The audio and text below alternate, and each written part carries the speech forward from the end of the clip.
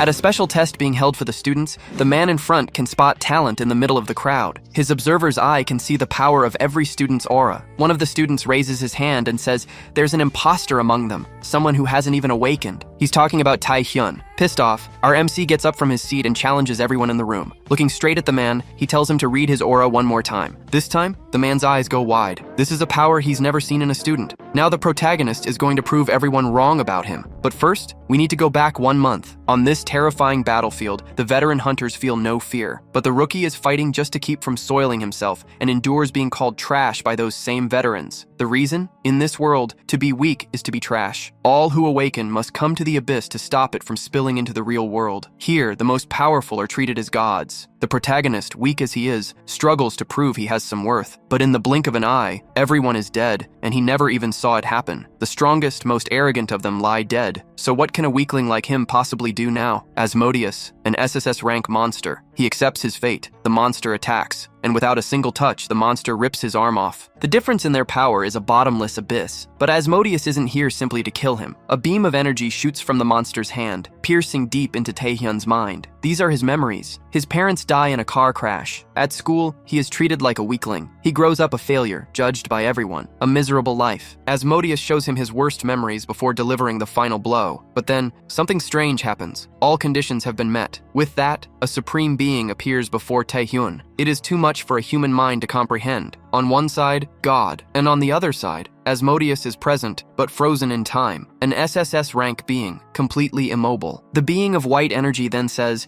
there is something more important for him to focus on. It has gone by many names, but the one that fits best is King. He is here to grant his authority to Taehyun. Taehyun's mind cannot possibly grasp the situation. He must simply accept, King says. He admired Taehyun's will, making him the best choice. Taehyun has no choice. A colossal thing, utterly beyond comprehension. It detonates, an explosion that annihilates all of existence. And so, our story begins. Taehyun's eyes are forced open by a classmate. His eyes are wide open now. The bully's name is Bae Hyuk-soo, and he doesn't like it when Taehyun keeps his eyes closed. He needs to see clearly and understand who runs this school. Taehyun hasn't had time to process it yet. How is he here? And more importantly, what is this thing he's never seen before? It says he's 19 years old. If that's the case, Taehyun can't hold it in and starts laughing maniacally. Damn, the guys are scared now. Maybe they actually drove him insane. The bully has never dealt with this kind of reaction before. Taehyun strikes back, knocking a few teeth out of his mouth. The punch sends him flying 3 or 4 meters away. This guy, Taehyun, shows no fear at all. The bully's friends are next. Taehyun then tells them to attack already. The losers come at him, unleashing their powers. To this day, Taehyun has yet to awaken, making this an act of pure cowardice. But even so, they are overwhelmed by sheer brute force. They are the real failures here. Just 2 minutes ago, Taehyun was 35 years old. Despite his lack of talent, he trained his body to its absolute limit. His effort was unparalleled. He studied every book and analyzed every skill. He even trained in every martial art he could get his hands on. So now, in a 19-year-old's body, and armed with all that knowledge, these guys are nothing. Even with their powers, not a single one can lay a finger on him. Taehyun remarks that he really needed a good workout. Unfortunately, the first bully is a more experienced awakened who decides to retaliate with full force. A punch like that is lethal, so Taehyun dodges. He puts everything he has into avoiding the blow. But this guy is fighting to kill, unleashing all of his power. His attacks are so powerful they rip through the school's ceiling. Taehyun still manages to dodge, and he counters with a strike to the face. But skill alone can't always overcome raw power. This guy isn't just stubborn, his face is made of stone. Too close. Taehyun takes a devastating blow. A single hit leaves him in this state. Hyuk-soo is determined to teach him that inferiors exist only to bow. Only the strong have the right to give orders. The weak belong on the floor, where they obey. But Hyuk-soo has pushed him too far. His ability awakens. Predation. The bully cannot believe his eyes. This loser. Did he really just awaken now? And this aura? It's not normal. In that instant, fear grips the redhead. Taehyun feels he can control this power with ease. When the bully attacks, Taehyun calmly raises a single hand. He blocks the attack. The tables have turned. The loser from before is gone. The bully's attack dissolves as Taehyun's energy surges into him. The aftershock is felt from a distance. The explosion catches the other students completely by surprise. Back at the scene, Taehyun is left standing, while the bully is now the one on the ground. The system then sends a notification. Predation complete. A new ability has been registered. Stone skin can now be used. And what a good boy our protagonist is. The school nurse is left speechless. One student is bringing in 3 others for treatment. He tells her these guys had an accident. The woman is dumbfounded, wondering if a meteor fell on them. Hyuk-soo's face is now purple enough to match his red hair. Nearby, the nurse tends to Taehyun's broken fist. When she asks how they really got hurt, he claims they all fell down the stairs together. Later, completely healed, Taehyun is lost in thought. Where did this predation ability even come from? He's been a rank F for nearly his whole life, and after one fight, he's already a rank E. He's also just discovered he can steal abilities from other hunters.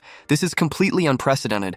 This power, his regression. Right now, everything is a mystery, so it's time to search for answers. He finally arrives at his house. It's been years since he's seen it, at least in his memories, and he looks at it with a sense of nostalgia. He remembers that after his parents died, he came to live with his uncle. A small smile forms on his face. He goes inside thinking he should look for more information before his uncle gets home. When he gets to the living room, he sees something. 3 unfamiliar guys are there with his cousin. He asks his cousin why he isn't at school, but then his eyes go wide as he realizes what's happening. The box his cousin is opening is full of money, and memories from his past life come flooding back. He remembers this. His cousin wanted to hang out with delinquents, so he stole all the money from the house and made a huge mess. The bullies ask who he is. Hwang Jae-am tells them he's his cousin. The blonde one threatens Kim Tae-hyun, telling him to stay out of their business. He puts a hand on his head, trying to act superior, but the boy shows no fear. In fact, he's excited. This is a chance to test his new powers. The blonde bully doesn't even have time to react to the punch coming his way. A single punch from Kim Tae-hyun sends him flying to the ground. He almost blacks out from the impact. Hwang Jae-am and the other 2 guys are completely shocked. Kim Tae-hyun raises his hand, ready to activate his power. The blonde throws his arms up to protect himself. He's terrified, expecting some kind of fireball to shoot out. Kim Tae-hyun is excited too, but a voice in his head tells him the skill-stealing ability is currently inaccessible. The blonde looks on, confused why no attack is coming, and Kim Tae-hyun is just as surprised that predation didn't activate. While he's distracted, a punch comes right at him. One of the other guys took the opening and landed a solid hit. The force of the blow throws him to the ground. The blonde, still on the floor, orders the other 2 to attack. One of them shoots out some kind of energy beam. The other one breathes out a cloud of poison, and the blonde uses his thorn ability from the ground. All 3 attacks head right for him. Kim Tae-hyun is surprised by how fast they are. Suddenly, a huge pressure erupts from the second floor of the house. They all watch as the purple poison smoke spreads. The blonde starts taunting him, thinking they've already won. But then he notices something in the middle of the smoke. The crimson aura is back, shining right through it. The presence of a hungry predator starts to form around Kim Tae-hyun. He's annoyed that his ability just comes and goes whenever it wants, instead of when he commands it. The 3 delinquents are frozen, shaken by what they're seeing. He lunges forward, his fist covered in stone, and smashes it into the blonde's face. He can feel the overwhelming power of his ability, and he loves it. A few moments later, the fight is over. He looks down, satisfied, at the unconscious bodies. The delinquents are on the ground. That's when he discovers the attribute window is only visible to him. It details his abilities, but some information is missing. For example, it doesn't mention the activation conditions for predation. The window also doesn't say anything about its passive effect, the one that nullifies other abilities. He keeps thinking, running other ideas through his mind, but he decides to put those thoughts aside for now. He sees his cousin kneeling on the ground, apologizing. Hwang Jae-young says he's reflecting on his reckless actions after seeing how impressive he was. He promises to be his subordinate and follow any order he's given. While the young man is talking, Kim Tae-hyun thinks about what to do with the other incident from today. He says he forgives his cousin, who stands up looking sly, but in exchange for forgiveness, he has to come with him to do something. At an abandoned train station, warning signs are posted in front of the main gate. 3 agents are staring ahead, completely stunned. A portal is about to break. This is when monsters from the abyss open a path to reality. If it's not stopped, it can be worse than any natural disaster. The agents say the last portal break was 10 years ago, and these monsters are spreading way too fast. An assistant asks if they should start evacuating the neighborhood, but the supervisor, a B rank with a barrier ability, tells him no. According to their measurements, the portal is rank C, so the strongest monster inside should also be rank C. While the agent boasts about his power, monsters force their way through the barrier, and they manage to break it. The leader reacts instantly to the monsters behind him. With a single kick, he takes off a Cyclops' head and says that as B rank awakeners, they are more than enough to handle this. Hwang Jae-hyung runs after his cousin, asking if those agents will be okay since they seem pretty strong. He keeps making the same point as they run towards the train station. Kim Tae-hyun agrees that B-rank agents should have no problem with C-rank opponents. His cousin complains that this is exactly what he was talking about, but Kim Tae-hyun says that would only be true if the portal was actually rank C, which shocks him. The area around the portal is already full of dead monsters. The group leader looks at the bodies, wondering how C-rank monsters broke his B-rank barrier. He turns back to the gate and realizes the mana flowing out is much stronger than he estimated. Then, more creatures start to emerge. The The creatures touch the barrier, and it cracks instantly. The three agents just stare, speechless. The monsters shatter the barrier, and the sheer power of the blast disorients the men. They pour out of the portal entrance, heading for the city. The huge monster that broke through was a giant A-rank ogre. The leader is stunned, realizing the portal isn't rank C, it's rank A, and a massive explosion rips through the entire station. Hwang Jae-hyung asks his cousin how he could have known. Kim Tae-hyun has no way to explain it, so he just says it was his intuition. In front of them, a crowd of people is running for their lives from the monsters chasing them. A woman at the front of the crowd yells for everyone to run because it's a portal break. Hwang Jae-hyung looks shocked that his cousin was right, and Kim Tae-hyun tells him to do what he was asked to do earlier. His cousin asks what he's going to do in this situation. He just says he'll take care of the monsters himself and meet up with him later. The city is lit up by buildings at night. A man reports on the portal break, saying they can't send reinforcements because no one is available. He adds that the only solution to this crisis is an A-rank awakener. So he turns to the man behind him, an A-rank awakener, and asks for his help. His name is Hyunsu, but they call him the Lunatic Blade. He tells everyone not to worry because their hero has arrived. His greatest specialty was his 8th grade syndrome. Kim Tae-hyun crushes a monster's head. He smashes another one in the jaw, and he drives his fist straight through a third one's chest. His combination of attacks brings them all down. He then activates his predation ability. A wave of power blasts away all the monsters near him. Kim Tae-hyun looks over the scene, satisfied. He just figured something new out. He realizes the reason his ability was failing is because of fatigue. If his fatigue goes over 70%, he can't use it anymore. Most abilities run on mana, but he has to worry about something else too. Fatigue is just as important. It builds up when he uses his powers or just moves around. The higher it gets, the weaker his abilities become, and the heavier his body feels. As he uses predation on the dead monsters, he finds out he can get his mana back without actually spending any. It not only recovers his strength, but it also increases the rank of his abilities. He realizes that the more he uses predation,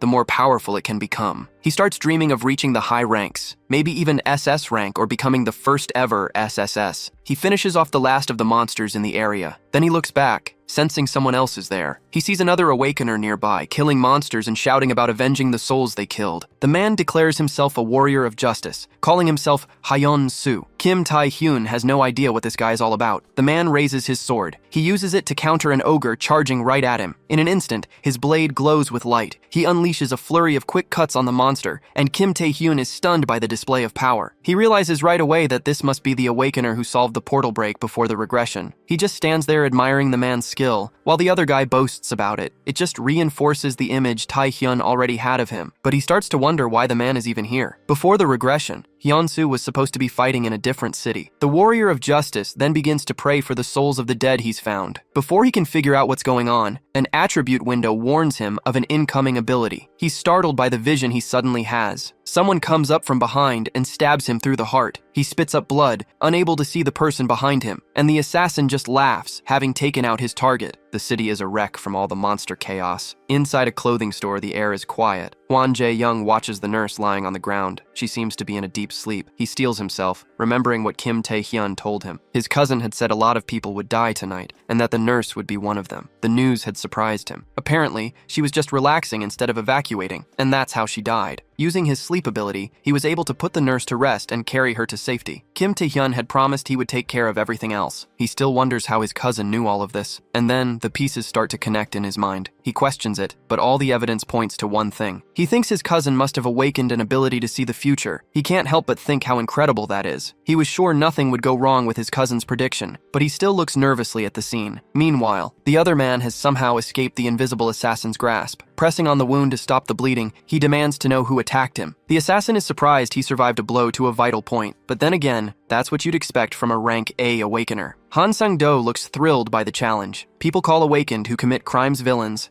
and this guy is a rank B. He's also a known maniac who kills people during dungeon breaks, but Kim Tae-hyun is sure these two never met in his past life. He wonders if his regression is the reason things are different now. An Hyun-soo yells angrily at the villain in front of him. He activates his light sword and charges forward, but then a strange noise comes from the ground. Below them, there's still a monster that hasn't been killed. The monster attacks all three of them, roaring with anger and pain. The two are surprised by the ogre's ability to regenerate, so they back away. The creature charges its fist with power. It throws the punch, causing massive destruction all around. The villain decides to let the monster handle An Hyun-soo. He then looks back at his other prey. He says he didn't expect to have a spectator. He gets excited and points his daggers at Kim Tae-hyun. Kim Tae-hyun is surprised by the villain's speed. The dagger is just inches from his body. Before the blade can pierce his skin, he defends himself with his ability. Kim Tae-hyun then kicks the villain away. The villain is surprised, realizing the boy isn't awakened. Kim Tae-hyun says he knows who he is, calling him a lunatic who uses stealth to kill people. He adds that he's happy to have finally found him. The two clash, exchanging fierce blows. Kim Tae-hyun swings his arm to hit the villain's head, but the man backs away and blocks the hit. With each impact,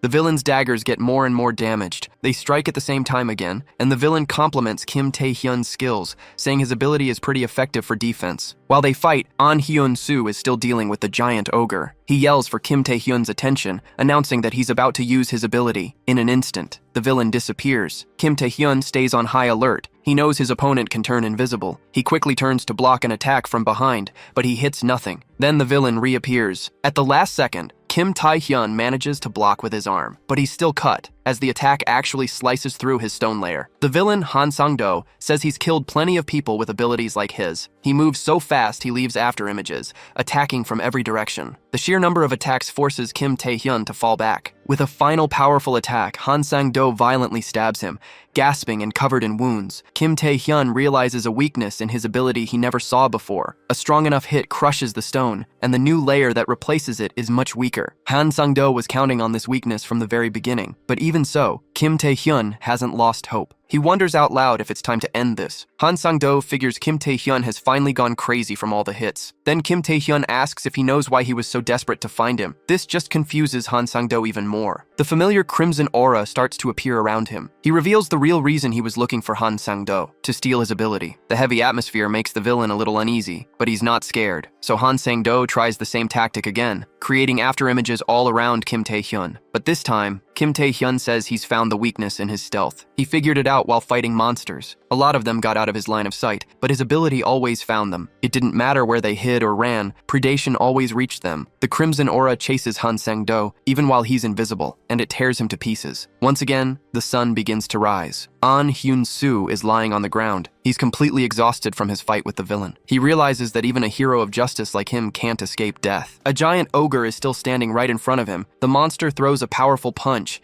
It's aimed right at the spot where An Hyun-soo is lying. The ogre waits for the dust to clear, expecting to see blood, but there's nothing there. Kim Tae-hyun is surprised by how worn out the ogre looks. He had saved An Hyun-soo at the very last second. Later that day, a couple opens their door, surprised by who they see. It's their son and nephew, finally home. Their eyes fill with tears of joy. They were worried sick that monsters had killed them, but their son just says that nothing happened. The man points out that the house is a mess, like someone turned it upside down. And again, Hwang Jae-hyun nervously insists that nothing happened. Meanwhile, a news report is playing on a cell phone. It says the portal break was completely resolved that morning, but as a precaution, schools will be closed for a week. News of more survivors is coming in, and the cleanup team sent to the portal is being treated at the hospital. The school nurse says she just fell asleep and suddenly woke up somewhere else. In an interview, the only guild president on the scene says he wasn't the hero who saved everyone. It was someone else. However, the giant ogre's body was never found, and the identity of the villain who attacked the city is still a mystery. People are realizing the security measures weren't enough. Watching the news, Kim Tae-hyun is just glad his name wasn't mentioned. He finally stops walking, having reached his destination. He now has 3 abilities, with stealth being the newest one. But at his current level, it's hard to use all 3 because he doesn't have enough mana. If he uses too much, he gets tired out way too fast. He remembers the only solution for that: potions. Potions are basically elixirs made to do things like recover mana and fight fatigue. The problem is, potions are really expensive. That's why he's come to this abandoned area. His plan is to hunt, but to do that legally, he needs a license to use his abilities in public. And since he can't use his powers in public,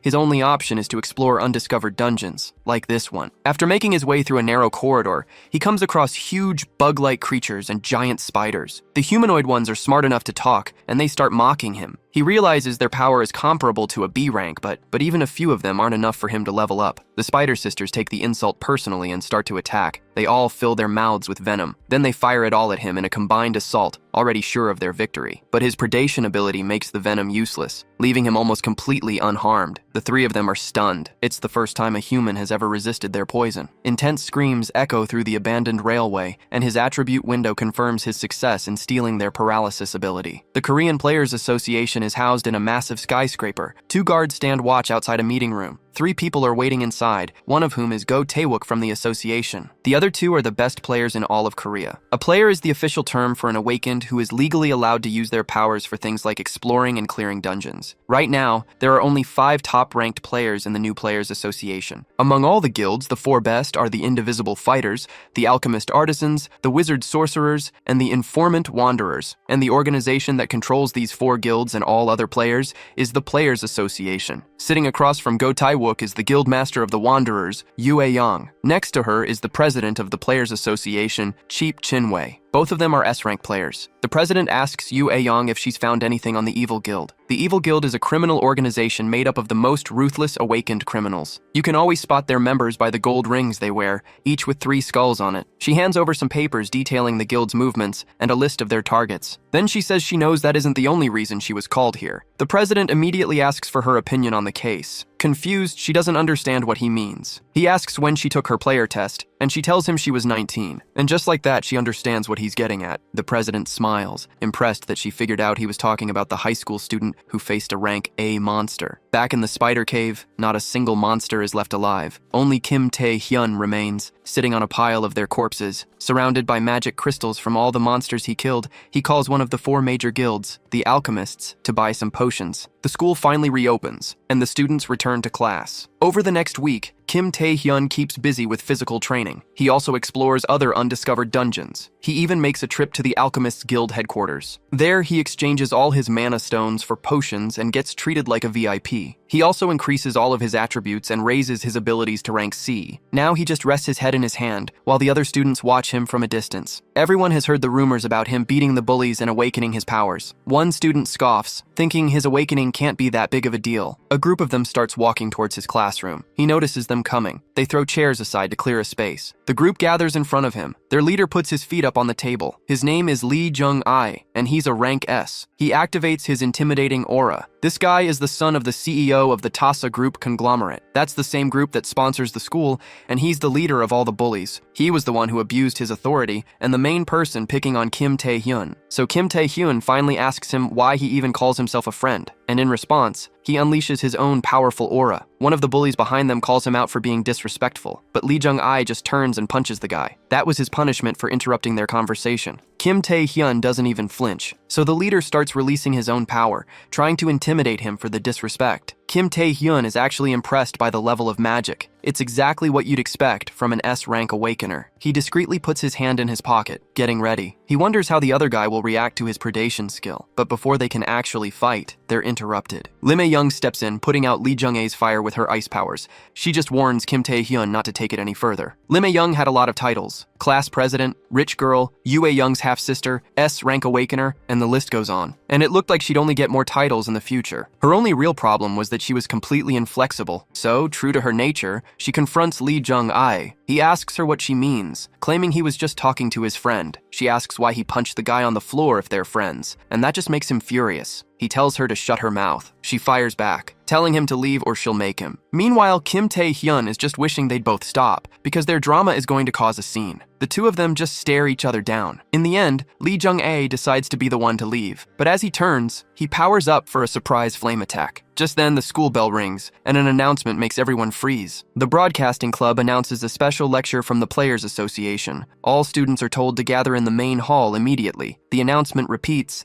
and Lee Jung-ae seems surprised to hear the Players Association is at the school. He powers down and glances over at Lim Ae-young and Kim Tae-hyun. She's still ready for a fight, but he's just sitting there quietly. Lee Jung-ae just gives an excited smile and leaves the room. He tells them they got lucky this time. She waits until the door is closed before she finally relaxes. Then she turns to look at Kim Tae-hyun, but he's not in his chair anymore. He's already at the door, asking if she didn't hear the announcement. She turns back, confused. She didn't even see him move. She wonders if he was always like this. A little later, everyone is gathered in the main hall. The students are all wondering what this lecture is about. The microphone clicks on, and a man introduces himself as Go Taewook. He's the vice manager of the association's HR department, and he says they're here for 2 reasons. First, to address the association's slow response to the recent portal break and to provide safety training. And second, to announce changes to the player tests for the students, the future of the association. Hearing this, Lee Jung-ai silently curses Kim Tae-hyun's name. Lim I-young makes a mental note to talk to Kim Tae-hyun later, and Kim Tae-hyun just sits there looking bored and sleepy. Everyone was wondering what the player tests had to do with students who weren't even 19 yet. Go Tae-wook explains that because of the portal break, a secret decision was made. With the number of monsters and dungeons on the rise, the association is short on staff. So now they're going to start testing students while they're still in high school. The news shocks everyone. Go Tae-wook says students will be chosen based on grades, academic records, and behavior. But Kim Tae-hyun knows that's a complete lie. In fact, the selection process has already started. Go Tae-wook has an ability called Observer's Eye. This power lets him measure the total sum of a person's abilities. He can even see their attribute window just by focusing on them, and he's impressed by the numbers he sees in the hall. He thinks the potential here is much better than in other places he's visited. And among all these candidates, a few really stand out to him. There's Lee Young-gai with a score of 1924, and Lim A-young with 2335. He remembers the Wanderers sent a list of recommendations, but he can't believe there are so many untrained awakeners here. A smile spreads across his face. Then Lee Jung-gai raises his hand, getting everyone's attention. He asks if candidates who aren't a good fit will still have to take the test. This gets the vice manager's attention. Go Tae-wook explains that the tests are meant to find suitable players among those who have awakened. Lee Jung-gai adds that people who haven't awakened have no right to even be at this lecture. He's clearly talking about Kim Tae-hyun. To become a player, a complex set of abilities needs to be evaluated. Lee Jung-gi keeps talking, making his point. His goal is obviously to humiliate Kim Tae-hyun, and he gets a few laughs from the other students. Tae-hyun realizes the other boy is dead set on confirming whether he's awakened or not. He just stares back, as if waiting for proof. Lim A-young doesn't agree with what's happening, but then she remembers how rude Kim Tae-hyun was earlier. That makes her hesitate, and just then, Go Tae-wook says it's up to each student to decide if they want to participate. Lee Jung-gai keeps provoking Kim Tae-hyun, saying he knows he's right, and that Tae-hyun can't take the test if he can't prove he's awakened. But Tae-hyun knows the Observer's Eye can be used on him,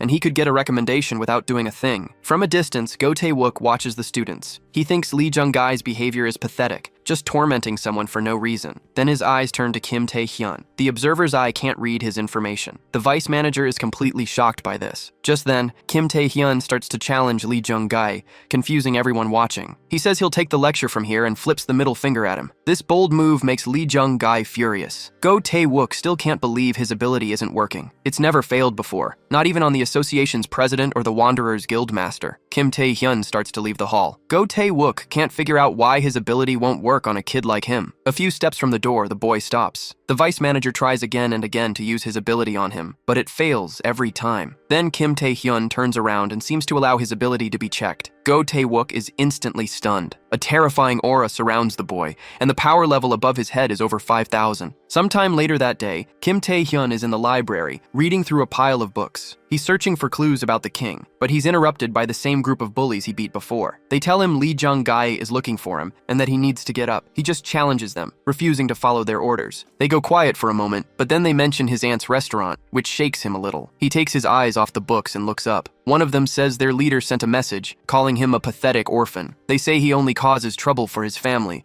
but the bully talking doesn't even see the attack coming. The force of the blow makes the whole library explode. All the bookshelves are completely destroyed. The bully is held by the neck, his mouth already bleeding. The other two are knocked out just as easily. Then Kim Tae-hyun simply asks where he can find Lee Jung-gai. Later, in the main hall, a lecture has just ended and the place is empty. Lee Jung-gai and his bodyguard are waiting for Kim Tae-hyun to arrive. When he shows up, the bodyguard is a little surprised. He's been continuously casting negative status abilities on the boy, but because of Kim Tae-hyun's oppressive aura, none of them have any effect, and the bodyguard suspects he's awakened. Lee Jung-gai says he called him for a conversation, but Kim Tae-hyun doesn't respond. He continues, saying he doesn't want to threaten him, he wants to recruit him. He reveals his plan to create a guild, but Kim Tae-hyun still says nothing. Lee Jung-gai says he wants to recruit other geniuses to work for him. He points at Kim Tae-hyun, as if acknowledging his talent. He tells him to forget their past issues and promises to bring his family fortune and honor. He says he'll lift them out of the mud. Kim Tae-hyun finally speaks. He just says he's talking a lot of nonsense. He activates his ability and gets ready to fight, his stone skin forming completely. He's ready to punch him in the face, and for a moment, Lee Jung-gai seems disoriented. But he recovers quickly, thinking to himself that dogs need to be trained to obey. Then he activates his fire powers. The bodyguard puts a hand on the ground.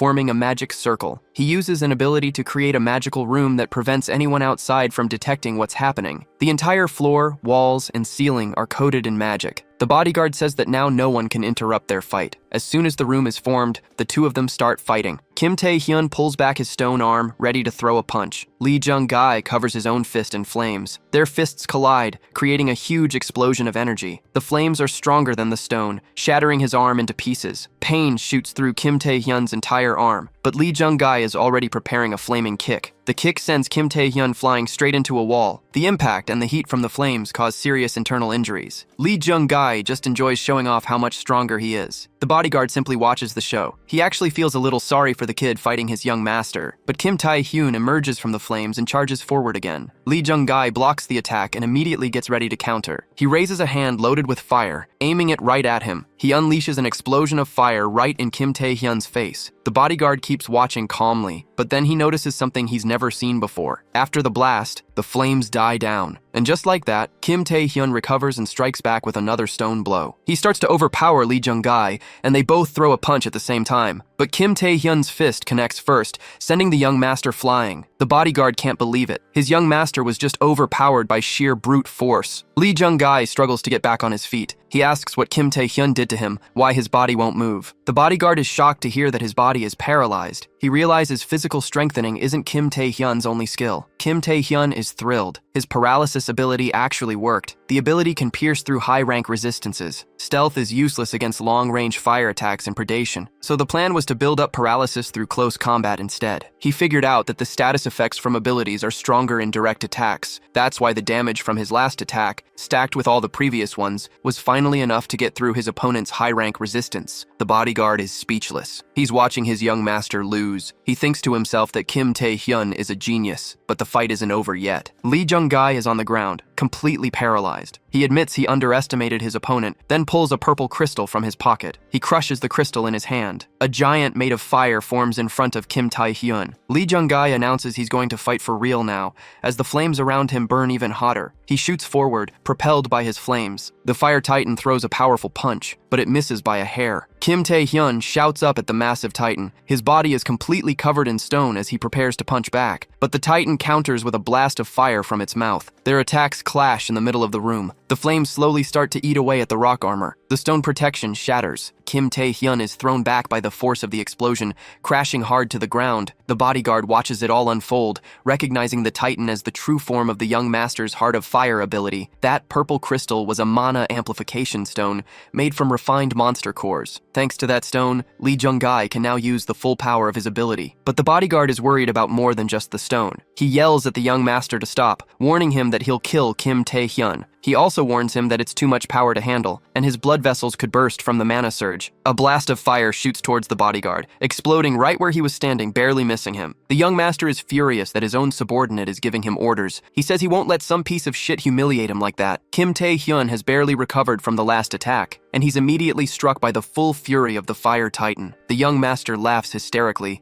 thinking he's killed him. The bodyguard runs to stop him from going too far and to help Kim Tae-hyun. He reaches a hand into the crater to help him up, but he gets a punch to the face for his trouble. The blow sends him flying, spitting blood. Kim Tae-hyun asks what he's talking about, since he's the one who started this fight. He then drinks several restoration potions. He's preparing to get serious, unleashing his predatory aura. Meanwhile, in the Korean Players Association building, the vice manager is giving a report in the president's office. He's shocked by the incredibly high numbers for two students, Lee Jung-gai with 1900 and Lim Ah-young with 2300. The vice manager says these two are S-rank awakeners. The other agents can't believe it, an untrained S-rank with potential comparable to Japan's Saint. The Saint is one of Japan's top players, whose power was over 2,500 at her first inspection when she was 19, and in this case, Lim Ah-young's power is already approaching that number. The vice manager is even more astonished when he remembers Kim Tae-hyun's number, 5,096. He wonders if it was an evaluation error, or maybe a problem with the reading. He leaves the president's office with the other agents, determined to find Kim Tae-hyun again. He needs to confirm his doubts in person. Back at the fight, the bodyguard looks on in disbelief. He can't trust what he's seeing. The predatory ability is actually suppressing the powerful fire titan. The young master tries to break free, not understanding how Kim Tae-hyun is doing this. He can't believe he's being overpowered by someone he thought was weaker. He shouts that he's an heir and a powerful S rank.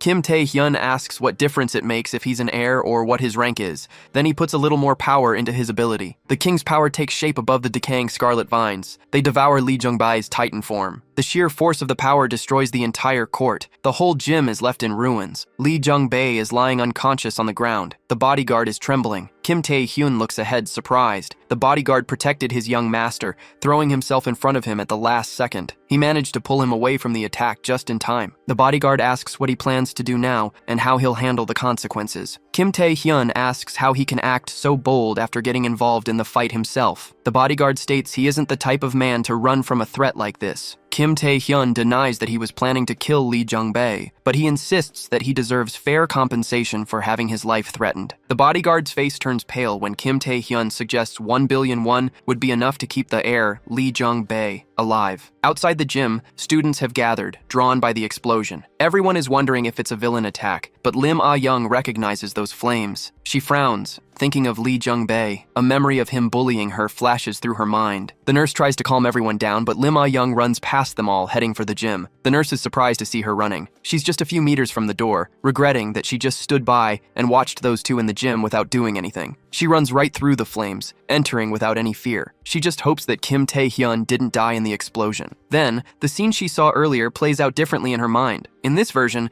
she has no reaction while he talks to her. She asks him how he defeated Lee Jung-bae, but Kim Tae-hyun doesn't want to explain, just saying he fell down the stairs. The lie is completely obvious, and he asks her to handle the situation alone without telling anyone what she saw. Then he quickly leaves the area. Lim Ah-young yells after him, demanding to know what really happened, but when she turns to face him, he's already gone. She doesn't understand how he could have disappeared so fast. Meanwhile, Kim Tae-hyun reappears far away from the gym. He figures Lim Ah-young will handle the situation and notes that the Taezen group has already taken their cut of his reward. He turns to look at his status window, where a new ability and a new attribute have been added. He has 5 points in the charm attribute and a new ability called Monarch's Heart that can strengthen his party members. He's a little annoyed to get an attribute common to celebrities like Lee Jung-bae, but he's happy about the new ability. He knows that abilities that strengthen a group are rare, and for someone like him who uses a lot of different skills, Monarch's Heart is really useful because it works with any other ability. As he's celebrating his new power, a group of black cars pulls up in front of him. The man who gets out of the car says he's pleased to finally meet him. The vice manager says he has a lot of questions for him. Kim Tae-hyun wonders how the man found him at this exact spot. Back at the mansion of Lee Jung-bae's father, the man is informed that his only son is in the hospital. He's also told that the attacker is demanding 1 billion won for his son's life. Nearby, his hunting dogs bark fiercely. A bodyguard trembles with fear in front of his boss. He apologizes and says he has nothing to report. The boss tells him to do whatever Kim Tae-hyun asks, which completely surprises the bodyguard. The boss then mocks his own son, saying that Kim Tae-hyun is a brave kid. He lifts his right hand from the armrest of his chair and snaps his fingers. It's a signal for his other subordinates to enter, and the bodyguard recognizes the men who walk in. He shouts at his boss,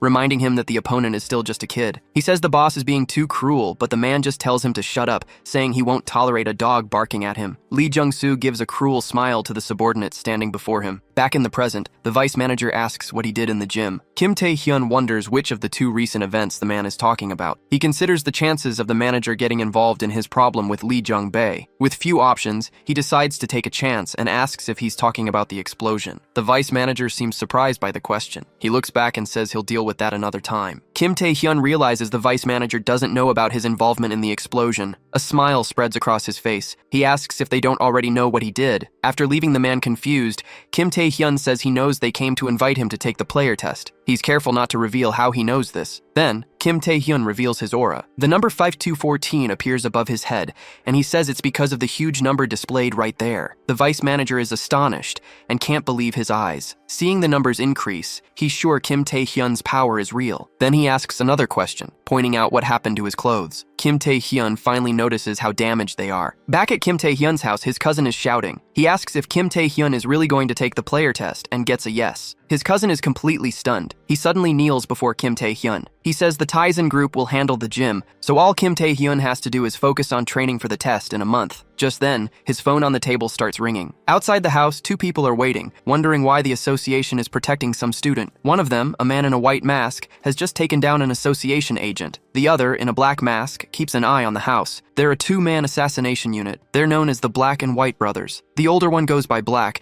and he uses stealth and physical enhancement. The younger one is White, and his only ability is stealth. From the roof, the man in the black mask laughs as he plans how he'll kill the kid inside. He turns to look at his brother, but he freezes when he sees his brother getting beaten. He quickly draws a hidden blade and demands to know who's attacking his brother. At that moment, Kim Tae-hyun lets go of the man in the white mask. The black-masked one had no time to react. He received a full knee strike from the one who was supposed to be his target. A few hours earlier in the gym, the bodyguard said he could make the decision to keep the event quiet and to hand over 1 billion won alone. Kim Tae-hyun said he wasn't evil enough to throw that duty on the minions and asked him to get a good deal with his boss. Then he conjured a contract in the palm of his hand. The promise of the awakened, a contract created by magic, and breaking it would result in a random permanent penalty. The first condition of the contract was, besides providing 1 billion won, he also had to fix the gym incident. Live on the news, it was reported that the cause of the gym incident at the school was a gas leak, fulfilling the first part of the agreement. The second condition was to inform him in advance of any revenge actions against him. The black-masked one quickly launched an attack with his blade, something that was easily dodged by Kim Tae-hyun. He prepared his left hand and delivered a powerful punch forward. The black-masked one dodged upwards and prepared to counterattack. He attacked from behind, but couldn't hit his target. He couldn't believe he missed that attack. From behind him, Kim Tae-hyun mocked the weakness of the assassins sent to kill him, saying they were nothing but their stealth abilities. On the street, a big black car was giving a ride to Yoo Aeon. She called the president, asking about the player test. She asked the president, who will be observing her participation, if it's Shin Yun-bak from Busan or Rank S. On the other end of the phone line, the president denies Yoo Aeon's speculations. He said that Shin Yun-bak is a good candidate, but he is more interested in her sister Lim Aeon. She says she doesn't appreciate the president's jokes. Then the president asks her who she is interested in. Yoo Aeon says it was Shin Yun-bak, but another candidate caught her attention. She replies that their vice manager Go Tae-wook personally cornered a Rank S. Kim Tae-hyun had already exterminated the two black and white masked assassins. Then he looks at his hand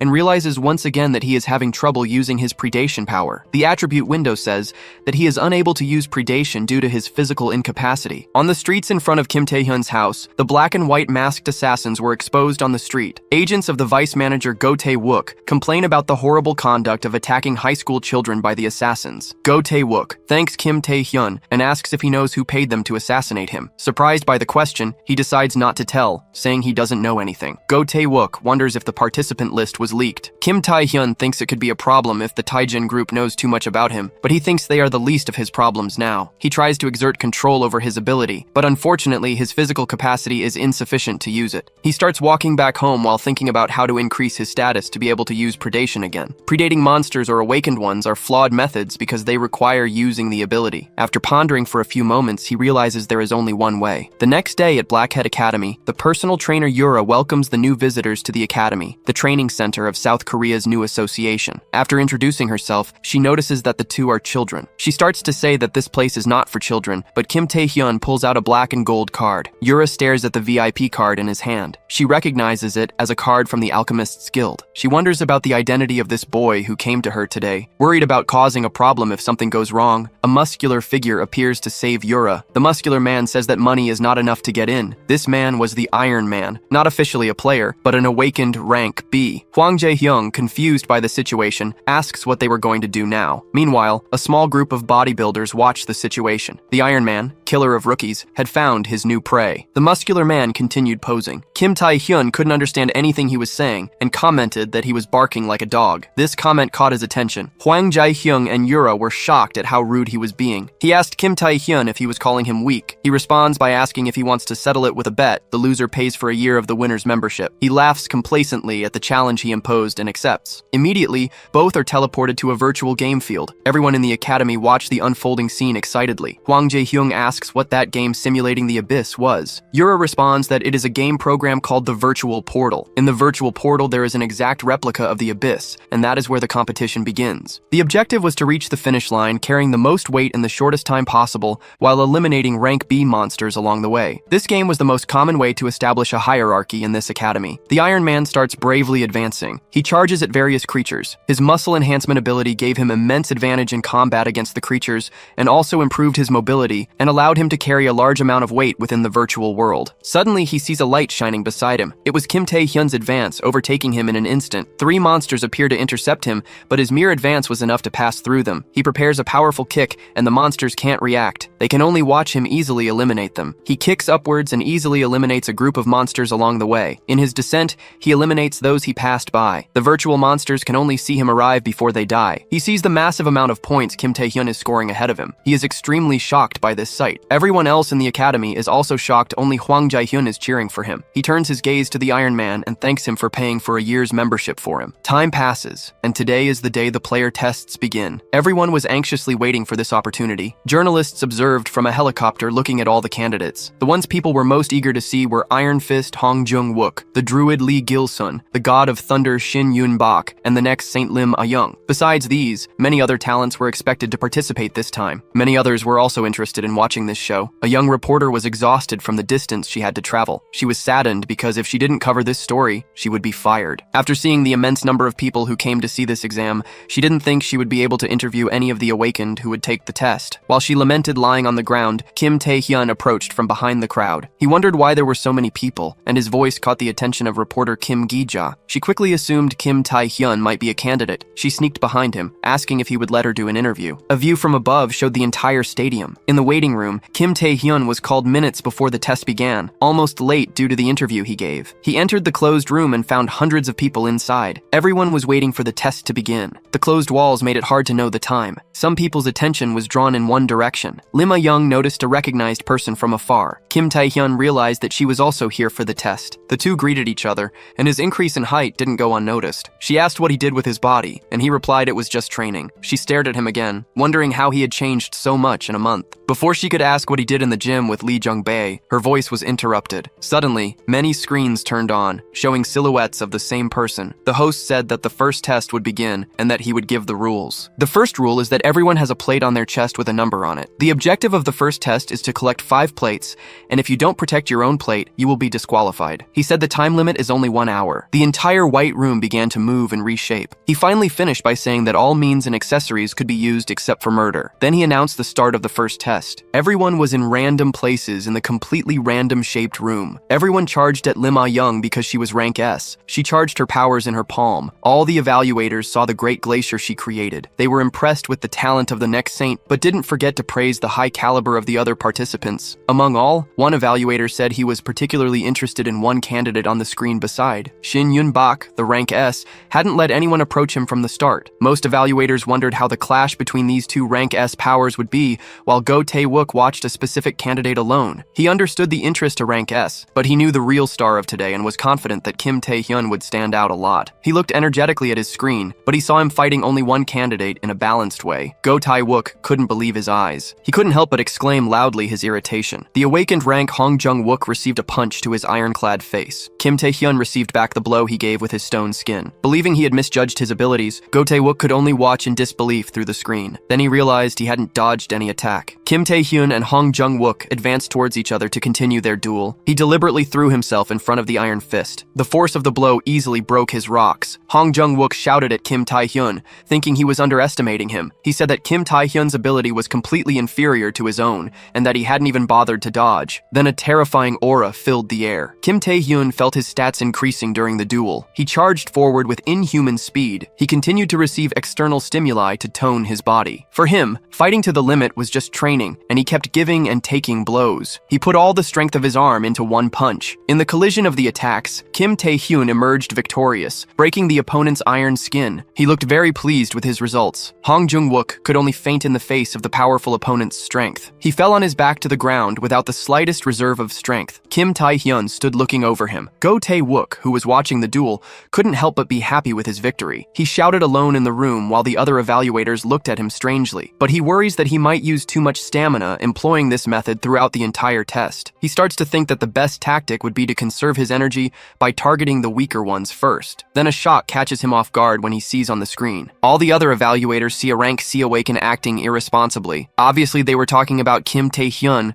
who was walking towards Shin Yun-bak after having eliminated dozens of people. They comment on his body covered in plates, saying he might be considered the strongest in the test. Kim Tae-hyun starts to count how many plates he has with him, but he stops because as long as he has more than 5 plates, it's enough. An electric aura erupts from the powerful competitor throughout the arena. The already immense aura further increased the release of his power. Kim Tae-hyun dodges an electric discharge. Shin Yun-bak is delighted to see his enemy's speed. From the beginning of the test, he thought everyone was too weak to entertain him, with the only exception being Lim Ah-young, who is of the same rank as him. Shin Yun-bak concentrates his discharges once again to attack. All 3 attacks were skillfully avoided by Kim Tae-hyun.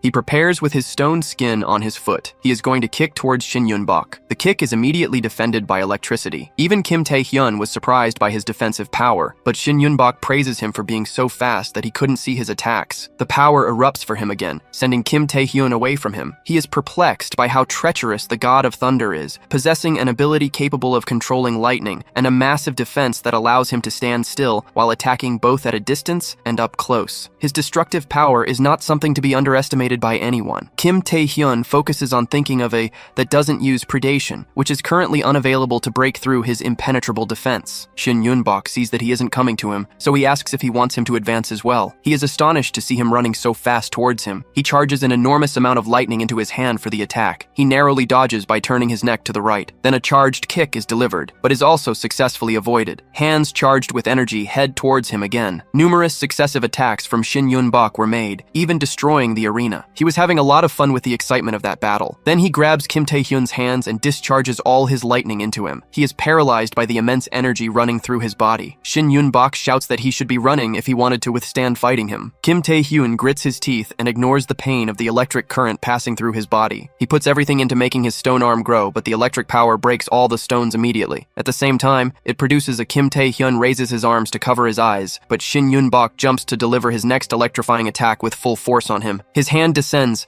and a massive lightning bolt quickly strikes Kim Tae-hyun. The attack completely destroys the surrounding area. He could barely withstand the discharge of thousands of volts. Shin Yun-bak praises him for withstanding even this amount of energy release. He thinks in his mind that he is very happy to see a new toy so fun in this test. In Shin Yun-bak's moment of distraction, a rock comes flying towards him, hitting his forehead and snapping his head back. He is stunned by the blow to the head. Quickly, Kim Tae-hyun runs to his back and throws another rock at him, this time hitting his chest with force and precision, making even Shin Yun-bak cough up blood. Stone Skin is not comparable to the God of Thunder's ability. Even at its best performance, it would end up shattered by his blows. But the test field is different. It is built of a material that can withstand the power of a first-class awakened, so it won't lose its shape even if it ends up cracking. So Kim Tae-hyun's plan was to use the broken stones, small or large, he found along the way to attack Shin Yun-bak until he can overcome his enemy's supreme defense. Then he uses the large stone to strike with all his strength. He is built from a material capable of withstanding the power of a first-class awakened, so it won't lose its shape even if it ends up cracking. With the boy's defeat, the audience wonders how rank S could lose to a rank C and who Kim Tae-hyun might be. Having defeated the boy, he collects the last pieces needed for the tournament, and now he only has to wait for the test to end. While distracted, he is hit by a surprise ice attack. Looking in the direction the spell was cast, he notices another spell of the same type, only larger, directly above him. At this moment, a girl named Lim Ah-young appears right in front of him. Staying the girl so close, he feels confused and wonders why she was there and how long she had been watching them fight. However, as she approaches the protagonist, the girl says she believes that great power comes with great responsibility, for power without responsibility is merely violence, and she comments that Kim is very strong, but never imagined he would defeat Shin Yun-bak in that manner, and that he probably defeated Lee Jung-jae in the same way. Soon after, the girl exudes a chilling aura, her eyes glowing with a pale color as she uses her powers to cause massive destruction aimed at the protagonist. In response, the protagonist remarks that the girl's snow resembled a bomb, making stealth or anything of the sort entirely useless. The girl then manages to strike him with an excellent blow. At that moment, she says that back in the gym, she believed in him, and that she thought he was different from other kids like Lee Jung-jae, that he wouldn't act recklessly, driven solely by his self-interest. But after seeing him fight, she realized that in the end, it was all his fault. She then continuously strikes him with extremely powerful blows,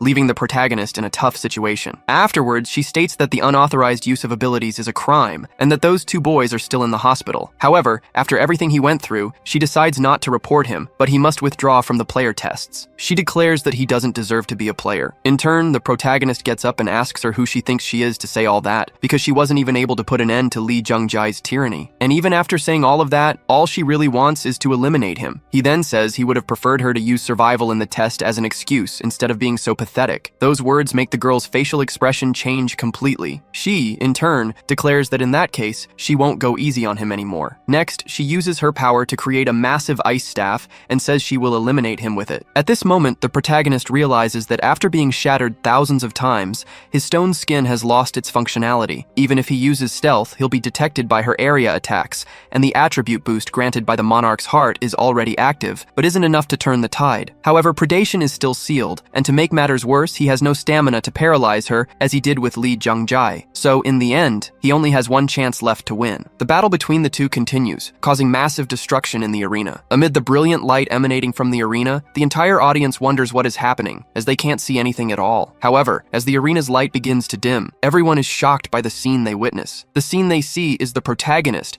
and the girl on the ground locked in a kiss. But it wasn't just a kiss. In reality, it was a paralysis ability. Status effect abilities that cause abnormal conditions at close range instead of long distance, and whether directly or indirectly, they have an extremely high chance of success. The protagonist infused paralysis into his blood and made her swallow it, but considering that a rank S possesses monstrous resistance, this was just a provocation. Nonetheless, the girl couldn't resist and became completely paralyzed. Then the protagonist's system notifies him that he caused immense psychological shock to his opponent. As a result, his charm increases by 3. At this moment, the announcer declares that the first round of the tests has finally ended, and that the medical team will move everyone to a safe place, so they ask all participants to remain in their positions. After the first round of tests was completed, all injured participants were promptly attended to by the medical team. However, even though Lim Ah-young was paralyzed, she still possessed her test plaques and was competent in combat, thus passing the first round. As for the protagonist, despite only managing to collect 7 plaques, he unexpectedly defeated Shin Yun-bok and Lim Ah-young. This made him the center of attention in the tests at that moment. Thus, all the participants who saw him began to wonder about his rank, those he defeated, and even the tricks he might have used. Moments later, he analyzed his healed body, thinking that the healing abilities were great since he couldn't even walk in his previous state. Shortly after, Shin Yun-bok arrived, eager for a rematch against the protagonist. He told the protagonist that this time you wouldn't be able to use the same tricks he used inside the arena. As the rematch began, the young man released a massive amount of aura. As the fight started, several other players began watching, with one commenting that Shin Yun-bok was trying to get revenge for the previous fight. Meanwhile, another young man said he didn't care if Shin eliminated a candidate, but he should go all out and crush the protagonist. However, Shin became extremely irritated with them and told them they had nothing to do with this battle and should stay silent. Then Shin Yun-bok declared he would show him that he was nothing without cheap tricks in a clean and fair fight. However, before the fight could start, everyone present, including the two of them, began to be pressed to the ground due to gravity magic. The man who cast his power started to approach, and as he did, he asked if the boys weren't going to let others rest. He added that they acted as if they didn't know their place. This man was the S-ranked player Park Sung-jin, one of the best players in the New Korea Association and a future S-ranked player. At this moment, the protagonist attempted to stand up despite the gravity, which left the man impressed as someone was still standing. However, he intensified his gravity magic, ensuring the protagonist couldn't rise under such pressure. The protagonist then thought he had heard that the abilities of an S-ranked awakened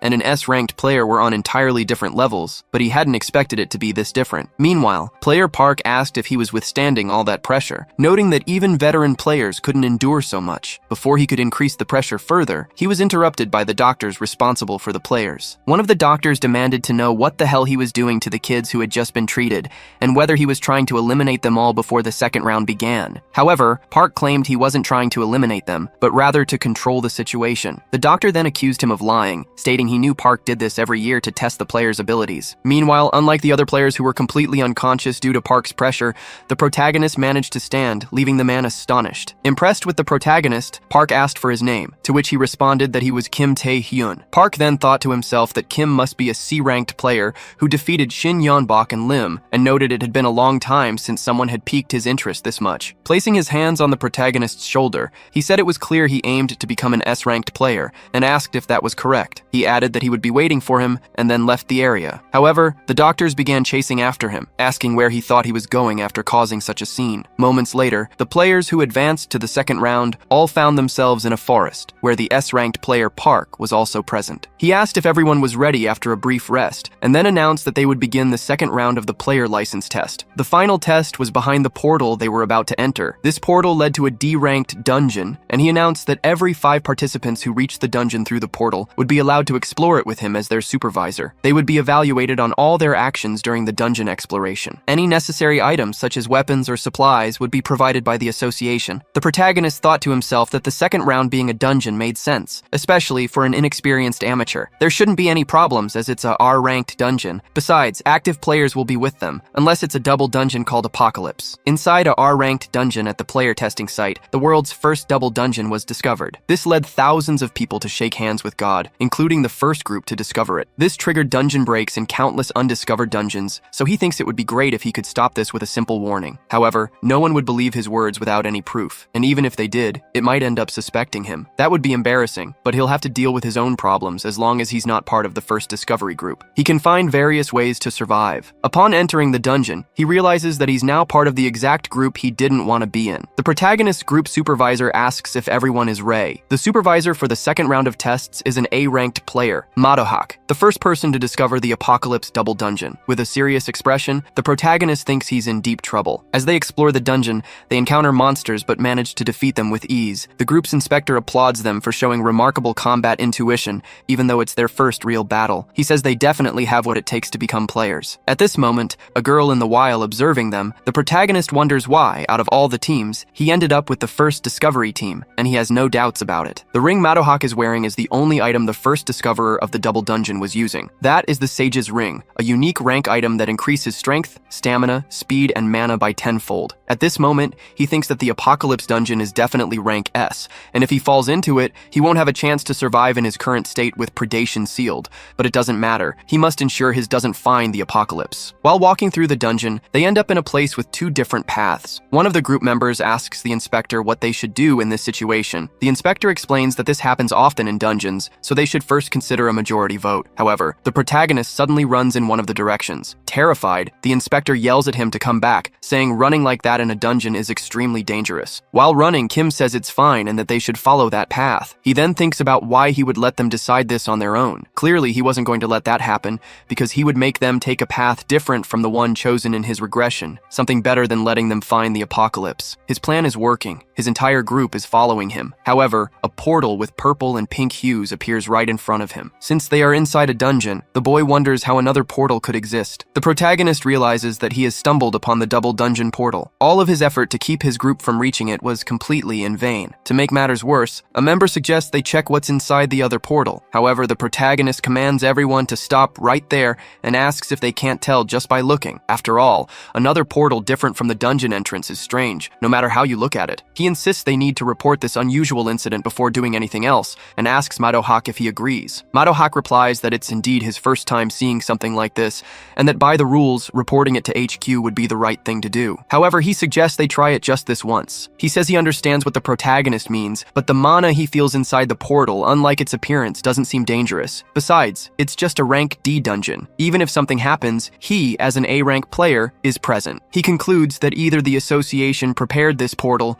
or it's an extremely rare occurrence. Therefore, exploring this dungeon will earn them good points in the test. At this moment, the protagonist asks if Madohawk has lost his mind, as he isn't acting according to the rules. However, Madohawk questions whether someone who doesn't even know how to work as a team should be saying that. Hearing these words from their inspector, the entire group turns against the protagonist's idea. After all, just moments ago, he was running carefree through the dungeon, ignoring all the danger. One of the boys in the group said that even if the protagonist was a little skilled, he shouldn't forget his place. Another boy remarked that he couldn't believe the protagonist was talking back to an active player, calling him arrogant. Since most of them decided to side with the inspector, they chose to enter this other portal. In an attempt to stop them from entering, the protagonist said he needed to speak to the inspector. However, with a snap of his fingers, the inspector filled the entire area with light. Upon entering the dungeon, the group noticed something strange and suspected that this was actually an S-ranked dungeon. At the end of the corridor, they spotted a giant, terrifying statue holding an enormous sword. The group began questioning the inspector, asking what was going on and whether he was sure this was a D-ranked dungeon. At that moment, the protagonist told everyone to be silent and instructed them to only look ahead. Hearing this,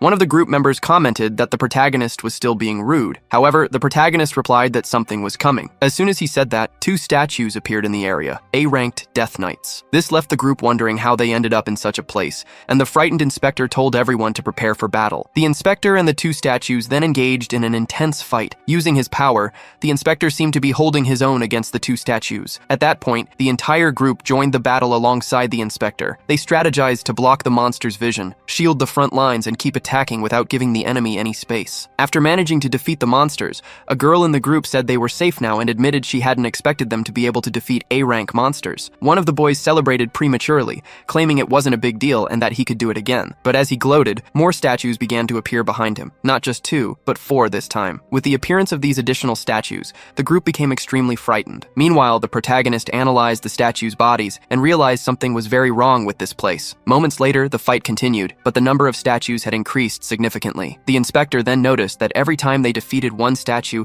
dozens more would appear. Furthermore, all the group members were already at their limits, and at this rate, they would all meet their end. Kim then informed the inspector that something very strange was happening in this dungeon. Looking at the protagonist, the inspector wondered who he truly was. Even after all the fighting, the protagonist showed no signs of fatigue and had been the first to sense the portal's danger. If not for the boosted attributes from the protagonist's ability, the monarch's heart wouldn't have stood a chance. The inspector questioned whether the protagonist was really just a C-ranked awakened. In shock, he asked Kim what he meant by something being wrong. The protagonist replied that it was just a hunch, but those monsters weren't Death Knights. These words filled the group with despair, leaving them to wonder what they had been fighting all this time in the dungeon. At that moment, the protagonist picked up a sword one of the monsters had been carrying and declared that he would find out right then. He then charged toward the statues with full force. However, he ignored all the smaller statues and headed straight for the largest one. His attempt was successful, and he quickly destroyed the largest statue. Upon its destruction, the entire dungeon's scenery changed completely. The protagonist then revealed that it had all been an illusionary trap. It was a tactic designed to drain the energy of intruders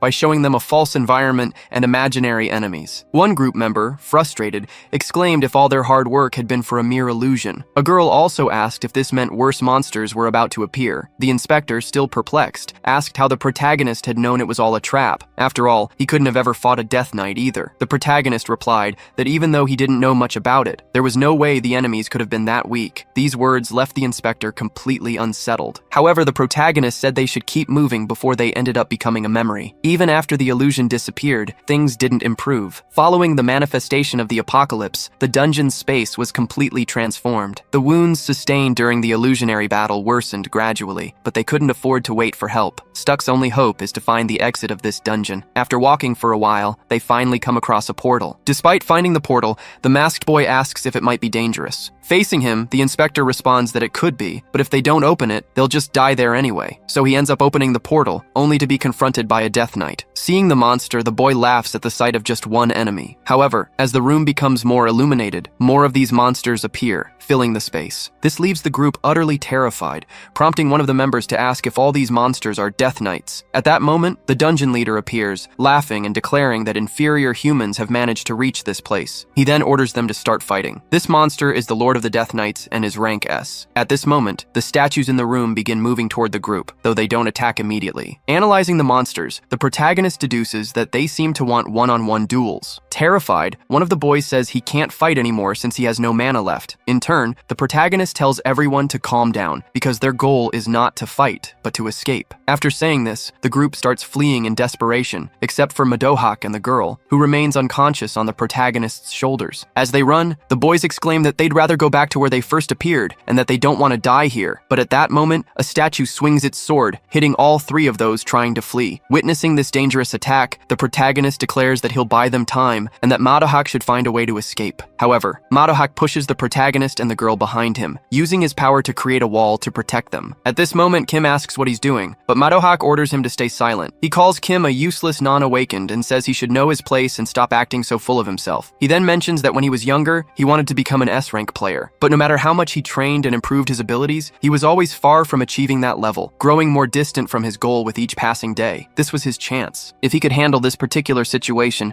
maybe he'd start being treated like an S rank. But in the end, this is how it turned out. At that instant, a statue charges at him, but Madohak easily handles it. After defeating the statue, he says that Kim is different, and that infuriates him, but he also admits that Kim has talent for it. That's why Kim should take the injured and flee as far as possible. As their supervisor, fighting the statue statues is his duty. However, when the protagonist looks at the injured, he realizes they are no longer alive. Moments later, the wall created by Madohak is completely destroyed, and Madohak is utterly defeated, losing his life in the process. The statue that took Madohak's life raises its sword toward the protagonist, challenging him to a duel. Cornered in this situation, he looks down and spots the ring was wearing. At that instant, the statue attacks him, but he manages to dodge and grabs the man's ring. As he runs, he places the ring on his finger, thinking this is his only chance to make it out alive. He then commands the ring to awaken, causing a small explosion of energy that destroys the statues attempting to kill him. At this moment, the dungeon boss is shocked, wondering what kind of power this could be. By putting on the ring, all the conditions for its use were fulfilled, unsealing predation. Additionally,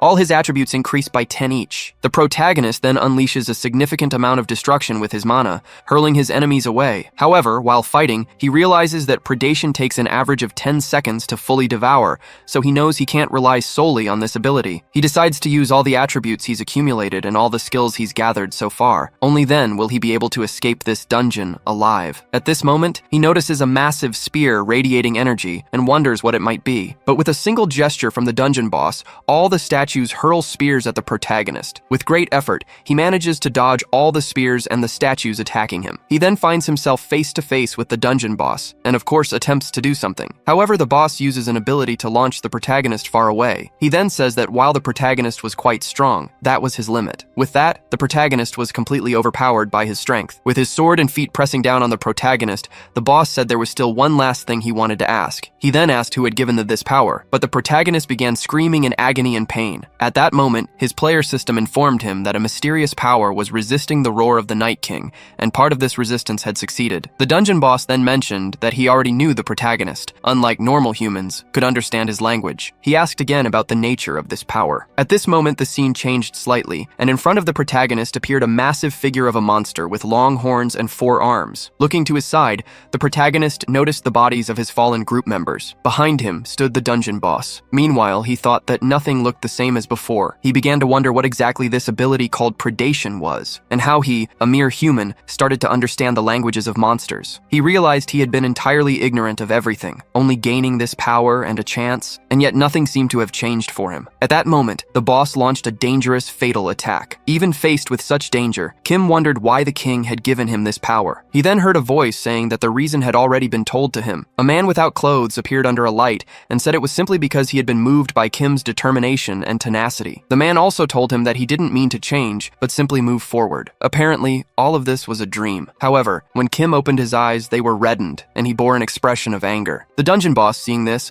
commented that the protagonist seemed to have no strength left to answer him. He then called Kim a pathetic human and declared this would be his end, preparing to deliver the final blow. But before the attack landed, the protagonist managed to react using a strange power that destroyed several statues in an instant. Seeing the protagonist's response, the boss became excited and asked if Kim was trying to go into a frenzy with this ability in his current condition. At that moment, Kim began increasing his mana by 1. Completely thrilled by the fight, the boss declared it was excellent to see Kim's final effort and that he would entertain him until the very end. The boss then charged at the protagonist with a strike, making his sword exude mana with tremendous force. Thinking he had struck the protagonist, the boss realized the powerful attack had no effect as Kim easily stopped it. Kim then asked if the boss was curious about the true nature of this power. As the boss expressed his desire to know more, the protagonist told him to find out for himself. As his strength and power increased, Kim's system notified him that he had just advanced to rank B. Kim then delivered such a powerful blow that the boss was sent flying. Afterward, Kim continued defeating the other statues with overwhelming strength. Realizing he was close to defeat, the boss questioned how an inferior human like Kim dared to achieve all this. The boss attempted to use an ability to trap the protagonist,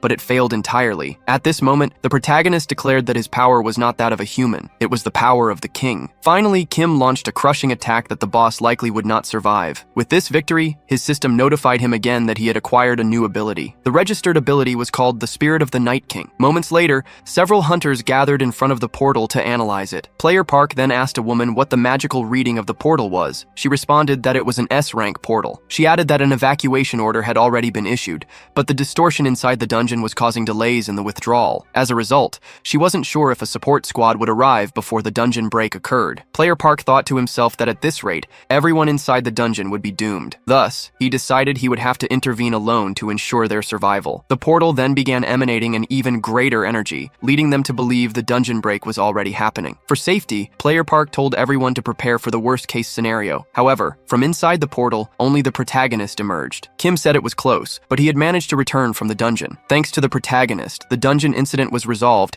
and the test participants were able to evacuate without significant issues. The results of this round were decided based on the evaluations from before the second round of exam. Additionally, the corpses were recovered and returned intact to the families of the deceased. It was decided not to reveal who cleared the Apocalypse dungeon. Moments later, the director speaks with two hunters, one being Park and the other unidentified, mentioning that they had to endure retaliation from the corporation. However, if they told the truth, it was obvious the protagonist would become a target of the press and villains. With those words, the two players understand the situation, and the director thanks them for their comprehension. He then asks what they thought about the protagonist who cleared the S-rank Apocalypse dungeon. In response, Player Park states that if the protagonist managed to clear an S-rank Apocalypse dungeon alone, he must at least be on the level of an S-rank player. However, the other player says that since his current rank is lower than S-rank, it's difficult to estimate his true power. Hearing this, the director asks what they mean by those words, and the two players begin to exchange glances. At that moment, one of them replies that there's a high chance he is at the level of national power. Back to the protagonist, he finds himself in a place with a completely red sky,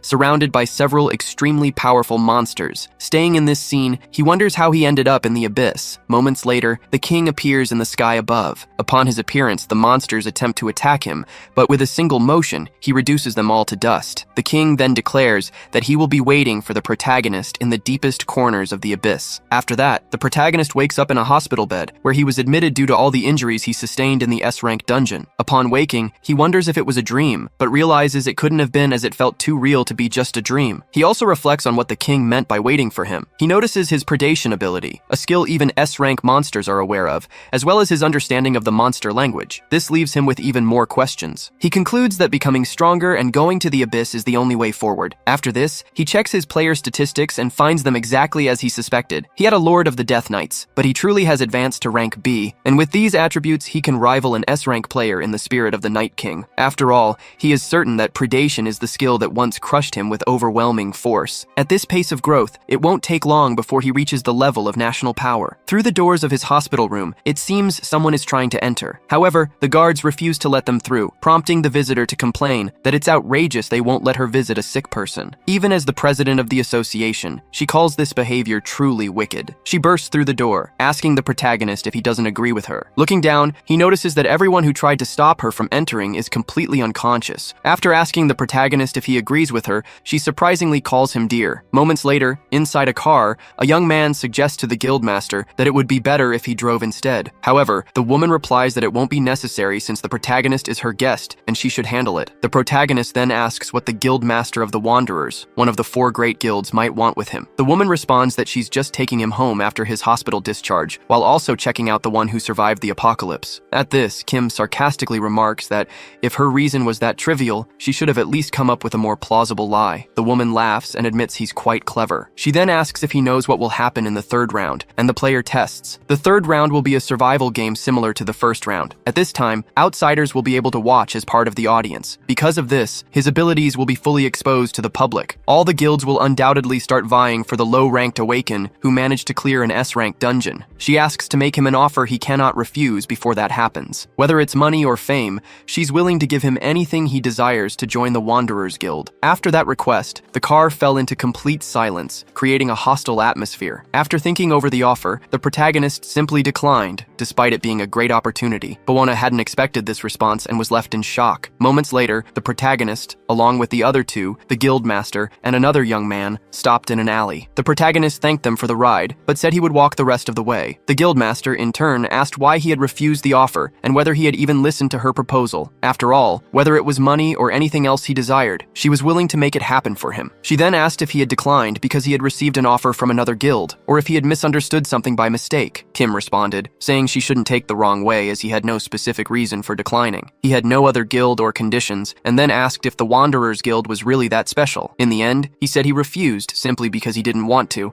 and with that, he announced he was leaving. But as he descended the steps of the alley, before he could react, the woman grabbed him from behind and covered his mouth. With an intimidating aura, she asked what his deal was. She pointed out that he was just starting as a player, and he dared to reject one of the 4 major guilds without any specific reason, which didn't make sense to her. She then removed her hand from his mouth and said she would forgive him for refusing the offer. Moreover, she admitted to having a certain interest in him. At that moment, the young man accompanying them said that the protagonist was still in testing, so he questioned what she was doing with him. He also told Kim not to reject the guildmaster's offer without reason and insisted that he should accept it. After all, Kim would have to join a guild sooner or later. The protagonist then noticed the woman's stubbornness was exactly the same as expected. After all, it made sense, considering she was the sister of Lim Ayan. The woman was shocked and asked how he knew about her relationship with the person mentioned. Kim simply replied that he knew a lot of things, including her stolen name. Realizing that the protagonist knew about this, she released a massive amount of mana, so strong it reached the sky. At this moment, her assistant thought the situation was dire. The guildmaster Yu Ayan's real name was Lim Ayan, and the CEO of the Yoxian group, Lim Changyan, had raised her an illegitimate child as in heir. However, when another daughter was born within the family, her name was taken from her, and she was reduced to an outsider. The fact that she had changed her surname upon becoming a player was something only a few people should have known. With her hands around the protagonist's neck,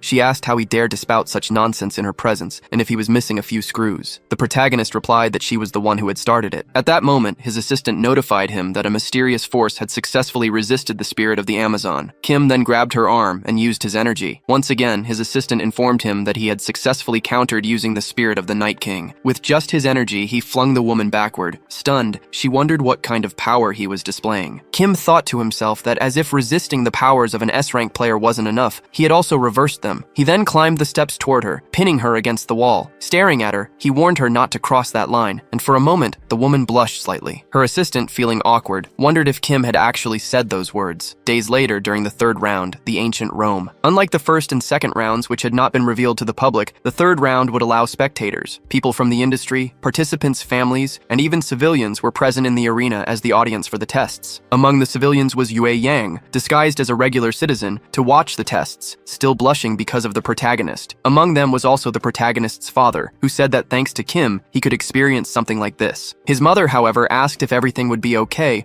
as she had heard that player tests were extremely challenging. At that moment, a young man told her not to worry about it because Kim was incredibly strong. He added that Kim could defeat all the players with a single strike. This young man, fully confident in the protagonist's abilities, is Guang Jae-young, his cousin, and also the president of the protagonist's fan club. Shortly after, a woman who overheard them in the stands thinks she needs to land a headline this time. Her name is Kim Gija, a rookie reporter working for SSY Economics, and she is on the verge of being fired. For a moment, she recalls her last interview, which was discarded because it was with a low-ranking awakened. She also considers the possibility that the protagonist might have been disqualified from the tests, and with tears in her eyes, she knows she could lose her job if she doesn't land a good interview. At that moment, another young man in the stands asks the woman if the atmosphere doesn't seem a bit strange. Hearing the man's words, the journalist notices that countless high-ranking awakened veterans and even Lee Gilson, a promising A-ranked candidate for the player test, are all staring at one person. This makes her wonder if they're all planning to team up to take down the protagonist for target,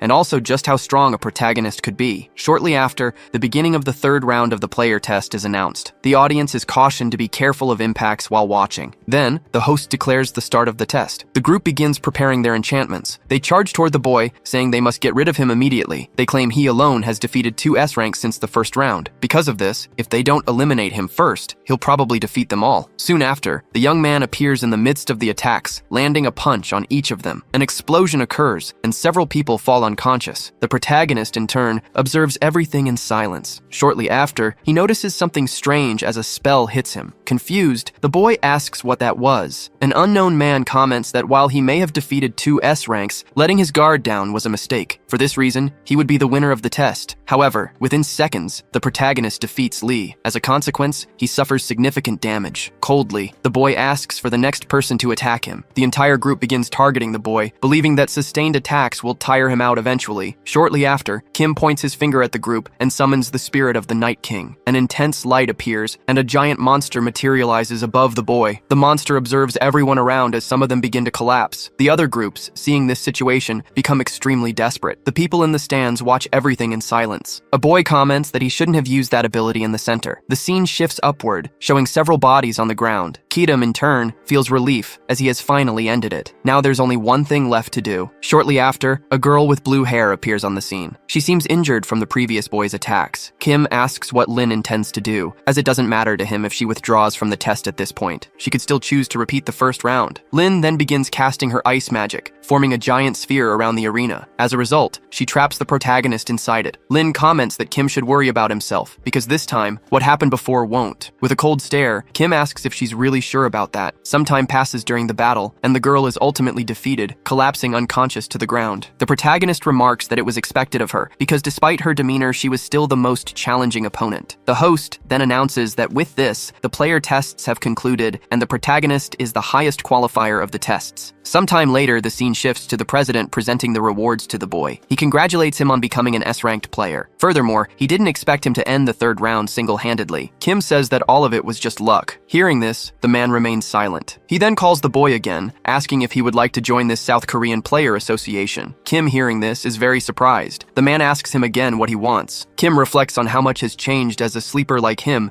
became an S rank and even the highest qualifier in the test. He even received an offer, not just from a leader, but from one of the greatest guilds, which is also the largest association in New Korea. For this reason, the more he thinks he understands this world, the less he knows what might happen next. However, there was still something he wished to do. As a result, he ended up refusing the offer, believing that instead of being a member of the 4 major guilds of the association, it was better to work alone. For that reason, he wanted to apologize for not being of help to the man. Hearing what the protagonist said, the man was surprised. He began laughing heartily, saying he had never imagined that Kim would claim to be better off alone rather than with the great guilds or the association. This showed that the young man truly had a high level of confidence. Because of this, the man suggested he should try something else instead of joining the association. He asked if Kim might be interested in participating in the Asian exhibition games. Sometime later, the scene shifted to the protagonist inside a dungeon, surrounded by numerous monsters. However, they were all defeated easily. Kim felt relieved that another dungeon had been cleared. He then recalled what the man had said about the Asian exhibition games. It was a festival where associations or guilds from each Asian country selected 5 representatives. These representatives would hunt monsters and compete against one another. However, to be chosen, one needed a track record of achievements that showed the monsters they had defeated. A flashback appeared, showing the man saying that given the protagonist's pace, he believed it would be a great option for him. Kim thought that talking was easy because he had only just become a player. To reach the level of merit that others had taken years to build, you would need to hunt monsters in much stronger dungeons. Yet despite clearing all the dungeons that had appeared in Korea over the past month, not only did he fail to accumulate significant merit, but he also didn't grow as he had hoped. As expected, it was all extremely dangerous. Even so, there was no other choice but to go to that place. The scene then shifted to a mansion, where a glass seemed to be falling in slow motion. At the same time, a man appeared to be strangled by someone. The man begged the president to calm down. The enraged man shouted that the Herr de Tessu was still in the hospital, and while the culprit had done that, he was walking free at that moment. He asked how he was supposed to calm down under such circumstances. Moments later, the man collapsed unconscious to the floor. At that instant, a girl appeared saying there was a visitor from the malicious guild. The man questioned why they still hadn't dealt with the protagonist after all the money he had given them. He declared that he would handle it himself, but he was startled when an intimidating aura surrounded the door. An unknown man appeared, apologizing for his son, but insisting it was better to calm down. He asked if Tessa's goal was really to waste time on that kid. Introducing himself, the man said he was the vice master of the malicious guild. He was known as Shadow. The scene then shifted to a portal in another location. Meanwhile, someone seemed to be coming out of it. Shortly after, a man called out to him as he stood in front of a door. The man addressed him as a ranked player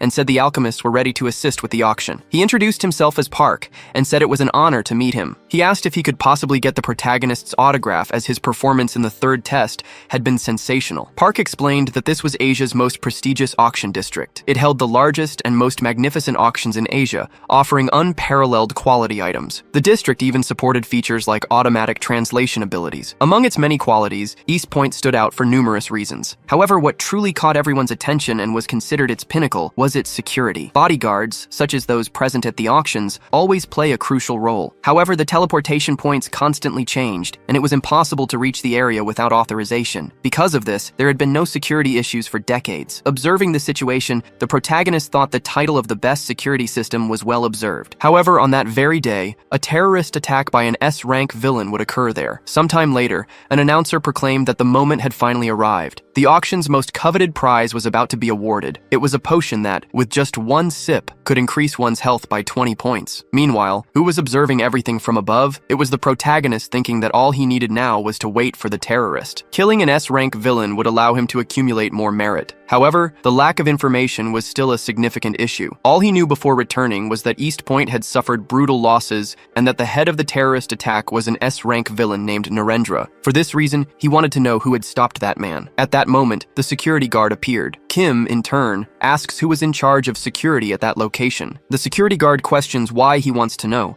and the protagonist responds that it's just out of curiosity. At that moment, the announcer starts speaking again. He mentions that several S-rank players are present at the location, and they appear to be heading toward a specific area where they end up encountering the protagonist. An unknown man asks if by any chance his name is Kim. The security guard says the man is an S-rank player from Japan and the chief responsible for security at that location. For this reason, Kim should be extremely cautious around him. The guard explains that he is known as the demon among players, notorious for betraying even his own partners when it suits him. Greeting the boy, the man says he heard that Kim is an unprecedented genius from New Korea. For this reason, he never expected to meet the boy at that location. Observing the situation, Kim is surprised because the man is greeting him with his left hand. Immediately after, Kim returns the handshake in the same manner. However, he feels something unusual when their hands touch. It seems like he receives an electric shock. The man is surprised and says he can't believe Kim endured that. For this reason, Kim must truly be an S-rank player. At that instant, something strange happens. The people around them begin collapsing to the ground. Kim thinks that if they fought there, civilians could end up getting involved. The man comments that it seems he went a bit too hard on the rookie, who just became an S-rank. Shortly after, he releases the protagonist's hand and steps closer to him. He says not all S-ranks are the same and that, while he doesn't know why Kim is there, he should stop any nonsense and stay in his place. As he walks away, he tells the boy to enjoy the rest of the auction. Watching everything, Kim remains silent, thinking this situation is more complicated than he expected. The scene then cuts to another building. A group of people appears to be heading toward another group. Someone asks who these people are and how they managed to get inside. An older man replies that it doesn't matter how they got in since there's only one portal control room in the building, and if they've reached that area, their target is to be eliminated. He adds that the task should be left to him, because an A-rank player can handle it easily. Time passes. The scene shifts to a monster defeating several people. The older man seems to have been defeated as well, and an unknown man observes him with a menacing gaze. Soon after, more people arrive, and a man comments that there was a setback at the auction. He mentions that the S-rank player from Korea is present at the location and asks what should be done. Nero wonders if that man really thinks he can do whatever he wants, even with him there. For this reason, no one will escape his divine judgment. The scene then cuts back to another location. At that moment, the building explodes. Apparently, the auction inside it is also engulfed in flames. It's revealed that the protagonist is also at the location, and the explosion seems to have hit him. In a matter of seconds, all the buildings appear to be on fire. Returning to the security guard, he asks if the protagonist is okay. He says they need to evacuate immediately. Kim thinks that it doesn't make sense because he knew there would be an attack, but he didn't expect explosions everywhere. Because of this, he wonders how the villains infiltrated and how the bombs were planted. However, he decides to set that aside as there's something more important. Looking ahead, he notices a man holding a weapon and taking people hostage. The man threatens that anyone who resists will get a bullet to the head. In seconds, man is easily defeated by the protagonist. The security guard, observing this, is astonished. Kim instructs the guard to notify the association about the situation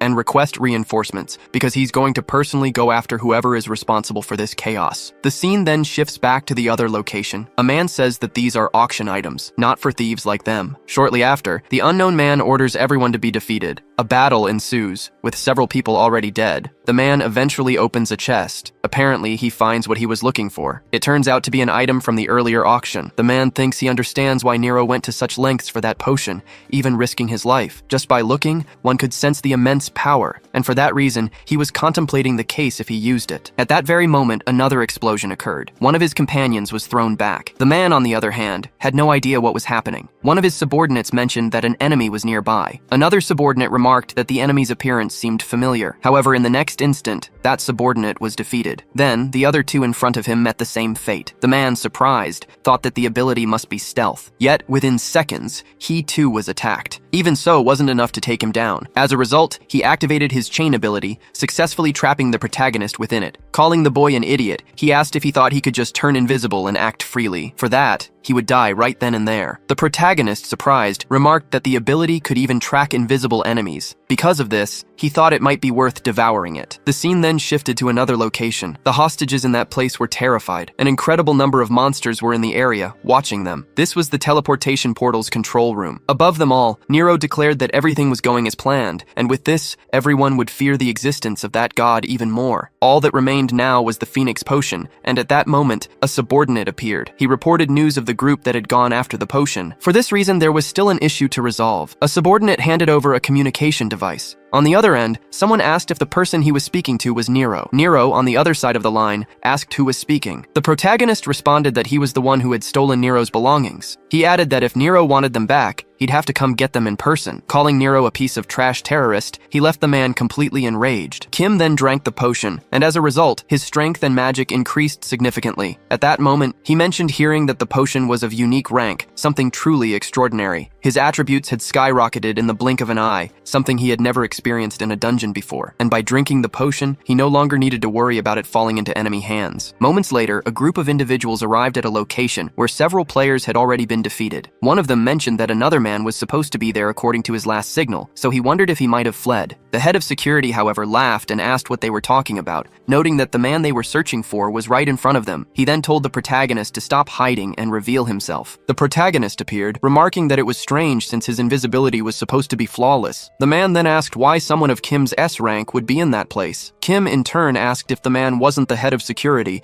and whether he shouldn't be trying to stop the terrorists. Laughing again, the head of security replied that he was after a special item. Hearing this, Kim laughed and said he had suspected something was off. After all, despite the heavy security presence, no one had found the bombs. He also noted that they had infiltrated the East Point, a place impossible to enter without authorization. For this reason, he had suspected a traitor, but hadn't expected it to be the head of security himself. The head of security replied that he had warned the protagonist to stay out of it, then lunged at him. However, the protagonist easily defended against his attack. During the fight, the man demanded that Kim hand over the item. Kim replied that if he was truly a villain, he should try to take it by force. The battle intensified, with debris flying everywhere. Frightened by the fight, one of the observers told the group that this was a battle between two S ranks, so they shouldn't even think about interfering. Moreover, Real High, the head of security, was known as the Demon, and if they were careless, they'd end up dead. During the fight, the protagonist noticed that, unlike himself, who relied on sound and intuition, the man could see him even with his techniques. Eventually, despite his invisibility, Kim was struck by a fatal blow. He reflected on the immense gap in their abilities, but it was still not the time to resort to the devouring technique. Then he uses an ability that lifts all of his enemies into the air as if using gravity magic. When they reach a considerable height,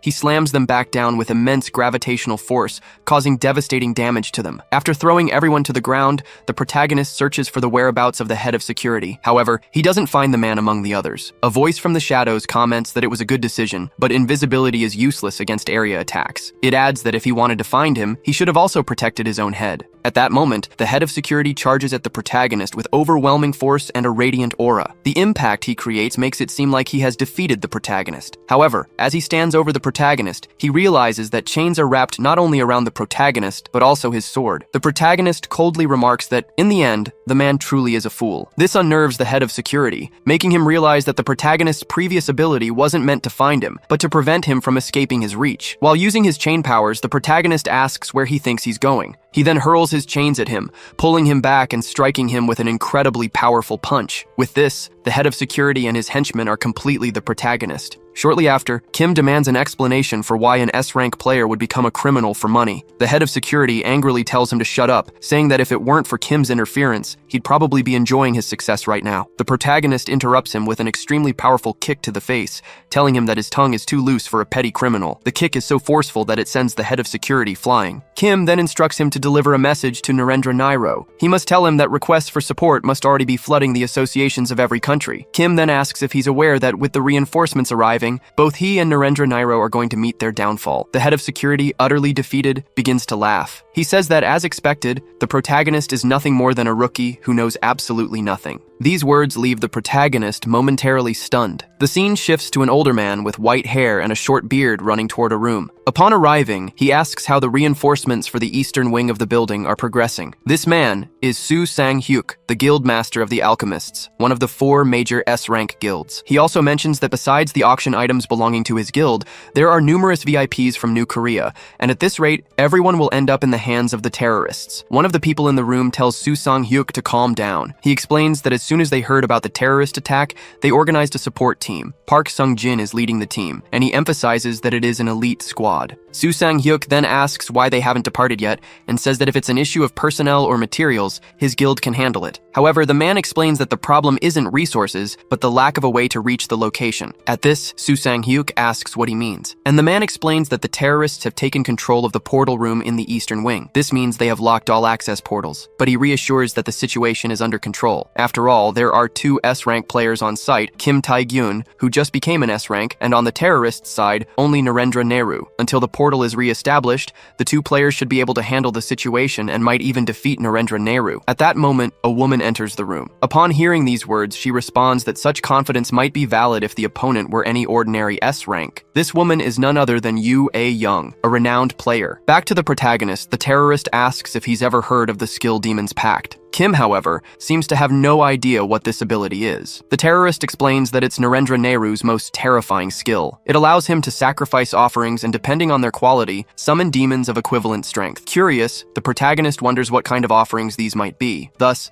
the terrorist asks what else Kim would sacrifice if not people. Meanwhile, Yu and the others were discussing Narendra Nehru's abilities. Upon learning about his abilities, the men in the room were completely shocked. The man mentioned that at least hundreds of hostages were in Narendra Nehru's hands. An elder added that Nehru was known as one of the most powerful among S-rank players. If he used hundreds of people as sacrifices to summon demons, it would be a massive disaster. At the same time, the protagonist was beating up the head of security. Taking blows from the protagonist, the man began to laugh, saying that Kim might have been lucky so far. But against Narendra Nehru, he wouldn't stand a chance. He then asked if the protagonist would kneel and beg for his life while watching the hostages be sacrificed, or if he would face a fight with no chance of victory and meet his end. In the room with the other terrorists, a subordinate informed Nehru that Isaka Ryohei, along with the protagonist who defeated Ryohei and took the Phoenix Potion, had disappeared without a trace. Nehru asked what they should do in such circumstances. He then stated that, as it would be impossible to confront them directly, the protagonist was likely waiting for support from the association. At that moment, Nehru used his power to sacrifice 2 hostages, declaring that if Kim didn't show up, they would simply need to drag him out. He also announced that the festival in the name of the gods should begin. But before he could harm the hostages further, the room suddenly became pitch black. His subordinates questioned why this was happening now, even though the bomb had detonated some time ago. Even in total darkness, Nehru noticed that the captured hostages had vanished in the blink of an eye, which could mean only one thing. Shortly after, the protagonist appeared behind Nehru with his magical chains. Using his chains, Kim landed a hit on Nehru. Believing he had won, Kim celebrated prematurely, thinking he had captured him. But from the folds of Nehru's head, several snakes appeared to counterattack. These snakes, imbued with fire abilities, caused a massive explosion to protect their master. Despite the explosion, the protagonist managed to evade it. Observing the situation, Kim wondered what kind of madness it was to hide monsters inside one's own head. Near the hostages, one of them asked if he was player Kim and if he had come to save them. Terrified, the hostages begged for help, saying that these monsters had appeared out of nowhere. Another hostage promised a reward if the protagonist saved them. However, Kim told them they were getting in the way and used his chains to fling them to safety. Immediately after, several of the villain's monsters charged at Kim. They seemed to land a powerful hit, but Kim emerged unscathed. Using his previously cast magic, Kim attempted to press the monsters to the ground, but had no effect on them. Even with his abilities, the monsters managed to move and counterattack,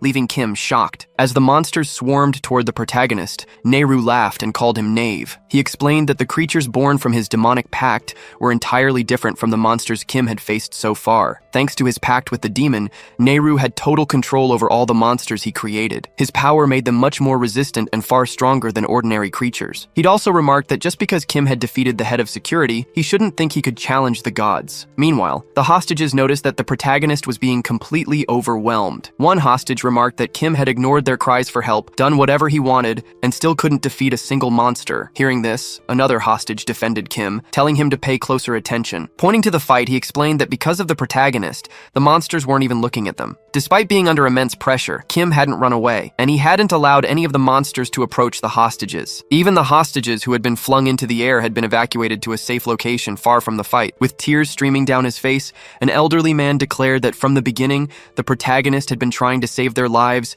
and they hadn't realized it. Moved by his words, all the hostages began to shed tears and started cheering for the protagonist. The protagonist begins using his chains to fend off the monsters. Angrily, he says that enough is enough, they should all shut up and stop bothering him. Hearing this, everyone in the room is outraged by what they just heard. The protagonist then comments that the hostages are only getting in the way, and that these monsters seem endless. He adds that it's so disgusting he can barely stand it. Hearing these words from the protagonist, the hostages appear angry at his remarks. Meanwhile, Nero bursts into laughter and asks if the protagonist has already admitted defeat. At that moment, the protagonist calls out for player part Jian Wang, who has again appeared to end this mess. Shortly after, Jian Wang enters the room, prompting the terrorist leader to question his identity and how long he has been there. Entering the room, Jian Wang apologizes to the protagonist for the delay and declares that the real fight is about to begin. Moments earlier, after Kim defeated the traitors, he told Jian Wang that the escort squad was actually aligned with the terrorists. Jian Wang asked if all of this had happened while he was still outside. Kim replied that his current concerns lay elsewhere. He explained that the portal control room was likely infested with monsters. If it were just the monsters, it wouldn't be too problematic, but the monsters wouldn't just stand by idly. More importantly, the hostages might get caught up in the fight. That's why he needed Jian Wang's portal manipulation ability. Jian Wang hesitated, saying he'd like to help, but couldn't locate the exact point, which made accessing the association impossible. Hearing this, the protagonist assured him it wasn't a problem. All he needed was one thing, to get rid of all the monsters in the room. Back in the present, Jian Wang opens portals in the room, sucking the monsters into them. Watching this scene, Nero becomes visibly stressed and demands to know what's going on. Jian Wang reflects on how insane this plan sounded when he first heard it, but now he can't believe Kim made it work. With the plan succeeding, Jian Wang realizes only the terrorists remain and thinks victory is within reach. However, Kim shouts his name, telling him his role here is done. He should take the hostages and leave the area. Hearing this, Jian Wang appears reluctant, saying he wants to stay and fight alongside him. But the protagonist insists, explaining that his opponent is now an S-rank player. From here on out, he won't be able to protect anyone during the fight. While Jian Wang evacuates the hostages, the protagonist and Nero prepare for their final battle. The battle begins with Nero using explosive snakes to attack. However, Kim manages to evade the explosions. Dodging the attacks, Nero starts using the rocks in the area to strike at the protagonist. As he relentlessly attacks Kim,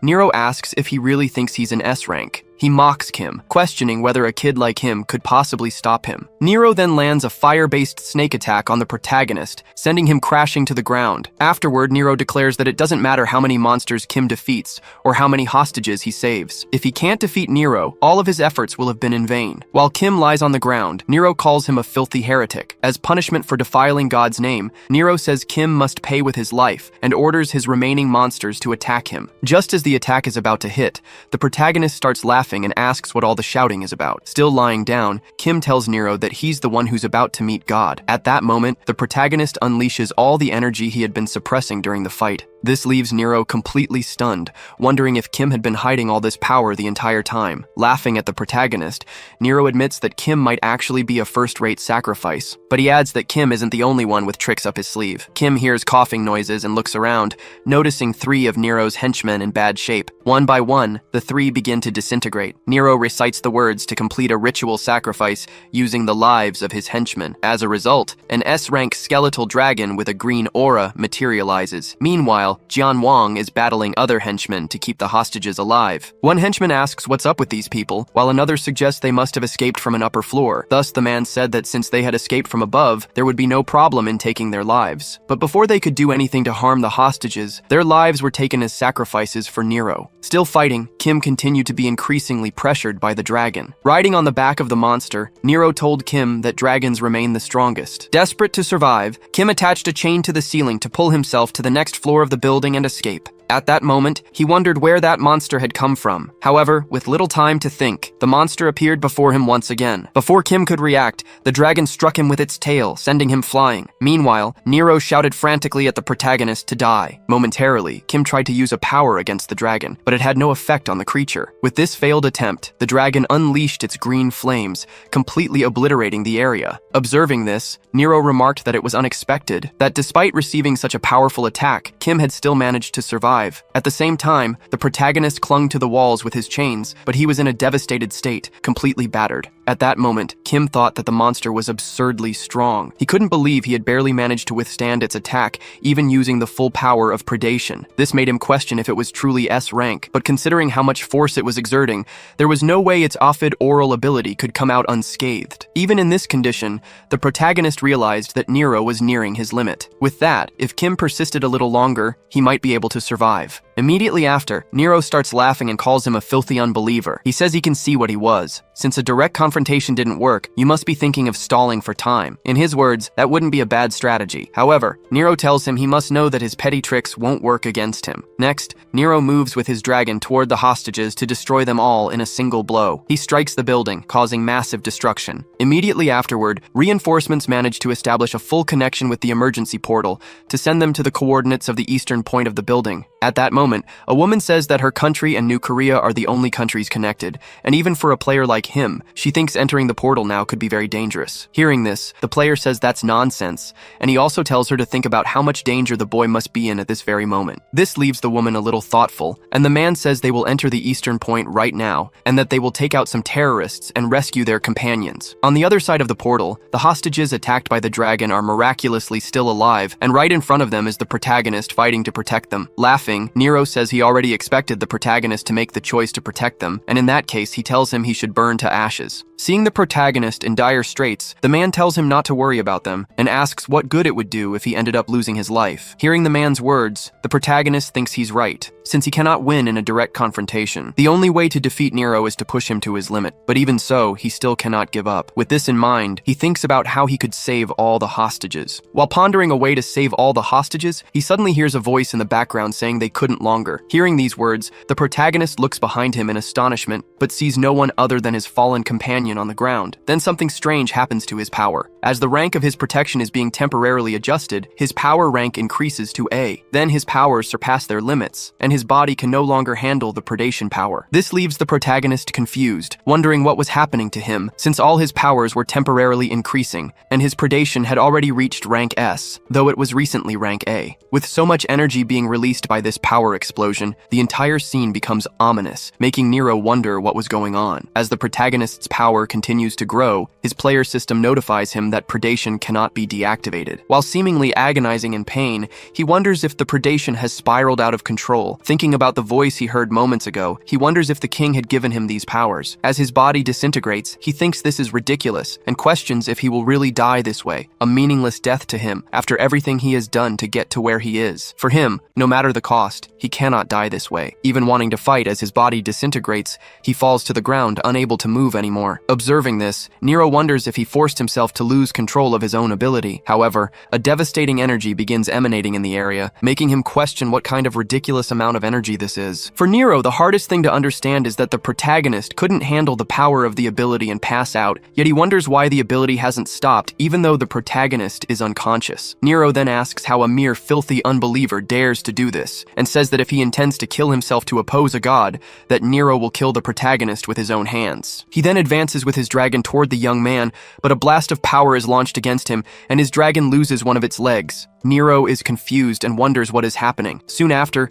the old man realizes that the protagonist is still standing, and that around the building are several enormous, furious monsters. Kim Tae-gyun laughs as he remembers the man calling himself a god. Frightened, Nero questions who that person is, as that is no longer the protagonist. The young man in turn says the old man shouldn't worry about it because he was already dead. Then he uses his new ability, striking Nero and his dragon directly. Momentarily, the protagonist finds himself in his subconscious. After that, he is bound by chains. He questions whether it was stone skin or paralysis. A demonic entity appears above the boy. While in agony, Kim Tae-gyun says those were his abilities. The demon laughs upon hearing that, mocking the fact that the power never belonged to the protagonist and that he must pay the price for what he consumes. The creature then advances toward the boy. However, the protagonist falls out of his bed and wonders if it was all just a dream. He then notices he has no injuries and that his right arm, which had collapsed due to consumption, is also fine. Shortly after, Seong-jin enters the room. While they eat lunch, the man says that the house was prepared for the boy by the association and by the alchemists as a response to the terrorist incident. He then mentions that Ryohei had been arrested and that, considering the scale of the terror, many people had survived and that the boy's relatives had visited him. Seong-jin then comments that the medical results showed no health issues for the young man and that he stayed because he was concerned about the minors. The protagonist remains silent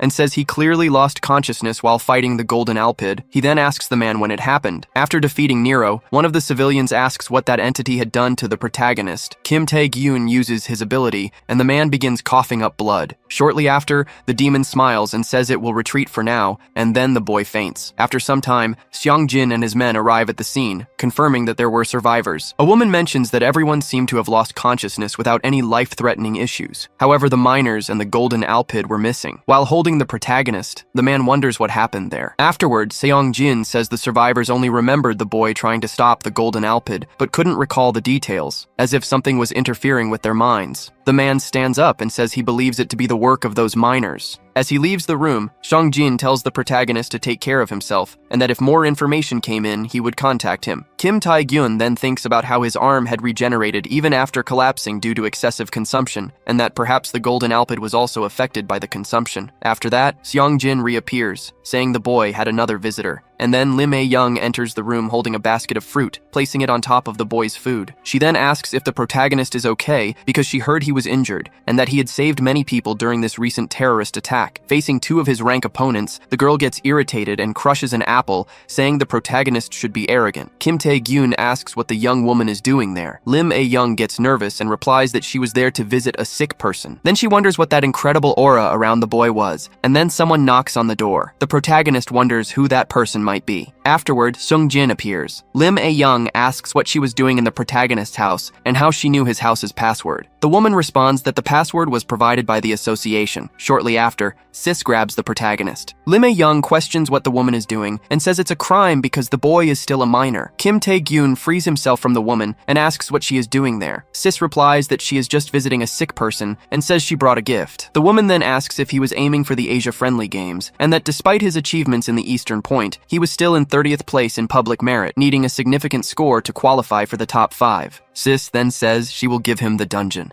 In a mysterious location, a man asks about the whereabouts of the Golden Opid, but his subordinate responds that they still had no confirmation and questions whether they should report it to the boss. However, the man says there is no need because they had already achieved their purpose and he was merely a hired gun. A massive ship corners a small boat. The captain says they must lay down their weapons and surrender immediately. However, the ship is quickly sunk by the mysterious man, who in turn says the protagonist is very intriguing. At the headquarters of the Gidan Nightwalker, people become excited to see that Kim Tae-gyun is participating in the raid. Sis comments that even if they grant the boy raid rights, the item distribution and team composition will still be decided by them. The protagonist is surprised to realize that the gift he received was the unlocking of the Fire Temple. This temple was the entrance to the Scorching Flame, the country's second double dungeon discovered. Before the regression, the Nightwalker Guild succeeded in their raid, but suffered near total devastation. Considering the risk, a significant increase in growth and public merit is guaranteed. But the protagonist thinks that with all that support, a double dungeon raid like that shouldn't have any failures. Approximately 300 members were assigned to the mission. However, only the boy and Sis would go on the mission. Kim Tae-gyun asks why only they are going, and the woman replies that this is a date. Upon entering the portal, the girl is amazed because in front of them is a massive crater. She comments that the vibe in this place feels different from a regular dungeon. She then asks the protagonist if double dungeons are always like this. Kim Tae-gyun responds that at least the apocalyptic dungeon he was in was like this. He warns her to be cautious as there are likely traps or monsters. Right after, a tentacle emerges from the crater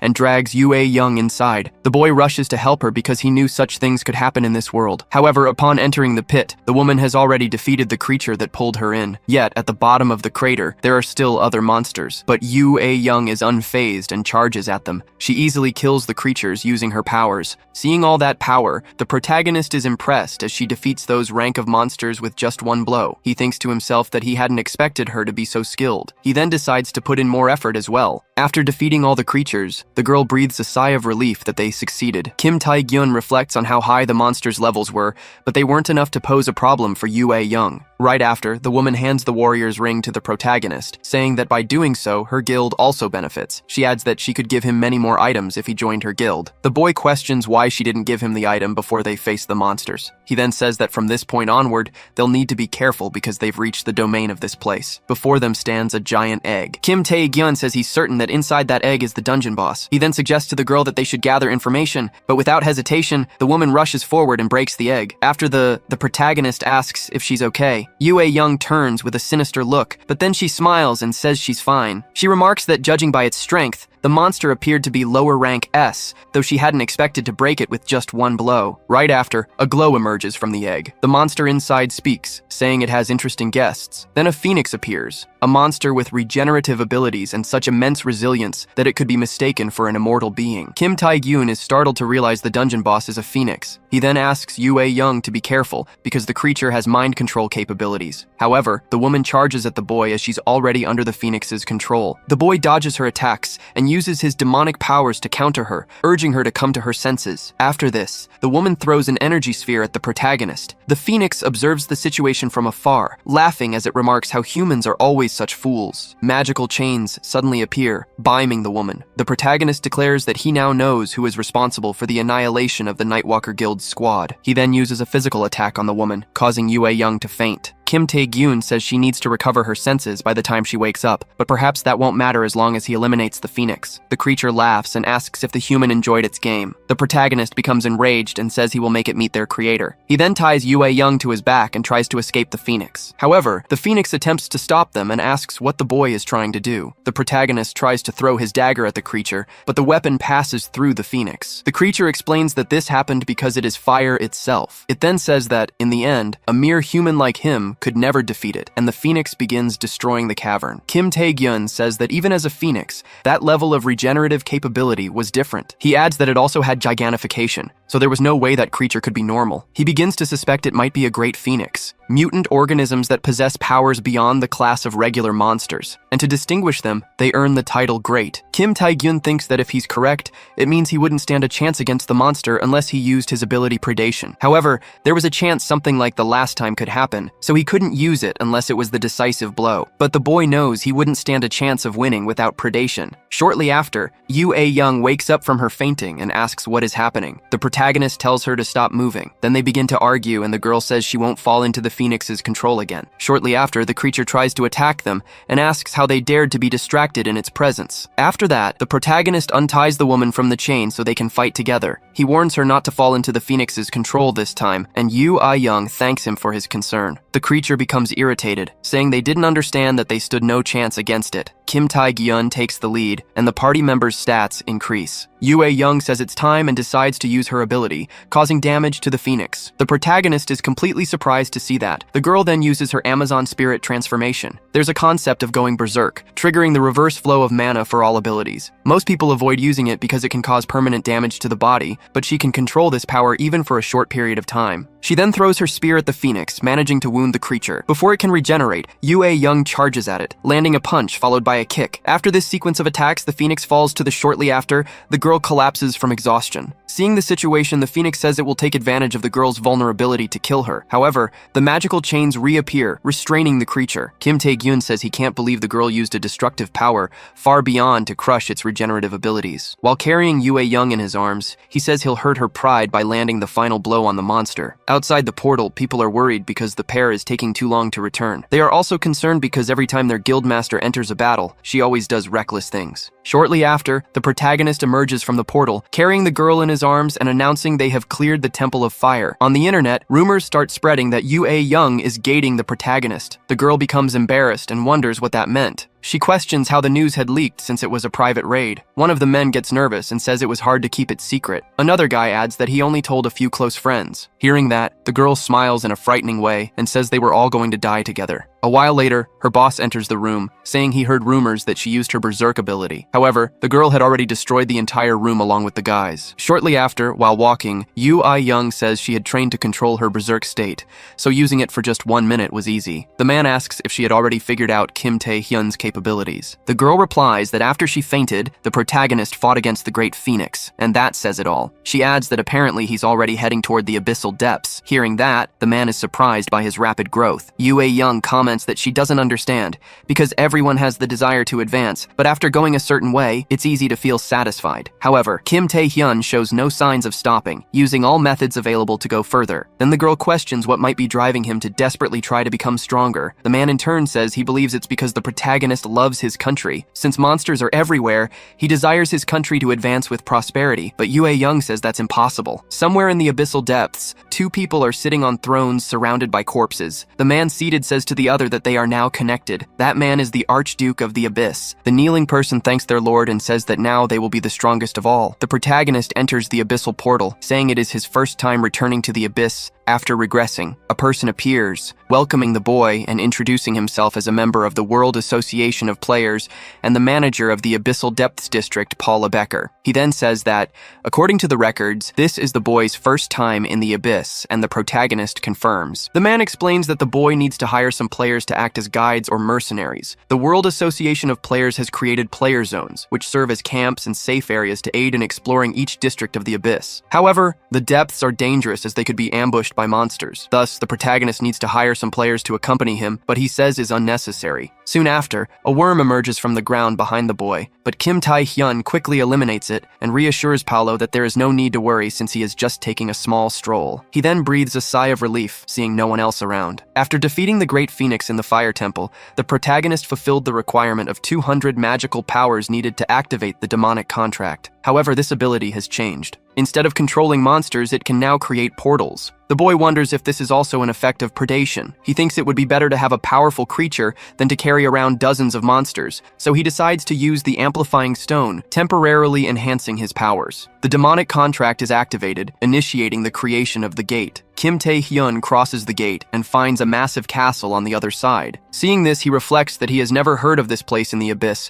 and wonders exactly where he is. 3 demons then appear behind him, attacking and causing a massive explosion, yet the boy remains standing. Upon seeing the protagonist's dagger, the demons remark that it is a dangerous weapon. Kim Tae-hyun realizes these creatures are succubi. Succubi are monsters that drain men's energy through mental attacks like illusions or brainwashing. Kim Tae-hyun charges at the demons, intending to defeat them if they are targets of the contract. However, the succubi easily dodge his attacks. They remark that taming him will be difficult, deciding to use one of their abilities on the protagonist. The boy remains still, and one of the succubi says no man can resist her ability. But Kim Tae-hyun grabs the creature and slams her head into the ground. The other demons look at this in shock. The protagonist then points at them and commands them to bow their heads. The succubi are forced to lower their heads to the boy. One of the demons asks how a human could resist her mind control. Kim Tae-hyun responds that being interested in monsters is abnormal. He then says they should make a contract. To form a monster summoning contract, one of 2 conditions must be met: giving the monster what it desires or forcibly seducing the creature. The protagonist thinks this will allow him to command some monsters. However, he discovers this is not the goal of his contract. Upon learning this, the boy is surprised. Suddenly, several succubi appear behind him, saying he will make a great gift for the queen. Inside the castle, several bodies are hanging from thorny vines. One of the queen's maids notifies her that a human has invaded the castle. The queen laughs and says she'll have some entertainment. Inside the castle, an explosion occurs. Several succubi are chasing the protagonist. They intercept him, seemingly trying to seduce the boy. But at that moment, he invokes his ability, successfully countering his spell and defeating them all. Observing the situation,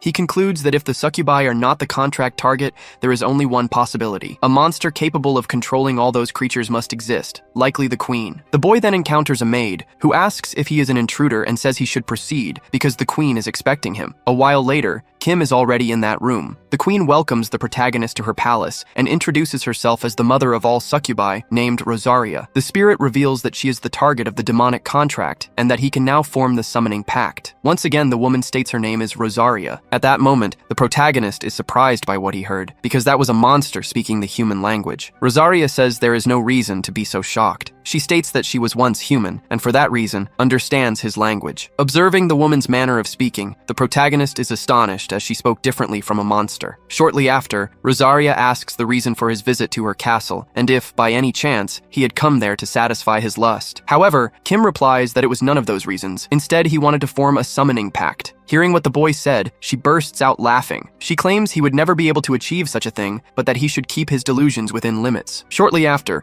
the succubus seems to start attacking the protagonist, who then says it was just as he had thought. In the same instant, he invokes his ability, managing to defend against the attack, saying he would have to handle it with his own power. Once again, the succubus tries to attack the boy, who then manages to dodge all her attacks and even counterattacks her. At that moment, he leaps forward, attacking the queen once again, but suddenly his chains are broken, leaving him very surprised by what he saw. The woman begins to laugh, saying it was very amusing. Shortly after, she snaps her fingers, and something extremely strange starts happening. The protagonist feels like he is falling into a bottomless abyss. At the same time, a view of some buildings appears above him. Surprised, Kim wonders what it is, as he can't apply his abilities to his equipment. And moreover, the central space seems to have shifted. Observing the situation, Kim thinks it must be an illusion. However, he wants to know when exactly he fell into it. Meanwhile, the queen is observing everything coldly. She says he has been hypnotized from the beginning, and for that reason has always been in her grasp. Meanwhile, Kim is still hallucinating in the middle of that water, thinking he really needs to escape from it. At that moment, he notices something as the scene changes suddenly. Looking around, the protagonist wonders what it is. Looking ahead, he finds himself face to face with his younger self,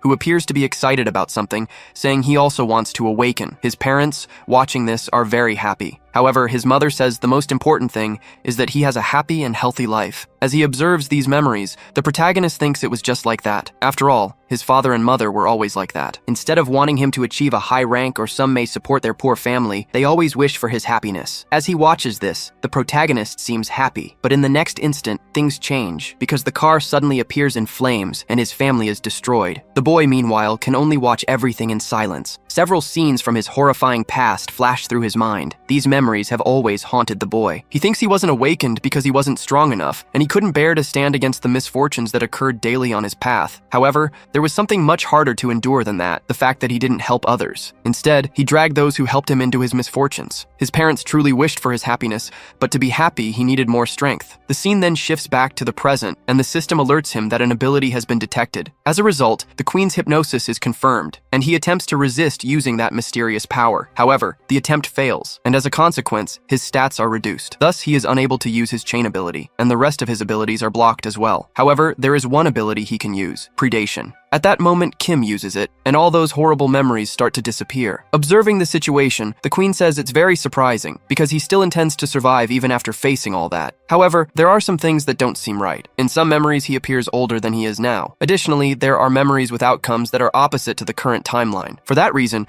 the boy probably has many secrets, and so she wants to know what he has to say. As she observes, the wounded begins to laugh, but suddenly she becomes surprised, and a light begins to envelop the area with an unknown person appearing. Seeing them, the queen assumes that must be the king. However, everything is shattered in a matter of seconds. The protagonist, standing behind the woman, says she was spying on someone else's memories, and for that reason, she had a very stressful hobby. He states once again that she should accept his summoning pact with him. Observing the situation, the queen is very surprised because he managed to escape her illusion. Yet she thinks he's still as foolish as ever. Then, the queen asks if he thinks he can kill her with just that toy. Kim responds that he'll have to try to find out if he can. The queen says he's probably bluffing, and in the same instant, grabs the protagonist, declaring she will accept the pact. She then bites the protagonist's neck. With this, the system notifies him that he has fulfilled the conditions of the pact, and thus, it has been established. Additionally, the rank of his skill has been adjusted, and a new hypnosis ability has been registered. Shortly after, Kim falls unconscious, and the queen wishes him a good night's sleep, saying she has chosen him. Time passes, and Kim wakes up to someone calling him. The other man asks if he's okay, and expresses relief that the boy is safe. Kim asks where he is, and Paula replies that it's the player zone, and that he found him unconscious during his patrol. Observing the situation,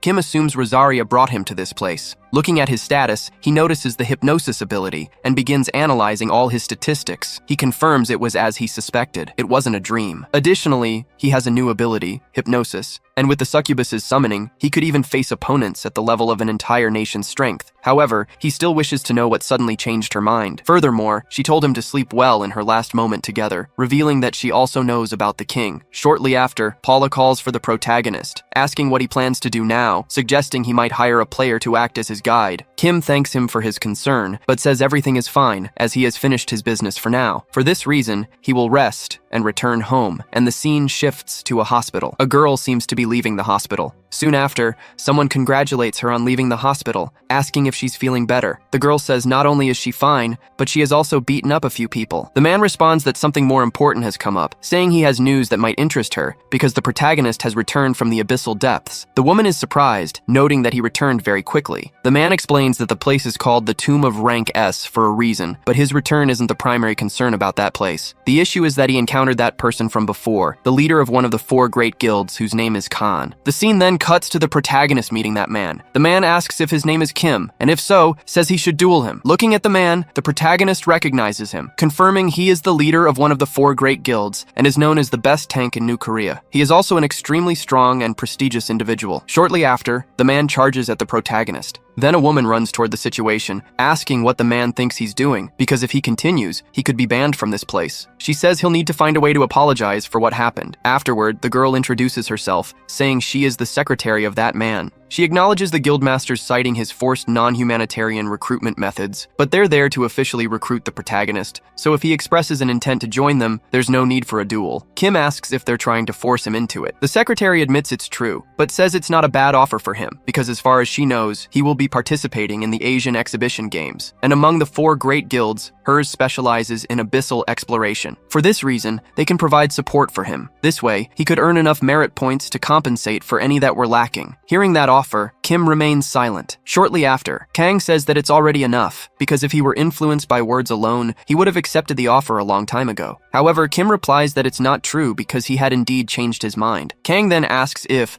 by any chance, he's planning to join his group, but the protagonist questions what kind of nonsense he's talking about. He says they would truly do things his way, and for that reason, Kang would have to defeat him if he really wanted him to join the group. Hearing what the boy said, Kang becomes very excited. The scene then cuts to an arena where several people are trying to interview the protagonist. They ask why he accepted the duel with Kang. Hearing all those questions, Kim stays silent, thinking how irritating it all is. Shortly after, an unfamiliar girl appears. She says she needs to talk to the boy. Kim then takes the woman by the hand. He says it's been a long time since he last saw her, assuming they must have met during the players' tests. The woman says that's true, and for that reason it's been a while since they've... Observing the situation, the girl is very surprised because the protagonist actually remembers her. Letting go of her hand, Kim says any questions she has will be answered later, because as she knows due to his plans with Kang, he doesn't have time to answer anything now. For that reason, he says goodbye, and meanwhile begins climbing some stairs. Looking ahead, he comes face to face with his opponent. It's revealed that Kang is already in front of him. Kim is pleased because his battle is about to begin. The announcer starts talking about the match. He states that the victory condition is to make your opponent kneel. As he prepares, Kang says he will test the boy's abilities, and the order is given for the battle to begin. At that moment, Kim activates his ability. He thinks that now, with all the power of the Spirit of the Night came,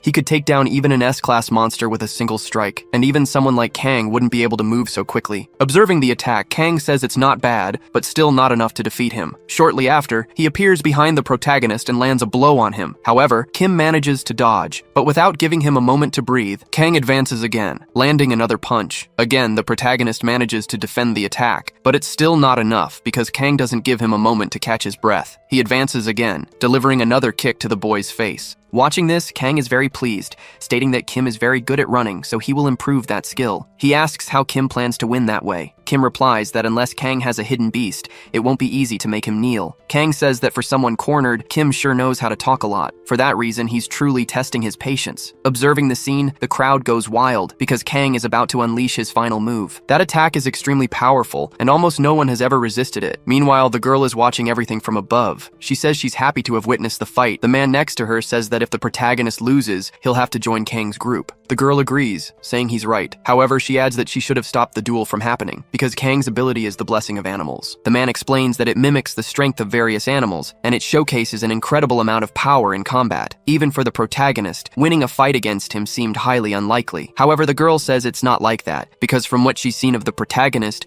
he has power comparable to Kang's. Meanwhile, Kang's attack is still heading toward the boy. The entire crowd is anticipating the collision of their attacks, but within seconds, something unexpected happens. Kang is simply defeated. The crowd watching is stunned because the man who had never knelt is finally beaten. However, the audience demands another fight, claiming that the result doesn't count. For that reason, they argue the fight is probably invalid. Meanwhile, Kang is deep in thought about his defeat. The protagonist thinks he's happy with the ability he used because it worked perfectly. Observing the situation, Kang is extremely frustrated because he truly lost. Additionally, the protagonist using mind control ability, and for that reason, he never saw it coming. Right after, Kang demands everyone to shut up, stating that he didn't know what ability that was, but losing was his failure, and thus the result was what it was. For that reason, they should calmly accept the outcome of that fight, and if anyone is dissatisfied, they should face him. Observing the situation, another girl comments that losing to the protagonist really irritated her, and that for Kang to kneel like that, the protagonist must have incredible ability. For that reason, the boy never ceases to amaze her. Shortly after, the man appears in front of the protagonist. Kim extends his hand and says it was a good match. The man then says he wants to ask something, questioning if Kim had planned to win that way from the beginning. Kim responds that under certain circumstances, yes. Hearing this, the man becomes very irritated, but still shakes the protagonist's hand, saying that promise is a promise, asking if he wants money or even a unique item. Kim says that wouldn't be bad, but it's not what he desires. The man asks again what he wants. The protagonist replies that he wants the Minotaur's labyrinth, leaving the man very surprised by his request. Sometime later, the scene shifts to another location. A man asks that they are talking about the Minotaur's labyrinth, and another confirms, saying it's the entrance to an abyssal dungeon. It's filled with traps and complex spaces, so they'll need someone with detection abilities. Even though it's at the abyssal entrance, many rank as guilds and players have taken on the challenge and failed. The guild currently holds the raid rights and is about to attempt it again in secret. The man, surprised, asks how Kim could know about that place and if he's okay. The other responds that he couldn't say he isn't stressed, but you can never predict what will happen in the abyss. All they can do is trust those who take on the challenge. To be honest, if he were younger, he would also participate. He reflects that his current concern isn't the difficulty of the dungeon, but rather the people involved, and he hopes his worries won't come true. At the same time, a group begins contacting the president. Apologizing for bothering him, they state it's an urgent matter. They mention that the Japanese Hunter Association has reached out to them. Another boy, surprised, asks what they are talking about, as the issue should already be resolved. Shortly after, a girl mentions that the saint has sent an invitation to a player named Kim. Sometime later, the scene shifts to the control room of the Great Association Gate. A countdown begins. Amid it all, the protagonist observes everything in silence. Shortly after, the order is given, and the entire group heads toward the portal. The scene then cuts to inside the portal, where a battle is underway. Kim is defeating the monsters. Soon after, a man appears saying Kim's abilities are impressive and asking if he likes the weapon he was given. Kim replies that it's not bad, but mentions he had to send his weapon for repairs anyway. The man explains that he planned to tell him that if he joined the guild because having the protagonist on the raid team benefits them, and it didn't seem fair to use it as a reward for that bet. Kim thanks him, then asks if he's sure about the Minotaur's labyrinth raid. Everyone has failed to defeat the Minotaur in the last 30 years, and without special measures, it won't be easy. Shortly after, a girl appears asking him not to worry, because everyone participating in the raid is at least a rank B player. They've already been defeating monsters steadily without rushing. Additionally, the guild's vice leader has been detecting and removing all the traps in the labyrinth. Furthermore, they found some clues about the labyrinth raid a few months ago. Hearing this explanation, Kim states that this only means one thing. The man explains they discovered the corpse of a monster apparently from the labyrinth in the abyssal depths, a giant minotaur's corpse with the same tattoos and patterns found throughout the labyrinth. Additionally, when they touched the corpse, all of it except for the horn turned to dust. Because of this, if the monster truly comes from the labyrinth, they could use tracking skills to follow its trail. Sometime later, the scene shifts again. The protagonist group seems to be heading toward a specific location. Shortly after, they arrive at their destination, the end of the labyrinth. Before them, the statue of a giant minotaur was observing them. The other man, confused, asks where the boss is,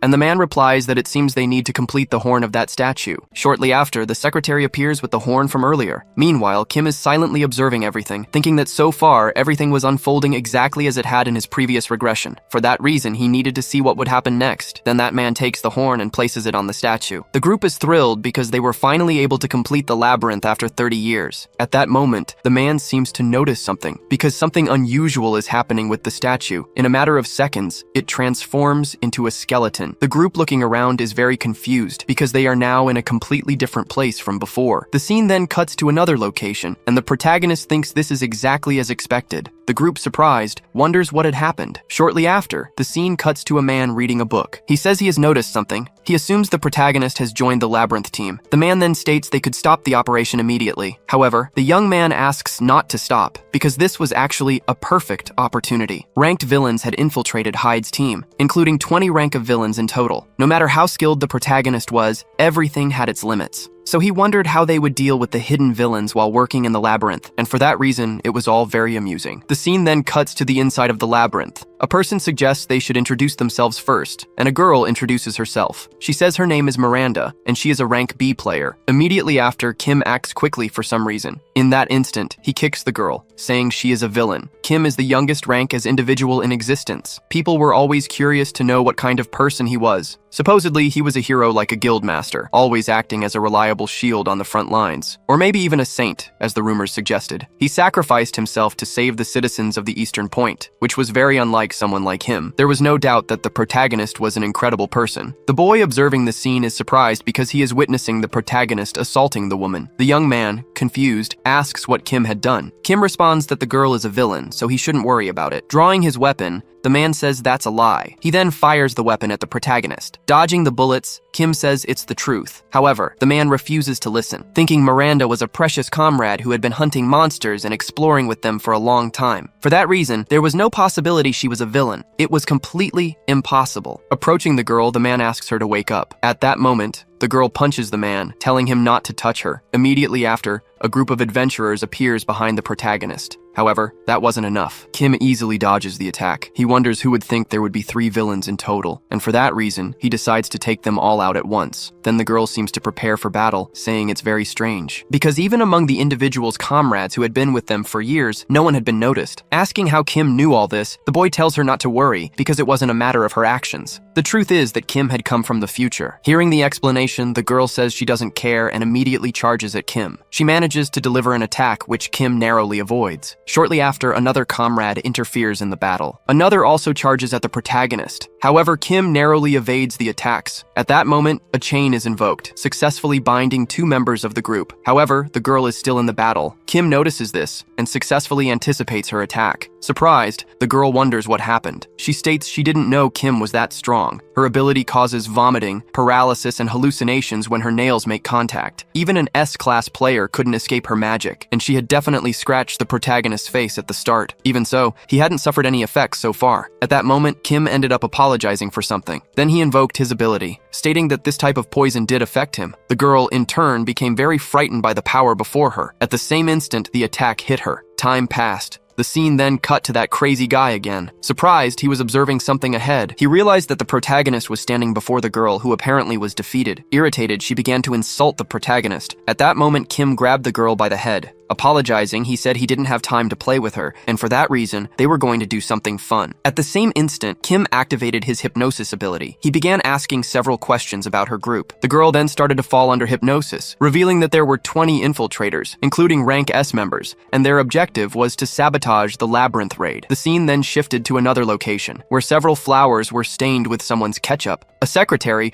observing what was in front of her, looked very surprised. They were apparently trying to kill that man from earlier. The scene shifted back to the protagonist, who was with the woman who seemed unconscious. Sieg thought there were 5 rank S villains and was sure there had only been 3 before he returned to his world. There had also been an incident involving a gate breach. The future was changing little by little. He supposed this might have happened because of his return. Kim said that in any case, they now knew their goal, and for that reason, they should join the other group. So the two began walking toward that group. Meanwhile, the other guy was still in disbelief that Miranda was really a villain. He wondered if the protagonist had known all of this from the beginning. Kim then said that the way out of there was simpler than he had imagined. That place seemed completely different from before, but it was still part of the labyrinth. Therefore, there should be a passage connecting to another space somewhere else, and since it connected to various spaces, it might not reach it all at once. However, they kept passing through doors, and would eventually find that group. At that moment, the boy began to speak, saying he had a question. He questioned why Kim hadn't told the others about this, because if he had told Master Tagilda about the villain's infiltration from the beginning, none of this would have happened. After that, the two started staring at each other. The protagonist then responded that it was foolish to think that way because it didn't depend on him. Moreover, that other man already knew all about it. The scene then cut to another location, where that guy seemed to be fighting a group of people. He asked what they were doing, as this joke was going too far. Then the secretary had to intervene in the situation, but within seconds, another adventure adventurer appeared to intercept the girl. The man noticed this and immediately protected her from the attack. He then remarked that this was like being in hell. The secretary, worried, asked if he was okay. However, the man asked her to just stay back because he would handle everything. At that moment, he activated his ability and a battle began to unfold. The secretary said there was no need to protect her because she could fly as well. However, the leader said she shouldn't do that because she couldn't handle those people. Shortly after, the other man said the girl was right, because he didn't have the luxury of protecting others in that situation, since all this time, they hadn't been hiding their powers. Shortly after, that guy's lantern broke. From within it,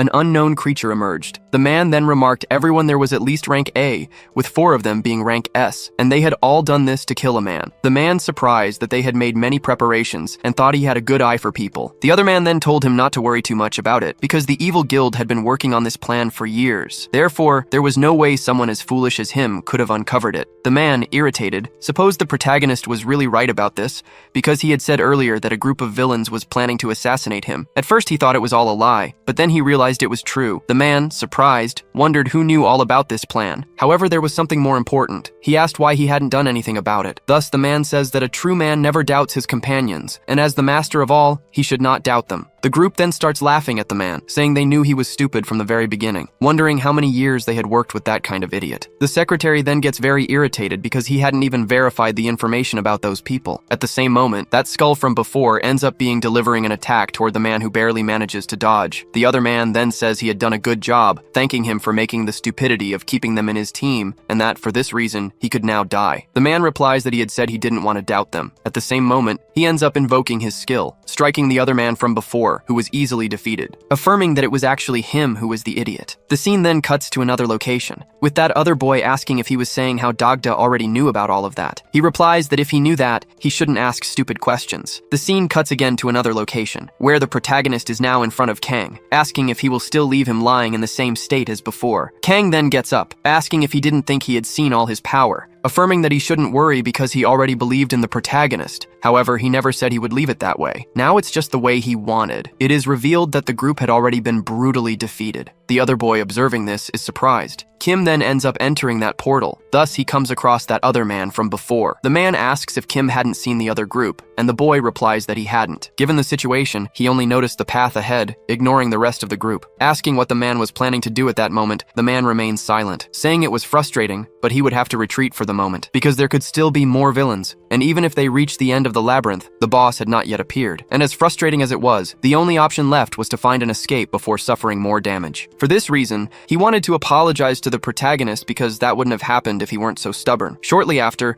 Kim says that as long as he knows it's enough. The man, irritated, says he went out of his way to apologize, and yet the protagonist was treating him like that. Observing the situation, Kim thinks he had wasted time and hadn't gained any merit points, but that was the right choice at that moment, because he even shared other information about the villains to help with the labyrinth raid. Then the secretary appears, saying they should gather to leave the labyrinth. Kim thinks he only had information about the labyrinth raid and that if the future changed further, he might not have control over everything. For this reason, this time the man was giving up. The secretary then asks if there were any monsters or traps in the other spaces. Hearing this, Kim is very surprised. The other man says they passed through many spaces but fortunately didn't see any traps, so they believed they could leave safely. Observing the situation, Kim wonders why there were no traps or monsters, because the space they were transferred to was filled with those traps along with monsters. However, the places they passed through were just different areas and didn't particularly threaten the players. For this reason, he needed to know why, because if there were no monsters and traps, there was no way the group could have reached the Labyrinth Master before his regression.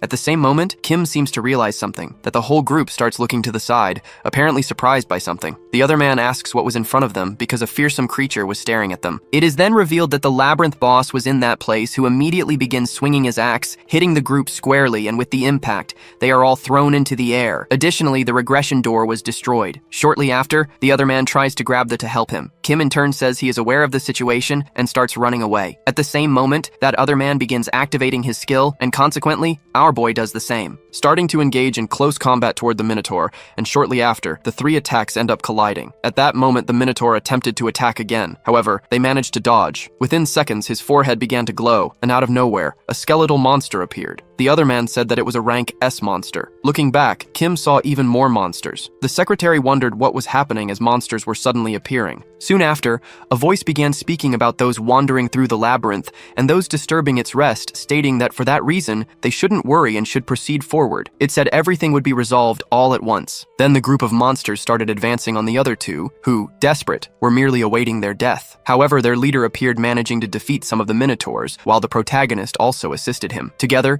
they managed to restrain some of them. Next, the protagonist gave a signal. The man began casting some sort of magic, firing it toward the monsters, which were then defeated. The man remarked that it was impressive, but in the same moment, he was surprised by what he saw. Even though the monsters were severely damaged, they were still alive. With threatening gazes, they began observing the group. At that moment, they seemed to be preparing some sort of attack, firing it toward the other man, who barely dodged and counterattacked with a punch. However, it didn't seem to have much effect. Observing the situation, the man realized that the minotaurs had regenerative abilities. At that moment, more monsters appeared. The man concluded that he would need to defeat the boss to eliminate all of them at once, but he still didn't know how to achieve that. He could potentially land a blow, but the opponent was not someone he could fight while protecting both the secretary and the protagonist. However, if they could strike simultaneously, there might be a chance. Even so, he kept wondering what to do, because the choice he made would define his path. Then a flashback showed a man asking him to make a choice. The man said that no matter how strong someone was, if they pushed themselves into a duel, the association would have to act. And if he were to accept someone as a comrade, he needed to consider not only their skills, but also what kind of person they were before making a decision. Afterward, the man stated that unlike a reasonable person, he wasn't the type to live doubting everything. The elder said that might suit him better, but sometimes he needed to doubt people more, because he had seen many things during his time as a player, and a small mistake could cost everything. Sometimes he would have to give up something precious to protect something more important. For that reason, strength didn't solve everything. He mentioned that recognizing one's limits and choosing what was most important to achieve goals was the priority. Additionally, those were the true qualities of an excellent player. Listening to the explanation, the man fell silent. He asked if the elder was only saying that because he was weak. At that moment, the scene returned to the present. The man said it was his fault for not taking the elder's words seriously. He declared that if he killed his enemies, his comrades would die as a consequence. But even if he defeated the enemies another way, they would die regardless. For that reason,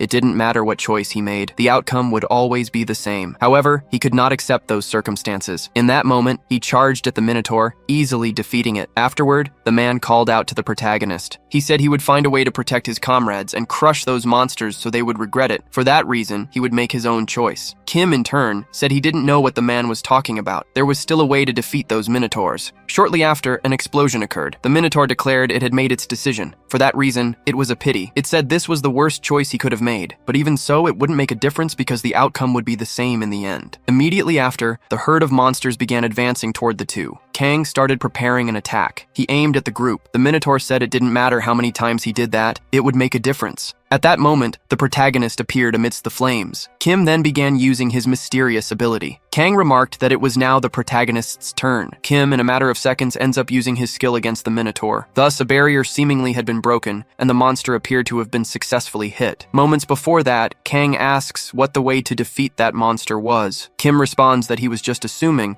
but just like the spaces there also connected through portals, and the gap where the Minotaur was likely connected to a completely different space, and the monsters were only being revived or even regenerated by the queen after reaching that space again. Therefore, if she didn't have another space, those monsters would immediately disappear. Kang then starts laughing, saying that if he were wrong, everyone would die. However, Kim responds that the situation wouldn't be different if he did the opposite. Meanwhile, the secretary, along with that other crazy guy, was observing everything in silence because they were witnessing a gigantic battle right in front of them. Again, the scene cuts to the present, with Kim managing to hit the Minotaur, where it apparently caused some damage, and at the same moment, the protagonist is surprised. Then Kang charges toward the Minotaur, where he also delivers an attack. Even so, the monster still remains standing. Within seconds, the creature ends up disappearing. Meanwhile, Kim is crying on the ground. Looking down, he is surprised to see Kang completely injured, missing an arm. It hadn't used its power over the previous laws, and for this reason, it was much stronger than before. At the same moment, the protagonist tries to charge at the creature again, but within seconds, he ends up being struck once more. Those observing are very surprised,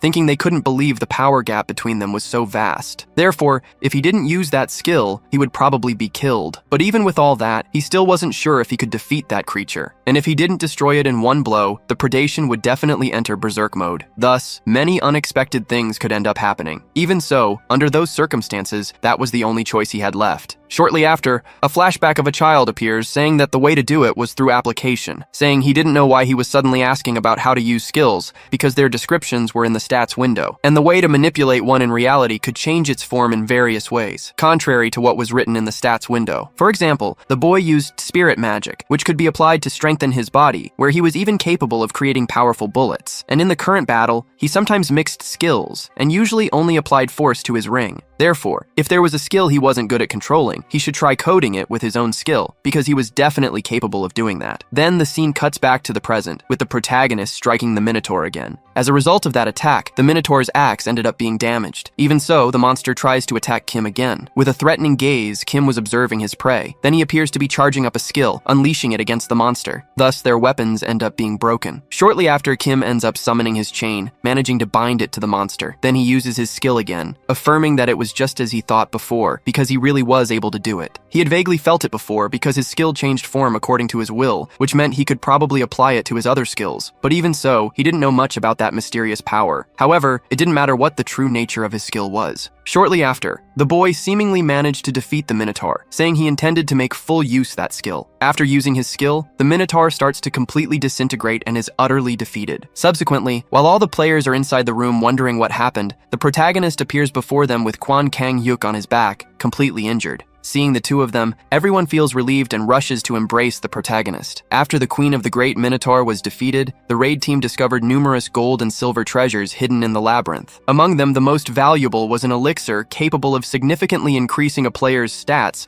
just by drinking it. This was a unique great elixir called the Fountain of the Tata. However, there wasn't enough elixir for everyone, so it was given to the protagonist and also to Kwon, who contributed the most to the raid. However, in Kwon's case, he would lose more stats due to the loss of his right arm than he would gain from the elixir. The villains who infiltrated the raid were identified and arrested. Then the players who participated in the raid focused on recovering and resting, and so the chaotic Minotaur Labyrinth raid came to an end. During an interview, a reporter asked Kwon if the rumors about the raid were true. He also asked if it was true that Kwon was planning to retire as a player. However, Kwon Kang-hyuk responded that he wasn't retiring. Instead, he said he was just taking a short break, and a bit annoyed he called everyone idiots. With a furious look, he asked if they didn't understand the meaning of rest. In the background, a girl from his guild told Kwon to be more careful with his words. Then another reporter asked if it was because of his right arm, while another mentioned the Asian exhibition games. When another reporter attempted to ask Kwon a question, Kwon interrupted him. Kwon then replied that the reason was indeed his right arm, but he said they should only focus on the Asian exhibition games. He added that someone capable of replacing him had appeared and told the protagonist to speak for himself at that very moment. The reporters then asked if that wasn't Kim Tae-hyun, the rookie player. Another reporter mentioned that following the Labyrinth raid,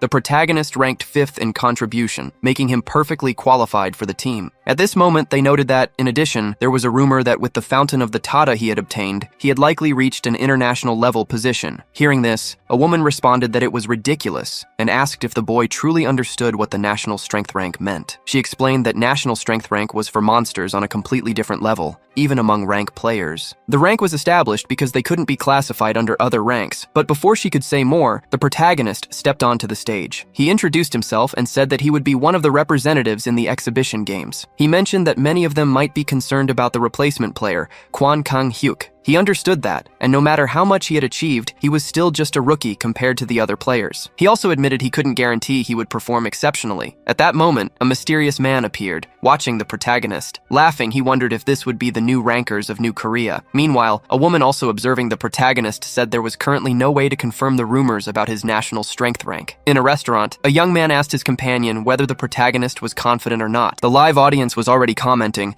Tae-hyun didn't seem confident in his victory at all. But that's when Tae-hyun spoke up, and the crowd went silent to listen. He made it clear he wouldn't confirm any rumors, but the games, yes, can reveal a lot, including the rumor that maybe, just maybe, he now has the power of a national-level player. Meanwhile, facing Shadow, Melina begged her master for mercy. She apologized, said she did her best, and that getting out alive was already a miracle. She confessed she had no idea Tae-hyun was so powerful, but Shadow told her to get up, saying that if her opponent was really that strong, she had no reason to blame herself. She gave it her all. At first, he thought about being benevolent, but Shadow Shadow made it clear that he feels nothing for the weak, and without hesitation, he killed her right there. Power is the law, he declared, and then, with a deep hatred, called her a coward for running away. He ordered the others to get rid of her body. Shadow was pensive. All of this was very strange. He had invested much more in this mission than in the East Point one, precisely to make sure it wouldn't go wrong. And even with Guan's assassination failing, it was impossible not to succeed in a simple dungeon like that. Kim Tae-hyun's name echoed in his mind, and he concluded that this year's Asian Games would be very interesting. At that exact moment, Tae-hyun was approaching a new location. He had barely arrived when a guy greeted him, saying that everyone was waiting for him, especially the most powerful players in Korea. Then, the country's newest representative, Kim Tae-hyun, entered the room and felt the super heavy atmosphere. The first to speak was Jin Soo-jung, 7th in the public service ranking, who didn't expect Tae-hyun to be so young. Then came Han Ji-seo, 8th in the ranking, who questioned whether this didn't violate the boy's human rights. But top 4 Shi Wang-guak intervened, telling everyone to calm down. Age has nothing to do with skill, she said. The 3rd in the ranking, Seo Jin Park, who was also there, said he knew Tae-hyun would arrive one day, but never imagined it would be so soon. Finally, the president took the floor, admitting that it was chaos to get there. But now that they were gathered, it was time to begin the strategy meeting for the Asian Games. Everyone sat down, ready to pay attention. Then the explanation about the Asian Exhibition Games began. They said that in the past, when the Abyss first appeared, people started to awaken their abilities. It was total chaos, with monsters and malevolent beings everywhere. That's why groups of vigilantes from all over Asia joined to fight these creatures, giving rise to the games. Today, representatives from each Asian country have 7 days to eradicate monsters and malevolent beings. Each one's numbers and classifications are converted into points. And even though people are afraid of these creatures, the games have become a festival for the public. But the truth is that behind all the festivities, a small-scale war is hidden. The Asian Exhibition Games are not just for comparing countries' strength, but also for gaining popularity and visibility. The winning country takes home a lot of money, unique items, and even the right to explore untouched dungeons. Tae-hyun thought to himself, I knew it. Participating in these games was the right decision. He had a bigger goal. The succubus queen, Rosaria, surely knew about the king, but it was difficult to understand the extent of his power, and he knew she wouldn't just hand over all the information. To talk to her, he needed even more power, and the Asian Games were perfect for that. He could fight stronger players and still earn rewards. It was then that Go Tae-wook brought up a problem. The number 1 spot on the new Korea team was still open. Gon, who was 2nd in the ranking, couldn't participate, just like other strong players like Yongyu. It seemed that Korea's power was not as strong as before, but Seongjin intervened, surprised. I thought this problem was already solved, he said. I heard that this little brat, Tae-hyun, reached the national level, didn't he? Everyone in the room looked at Tae-hyun, and the question exploded. National level? They didn't believe it. After all, he was too young for that. Tae-hyun just smiled and defended himself. It's just a rumor, guys. Calm down. He explained that the plan couldn't be based on this,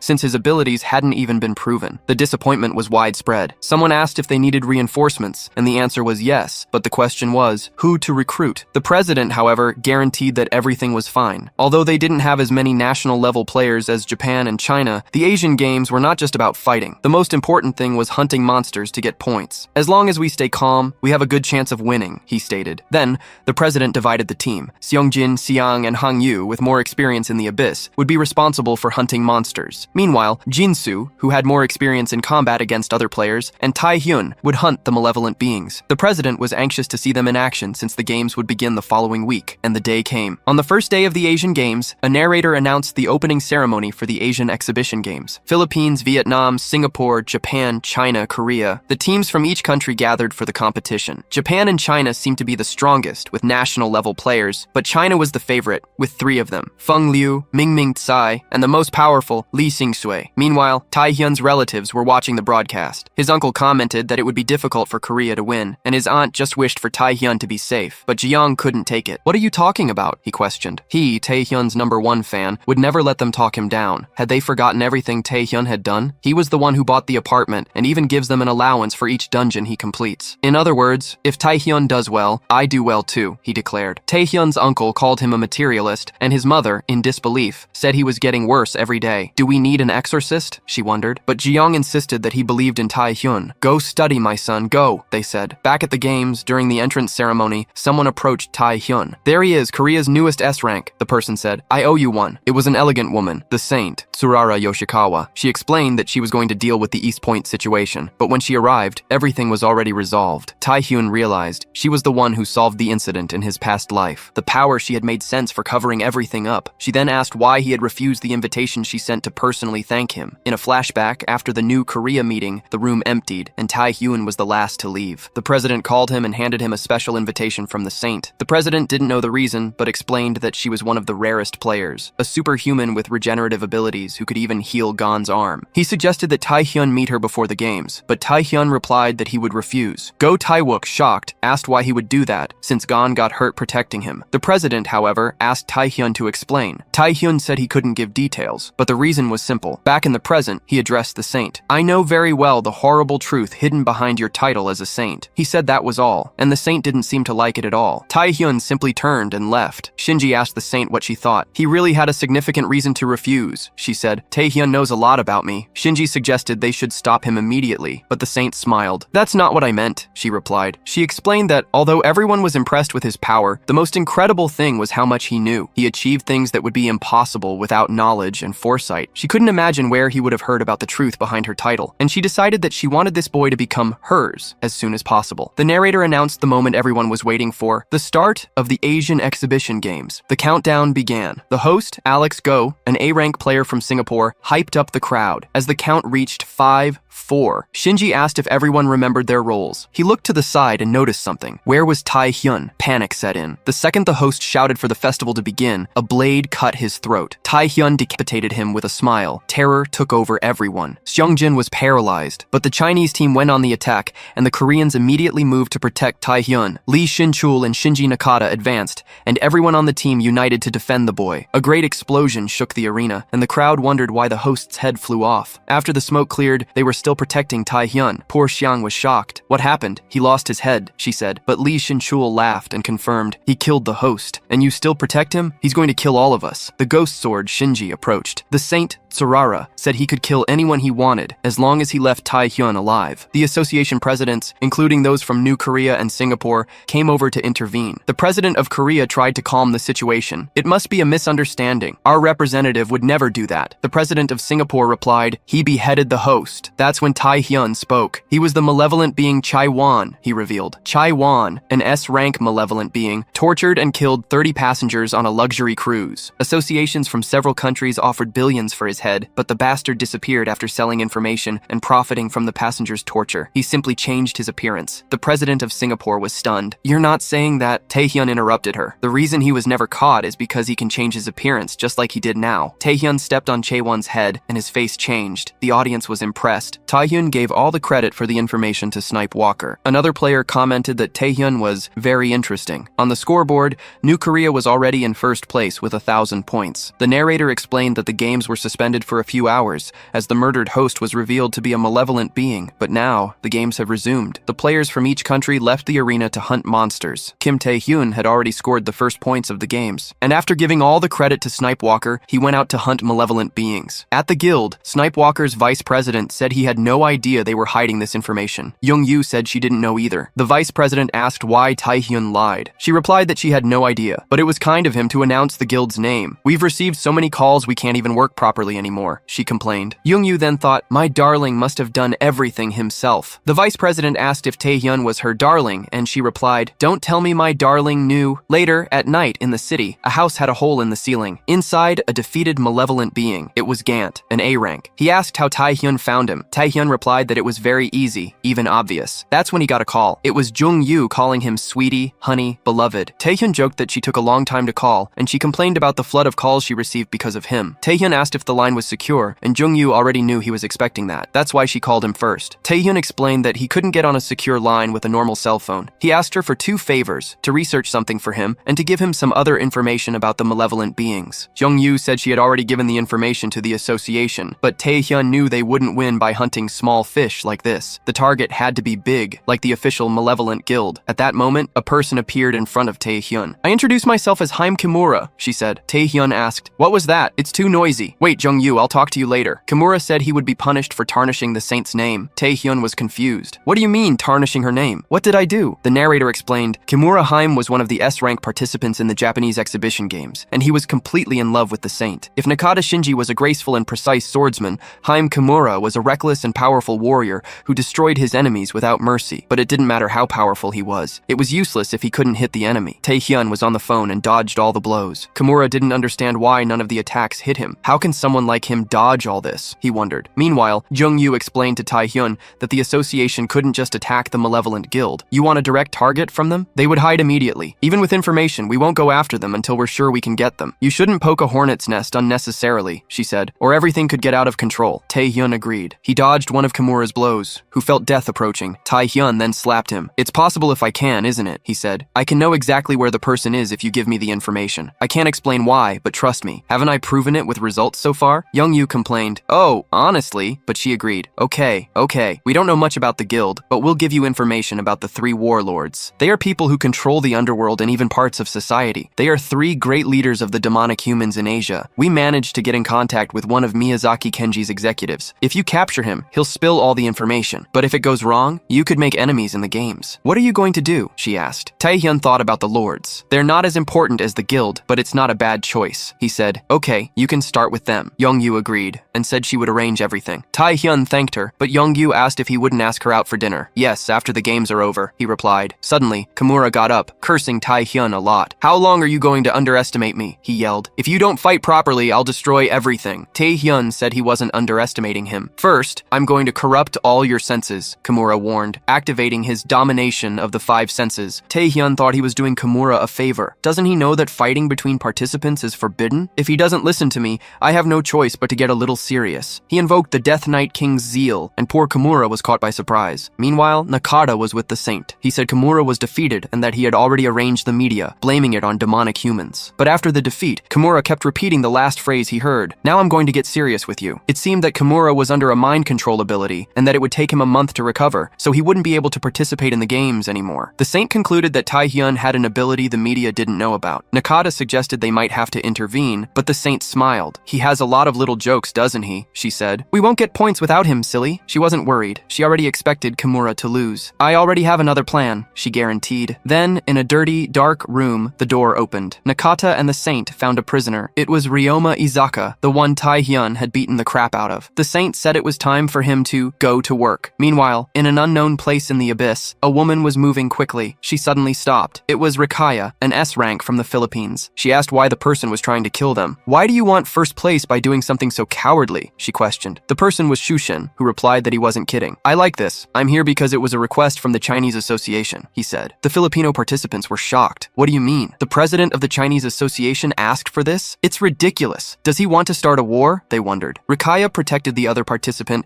and told her to run, while she would try to hold off that monster. But after a while, Rikaya was already dead. Shushin thought, for my president to order this, there must be something very interesting. He wondered what the next country would be. It's Korea, he remembered, and his next target would be Kim Taehyun. The news spread. The Asian Exhibition Games scoreboard for the first day showed New Korea in first place, with a 1550-point lead. In second came China with 700, and Japan in third with 500. The broadcast showed the representatives hunting demonic humans. The audience was shocked. New Korea is leading? Japan and China have national players. What are they doing? They said that Kimura Rei from Japan surrendered because of an injury caused by demonic humans. But then the bombshell news. Players from Singapore were found dead, and those from the Philippines missing. The public realized that something was very wrong. In the luxury hotel, Taehyun was looking at the news. The Games Committee had formed an investigation group to find out what happened and asked for the cooperation of all countries. Taehyun remembered that in his past life, this only started on the third day. Is it happening on the first day now? If the events were the same, he knew the culprits were the national-level players from China. They were doing this to show their strength and get rid of competitors. But the biggest reason he knew was the ambition of the Chinese Association president. Taehyun grumbled, "Both the saint and those idiots just won't let me rest in peace." Since the situation had come to this point, he had no choice but to speed things up. Suddenly, there was a knock on the door. He was startled and asked who it was. "Open up, Taehyun. It's me, Jang Jinsu," the voice replied. He had found out from the hotel that Taehyun was there. "I want to have a little chat with you," he said. Taehyun was surprised. Zhang Jinsu is here. On the terrace, Zhang asked what Taehyun was doing. At the beginning of the ceremony, you decapitate a person, ignore all our plans, and do everything yourself? Don't you realize you're part of a team? Taehyun found the speech familiar. Zhang continued, no matter the reason, I'm disappointed. You could have at least shared the information you had. But Taehyun interrupted him,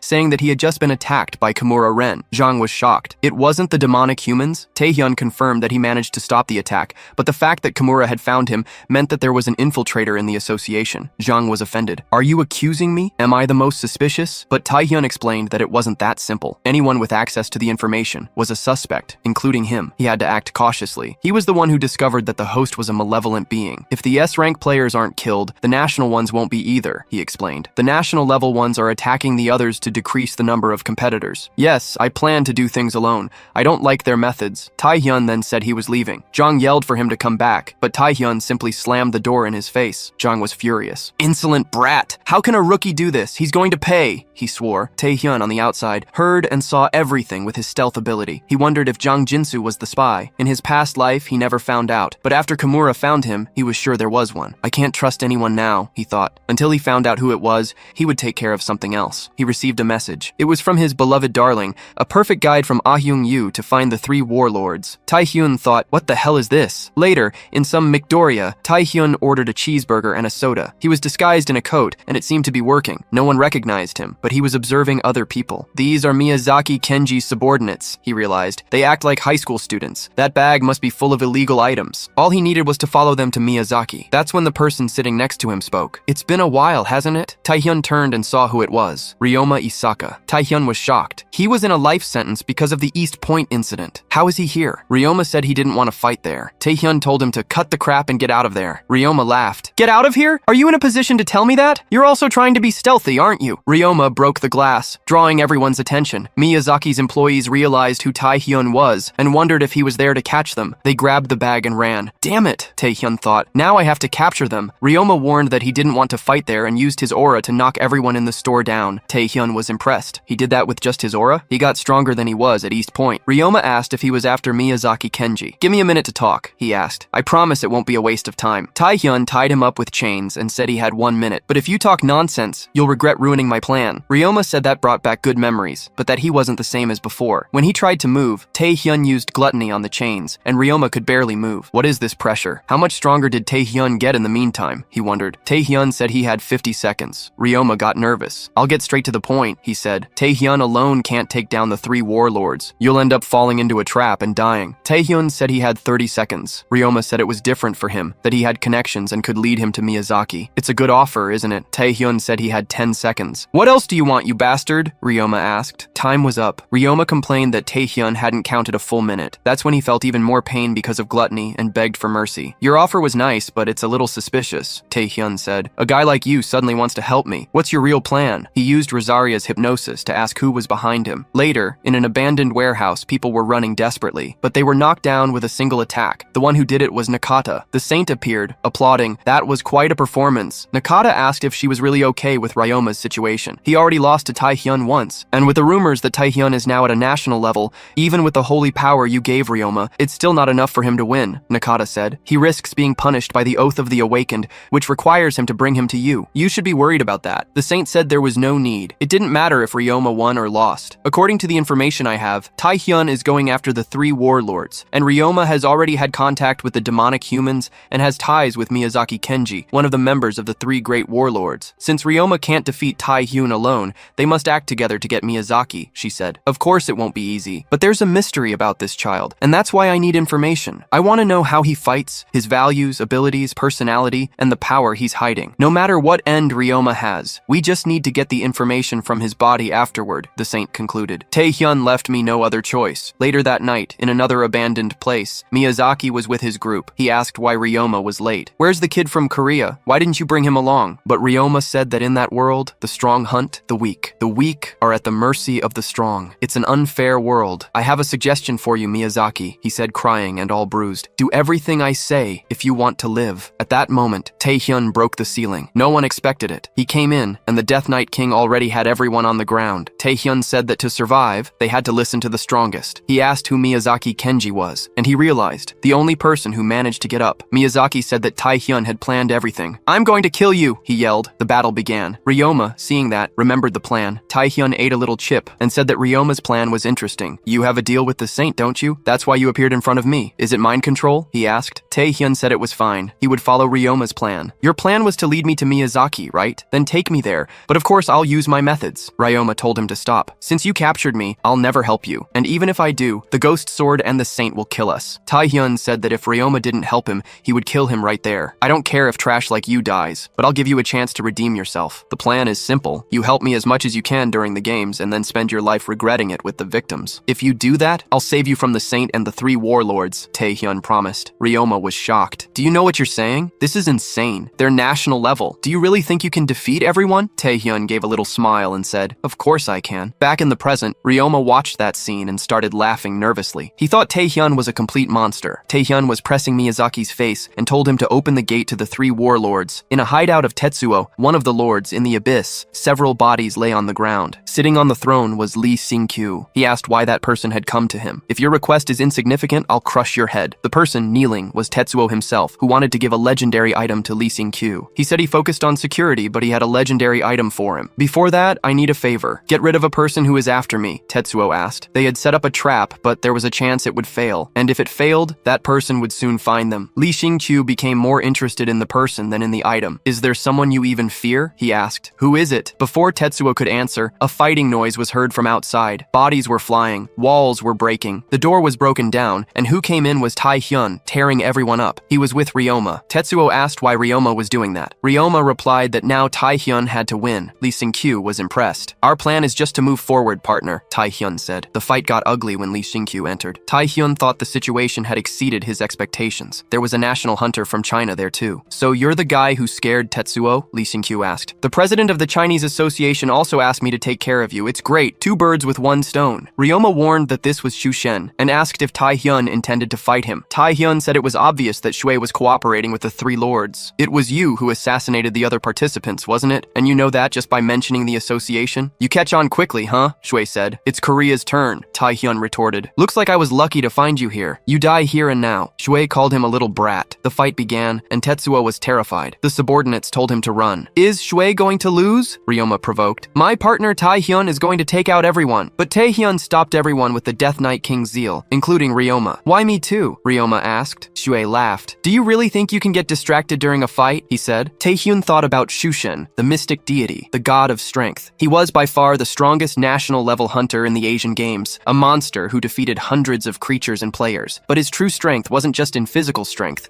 but in his ghost ability, which had a destructive force that exceeded physical power. That's when Shu Shen used the Death Scythe. I am the Grim Reaper himself, he said. The Death Scythe was an ability that manifested a weapon to amplify the user's stats. The scythe's durability was even greater than that of unique weapons, but in exchange, all the user's other abilities were reduced. It was a terrible ability for Taehyun to get for himself. The palace walls split, and they fell. Jue with his scythe, and Taehyun with his gluttony dagger. Even with Taehyun hitting the scythe hard, it remained intact, while his dagger broke. What's wrong? Shui asked. Didn't you say you were going to kill me? Taehyun thought this was a pain. If he continued like this, both blades would break. He used his chains to trap Shui, who was a little impressed. Taehyun thought that if he didn't move, he wouldn't be able to defend himself. In addition to the chains, he used the Death Knight King's zeal, but Zhu said that a weakling is always a weakling. Do you really think these tricks will work on me? That's why you're not national level yet, Zhu said. Taehyun didn't expect that. Zhu used the Death Scythe to kill the Death Knight King. Tetsuo, watching from above, thought the fight was over. Taehyun seemed powerful, but not enough to compete with a national level hunter. Tetsuo said to leave Ryoma alive and take him hostage for the Saint. He wondered if Ryoma had betrayed the lords and the Saint. What did he see in this Taehyun guy? Taehyun has already lost. Now we just have to wait for Shui to come back, he thought. But when he looked at the battlefield, Shui was bleeding, and Taehyun was standing, intact. Tetsuo was shocked. What happened? I just blinked. Shui was spitting blood, almost dead. Shui remembered that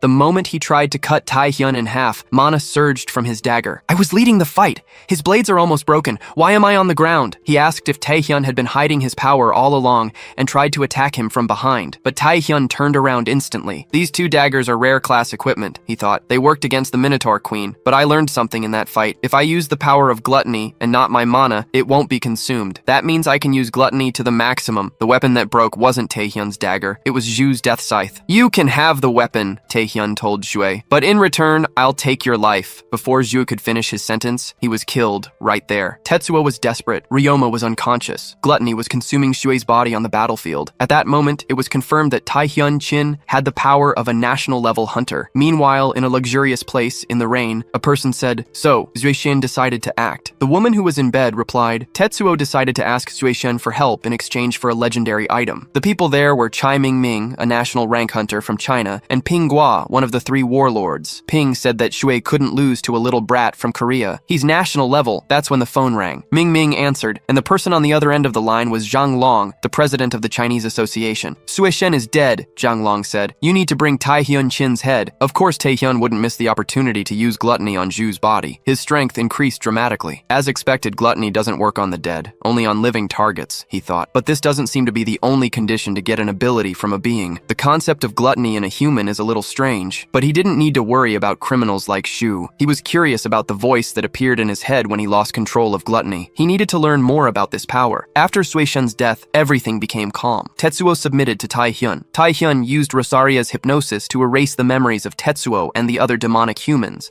and handed them over to the association. Ryoma had nothing else to do there, and Taehyun sent him back to the saint. Ryoma was desperate. "What do you mean, send me back? The saint will read my mind. I'm going to die." But Taehyun said he would be fine. "The saint isn't even that interested in you. You're trapped by the pact. If she reads your memories, she'll see that this is a good opportunity to get in touch with me again." Taehyun thought he didn't have high hopes for Ryoma. The problems now are the other two warlords, he thought. He had discovered a lot with hypnosis on Tetsuo, but he knew they must already know he was after them. He could think about that while taking a break. In the news on the third day of the games, national hunter Xu Shen was missing. The Chinese government asked for help. Meanwhile, the South Korean Taehyun captured Tetsuo, one of the three lords, and Korea rose to first place. Taehyun thought the president of the Chinese Association must already know that Xu Shen was dead. He was grateful to be able to do all that. That's when he received a call from Zhang Jinsu. Later, when they met, Jinsu said he thought he wouldn't come. He thanked Taehyun for responding. Taehyun asked if he was sure that Pingwa, one of the lords, was in that building. "Yes," Jinsu replied. "I can't reveal my sources, but the information is legitimate. She came in here last night to hide until the games are over." Taehyun realized that this was one of the hideouts he saw in Tetsuo's mind. "Why are you giving me this information?" Taehyun asked. "I thought you hated me." Jinsu said it was to prove he wasn't a spy. He had understood what Taehyun said last time. "I was attacked by another country, but I want to prove I'm not a spy. I prepared this information so you'll trust me." But Taehyun already knew he was the spy. Right after the conversation he had with Jinsu, Taehyun received a call from Yang Yu,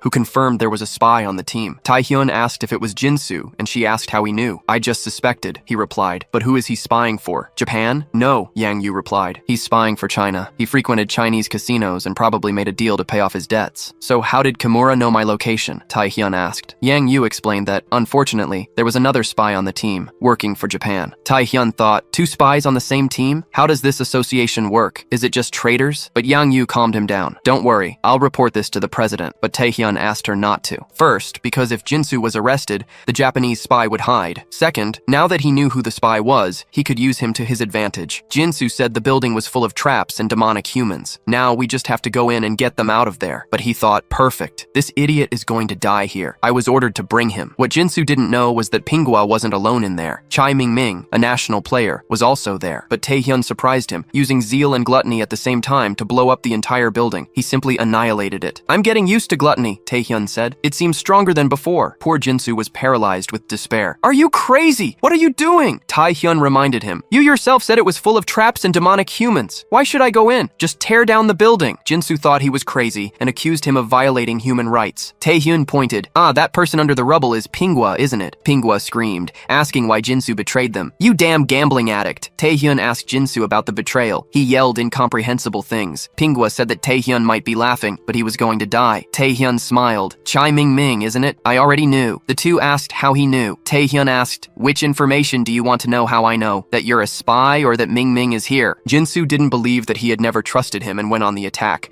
but he spat blood. It wasn't Taehyun. The system warned him that his body was almost dominated by the five senses, but gluttony resisted. Still, his vision, hearing, and touch were partially impaired. This is Ming's ability. ability, Taehyun thought. None of my senses are working right. Not even gluttony could completely dominate this effect. Ming said he didn't expect him to tear down the building. I wondered what kind of person defeated Shushen. Now I know he's a maniac. Taehyun stared at him. I'm a maniac? Who's having an affair with a demonic human? He said he didn't care about Ming, but about his ability. Meanwhile, at the Saint Sanctuary, she was reading Ryoma's memories. Taehyun not only became a national level player, but also defeated Shushen. You betrayed me, didn't you, Ryoma? She said, smiling. Don't worry, it's okay. As Taehyun himself said, I'm not interested in your life. In the end, he'll meet me. You served your purpose. She then came back to herself. However, some things didn't go according to my plan. You want to go after the 3 warlords, don't you, Ryoma? The saint said she would meet him in person. In a flashback, the president of the Chinese Association passed the mission to them with 3 goals: win the games, kill the weaker ones from the other associations, and prove China's superiority to create a monopoly on dungeons and magic stones. You can do anything, he said. Murder, torture, whatever it takes. I will cover up all the crimes. Xu Shen said he didn't care about the crimes. He just wanted to fight strong people. Lin Peng said it wasn't so bad, but Ming thought everyone around him was insane. But that wasn't his problem. He also killed many people, but for love, to be with Pinghua. Now, their interests aligned. The president told him to bring Taehyun's head. Pinghua was also in danger because of this brat. Ming thought that now he could kill without a guilty conscience, but when he felt Taehyun's power, he was terrified. Taehyun invoked the great power, and that devouring monster looked hungry. Ming wondered if the domination of the 5 senses hadn't worked. He defeated Xu Shen. He must be at the national level, he thought. But this power is monstrous. He has surpassed human limits. Taehyun said that the domination disabled all senses, right? If I couldn't use my gluttony with this, it would be a big problem. But I can. So, it's fine. And I'll make good use of your ability, he said, and told gluttony to devour him. The vortex of gluttony swallowed him whole. The system acquired the new ability, domination of the 5 senses. I was needing a weapon, Taehyun said. Look at this luck, the weapon that the national level used. It must be good. The dagger was called Hetic, and it was a unique rank. Taehyun thought that China had lost 2 national rank players. There's only one more to eliminate. Even if he's strong, he won't be able to carry China alone. And with the points for taking down Pinghua, the Asian games are already over. He was more worried about Japan, which was very quiet. That's when a helicopter appeared. Who jumped from there? The Saint. She fell, breaking everything, and said, "Finally, we meet again." Taehyun wondered why she was there. The narrator explained, Yoshikara Tsurara had a hyper-regeneration ability, which could even regenerate lost limbs. She used it to perform miracles. And along with the sacred orders, an ability that calmed mental suffering and granted a buff that increased physical power. That's why she earned the title of Saint. True divine power can change memories and even perform brainwashing, the narrator explained. She used this ability to create a legion. Taehyun thought, now it's my turn. He asked how the Saint found him, since he had never told Ryoma his location. She replied that he should know she wasn't after the lords. Taehyun asked if she did all that just to see him. That's kind of weird, he said. She asked how he could be so calm. I know my duties as a saint. I must give strength to others to continue living in this cruel world. How do I do that? I make them worship me as a goddess. Knowing someone as elegant, beautiful, sexy, sacred, and perfect as me makes everyone happy. Adoring me is the motivation to keep living, she said. Why are you so calm? Taehyun realized she was completely insane, but the saint said it was fine. Her duty was to lead people like Taehyun to salvation. An entire fleet of cars approached. Taehyun wondered why there were so many civilians. That's when he realized they were all brainwashed. The saint said he should already know she had searched Ryoma's memories, but there's one thing I didn't understand. The source of your information. Prepare yourself, she said. No matter how many secrets and power you have, I just need to make it so you can't use them. She said that killing civilians wasn't his code of conduct. He needed to kill the civilians or get out of there alive. Taehyun thought, this damn subhuman is using civilians as a shield. Later in Korea, 2 members of Nightwalker found the hideout of the last of the 3 Lords of War, Shadow. To think they managed to hide an entire area, one of them said, but he turned and saw the other member with his head blown off. Shadow appeared. Nightwalker, he said, it seems my land is full of pests. The man was terrified and couldn't fight against death. Shadow thought that Tetsuo must have said everything. This Kim Taehyun guy is ruining everything. He even managed to kill Xu Shen. Shadow's subordinates prepared the portal. Shadow thought that Taehyun couldn't get too arrogant. Taehyun isn't the only genius in this world, he thought. I've already witnessed the pinnacle of all existing talent 10 years ago. He told his group that they would go to the abyss. Back at the scene with the civilians, they threw themselves at Taehyun. The saint said that he had saved several lives at East Point and that, because of that, he wouldn't attack mere civilians. She just needed to wait until he surrendered. But Taehyun didn't care and dealt punches to everyone who approached. What are you doing? The saint asked. They are innocent civilians, Taehyun replied. What do you mean? They attacked me first, and you're the one who controlled all of them. He pulled her with a chain and hit her in the face with a kick. The saint wondered if her analysis was wrong. Is the hero of East Point this piece of crap? But she realized he had attacked weakly. No civilian had died. It was a trick, but she had her own tricks. She threw seeds on the ground and invoked a large sacred tree. Taehyun, of course, saved saved the people with his chains. She used regeneration on seeds, he wondered, and still hurt the people she controlled. The saint already expected this. He acted with violence, so I would believe he wouldn't hurt the civilians. Now, it's too late for him to do anything, she thought. At that moment, the woman in Taehyun's lap started attacking him like a zombie. The saint said that from then on, no matter if they fainted, broke bones, or had their flesh torn, no one would stop. Accept my salvation, she said. Branches, divine power, and controlled people attacked Taehyun at the same time. The crimes you have committed are unforgivable, he said. The saint felt something strange. She was affected by the domination of the five senses. She cried blood, spat blood, and felt her mana flow corrupted. She wondered if it was Chai Ming's ability. He has the same ability? Is it a coincidence? He hasn't used it until today. Taehyun, preparing all his power, said she needed a beating. The poor thing was terrified. While he held the civilians with the chains, he slapped the saint. After everything was destroyed, the civilians were trapped in the chains, and the saint was crawling. Your recovery because of your ability is impressive, Taehyun said. You're still alive after all that. She asked how he had the domination of the five senses. I knew you would notice, Taehyun replied. What do you mean? Taehyun realized she would try to erase his memories. You can try, he said. He was already expecting this. The Holy Order was an ability that controlled the target's memories, which meant she could see his mind. He remembered the dream he had at East Point and how Rosaria's treatment changed after she saw his mind. He wanted to know the secret behind gluttony, and if the saint entered his mind, he could guess. The saint laughed loudly. Are you really underestimating me? She asked. If you want it so badly, I'll give it to you. She invoked the sacred power, the true angel. I don't know what you're planning, but it's impossible to resist divine power. But when she entered his mind, she saw the great throne of gluttony, a sea of blood. The throne was empty, but the king who was there spoke, saying that Taehyun used his head, and the saint was terrified. The king asked if he had used this little fly here to get to him. The saint realized, shocked, that it wasn't Taehyun. That thing there wasn't even human. And the king of gluttony, sitting on the throne of blood, looked at her. Well, it was a good plan, he said with a voice that made her soul freeze,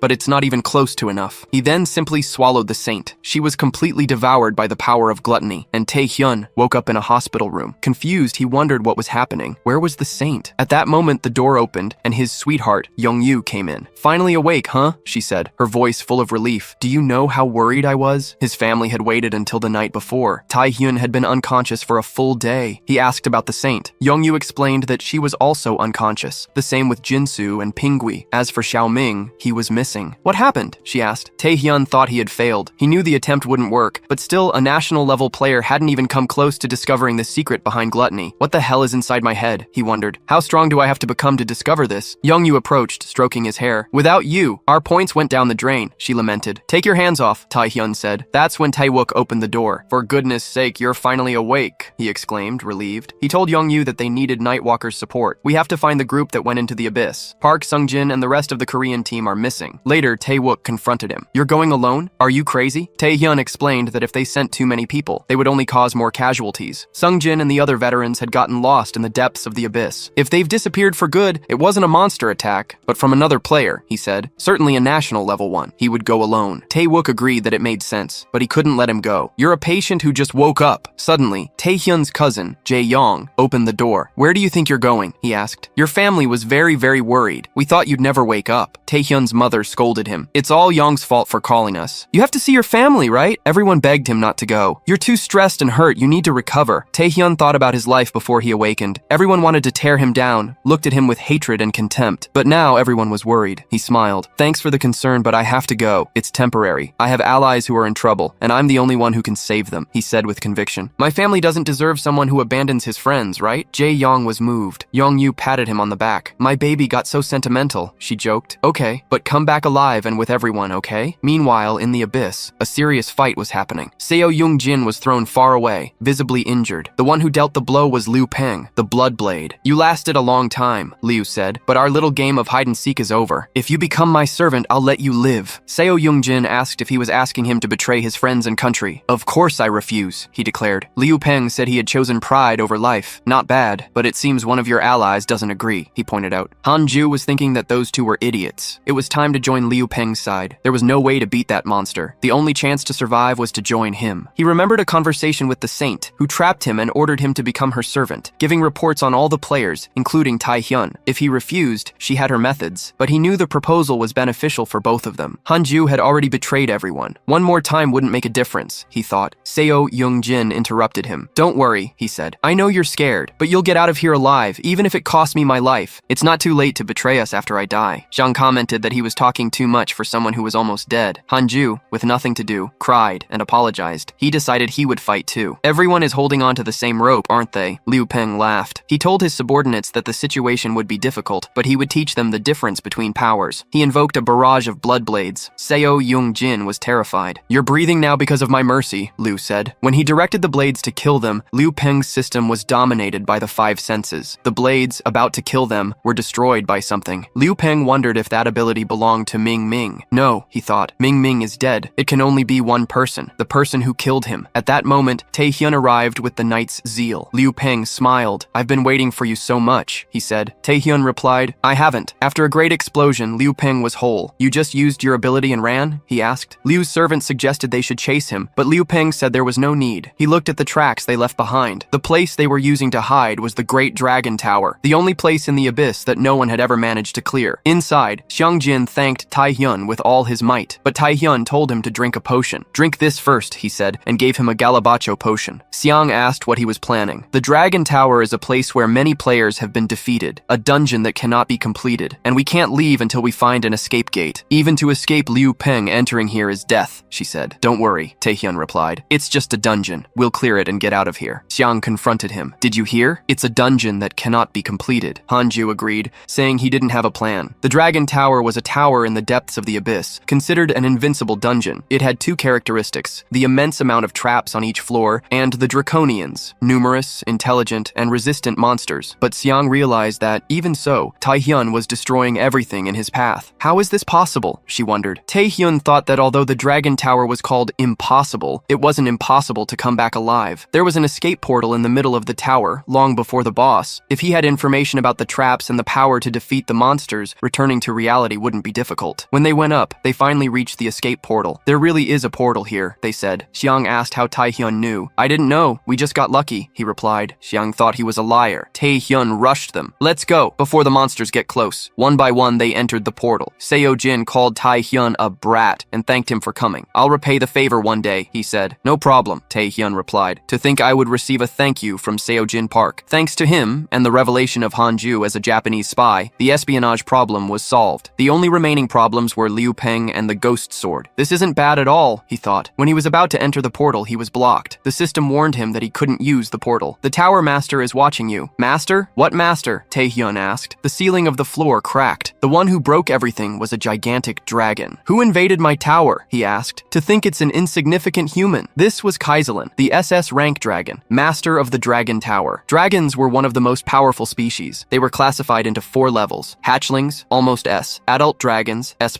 master dragons, SS, and the mythical classification, ancient dragons. Taehyun knew that this one was, at least, a master dragon. The bone dragon that Wolf Doro made was made from the corpse of an adult dragon. How powerful is this one, he wondered, and why did it appear out of nowhere? Kaizelin told him to disappear. Then, he spat fire, burning everything. Taehyun resisted the flames. The fight is inevitable, isn't it? He charged forward with the Night King's fist. The dragon didn't understand anything. Taehyun used his chains and gluttony beams to tie up Kaizelin. He thought his abilities were all connected. It shouldn't be enough to kill him, but I should be able to get an ability. But the dragon easily broke free and almost crushed him. What is this ridiculous durability? Taehyun wondered. Using his stealth, he thought he had to buy time. That's when he saw the person behind him, who slammed his head into the ground. Polymorphy, he thought. Kaizelin had transformed into his human form and created a sphere of fire to finish Taehyun off. After hitting him and hanging him from a pillar, Taehyun thought he couldn't even react. He had no way to fight an SS rank. Kaizelin used the check ability. The gluttony system tried to resist, but it wasn't enough to overcome the draconic power. All of Taehyun's abilities were sealed. Kaizelin said he felt nothing wrong. "This power that invaded my tower, it burned even stronger after touching my own power. It's definitely not the power of a mere human," he said. He asked Taehyun who he got this power from. He needed to know who the owner was. Taehyun thought, "The identity of my power. Even he wants to know. I want to know more than anyone, you jerk." "Tentacles?" Kaizelin asked. He was hit and thrown far away. How can a mere human do that? He wondered. A voice replied, "I was needing a new puppy. This little red lizard might do." It was Rosaria herself whom Taehyun had invoked. Rosaria scolded him. "It took you so long to invoke me. You're very irresponsible, you know." Taehyun replied that he couldn't trust a monster. Meanwhile, the president of the Korean Association received the news that Taehyun was also missing. "How is the person who rescued them missing?" he asked. Hanju said he didn't know. "We crossed the portal together." The president asked about Seo Jin. Xiang said he was making a scene to go back to the abyss and save Taehyun. Tae-wook said it was better to stop him. The president agreed. I don't know what the other presidents will do with this information, he said. No one can know that they are alive and that Taehyun is missing. With them lost, the games entered the 6th day. Soon, the Asian exhibition games would end. The rankings they had achieved up to that point would not have been possible without Taehyun. If he dies, the games will mean nothing, the president thought. Please, Taehyun, be alive. In the tower, a full-on fight was happening between Rosaria and Kaiserling. The fight looked more like a war. I could really die here, Taehyun thought. These two are complete monsters. The power is insane. It was certainly the right choice to call Rosaria, but was it the right choice to wait to call her until now? He had a reason for not invoking Rosaria before. The first was that the invocation required a lot of mana. Even after being invoked, the consumption continued. It would only be sustainable if he had mana potions, but the biggest problem was another one. Kaiserling used the power of the meteor, and a rain of meteors began to fall. Rosaria showed no fear and cut them all as if they were nothing. Taehyun thought that the problem was precisely how powerful Rosaria was. She tied up Kaiserling with her tentacles and threw him, breaking several walls. Rosaria being so powerful is very dangerous, he thought. Even if she decided to help me, I can't completely control her. Rosaria asked what he thought of her power. Taehyun thought that, despite everything, he could trust her for now. Kaiserling recognized her power. Truly impressive, succubus queen, but this only increases my confusion. Why is an Archduke of the Abyss helping a mere human? Aren't you ashamed? Rosaria called him a chatterbox for a little lizard. Archduke? Taehyun wondered. An Archduke serves the king. Rosaria might also know about the king. There might be some connection with him. What does she know? Rosaria told Taehyun that she was aware of his questions, but that he didn't have the right to know. And even if you did, you couldn't do anything, she said. But you must already know that. Regardless of the answer, you will continue on your path. The current situation is not easy either. Taehyun asked what she meant. That's when he noticed his hand. It was a reverse mana flow, because he was using too much mana at once. Kaiserling said that even if she was an Archduke, she was invoked by a mere human. A human could never withstand so much power, he said. If you insist on resisting, I will incinerate both of you. He prepared a power to finish them both off. Taehyun warned Rosaria of the explosion. But of course, Rosaria managed to defend herself. You are very persistent for a lizard, she said. She explained that her power was limited to Taehyun's body. If she stayed longer or used more power, he would die. I'll give you a gift before I disappear, she said. What gift? Taehyun asked. Rosaria hugged him and told him not to die. She kissed his forehead. The system warned him that he had received a kiss from the queen, and his hypnosis rank temporarily changed to S. He prepared the hypnosis to use on Kaiserling. What are you doing now? He asked. Inside Taehyun's mind, Kaiserling found himself in front of Gluttony. Gluttony said the damn succubus move was cool. She couldn't do the cleanup, so she left it to me. Kaiserling wondered if he was inside his mind. Is that one sitting on the throne the human from before? He thought that at first glance he looked the same, but the essence of that man, he was truly a living being. Gluttony said he had no business with him and told him to leave. Tell Gluttony to swallow him, he said. Poor Kaiserling didn't even resist. When he returned to reality, he was injured. Taehyun wondered what had happened. The rank changed, but this has never happened. Kaiserling is acting strange, but he decided he didn't have time to worry about it. He took another mana potion and went on the attack. This is my only chance. He used the power of Gluttony to run toward Kaiserling and made a large cut with the dagger. My attacks are finally working, he thought. He accumulated more power from Gluttony. Rosaria told me not to die. Who's going to die here? I need to learn more about the king and about my power. I need to get revenge on Asmodeus who killed me in my past life. I never had the chance to have a real life. Die here? No way. I'm going to defeat Kaiserling and come back. He used the maximum power of Gluttony. How does a mere human dare to do this? Kaiserling yelled. His head was torn off the next moment. The system warned that Taehyun's Gluttony rank had changed. Taehyun was lying down with everything around him destroyed. He thought he would die this time to the crazy dragon, but he got up. It's time to go back, isn't it? And that's how Kim Taehyun officially became a national rank player,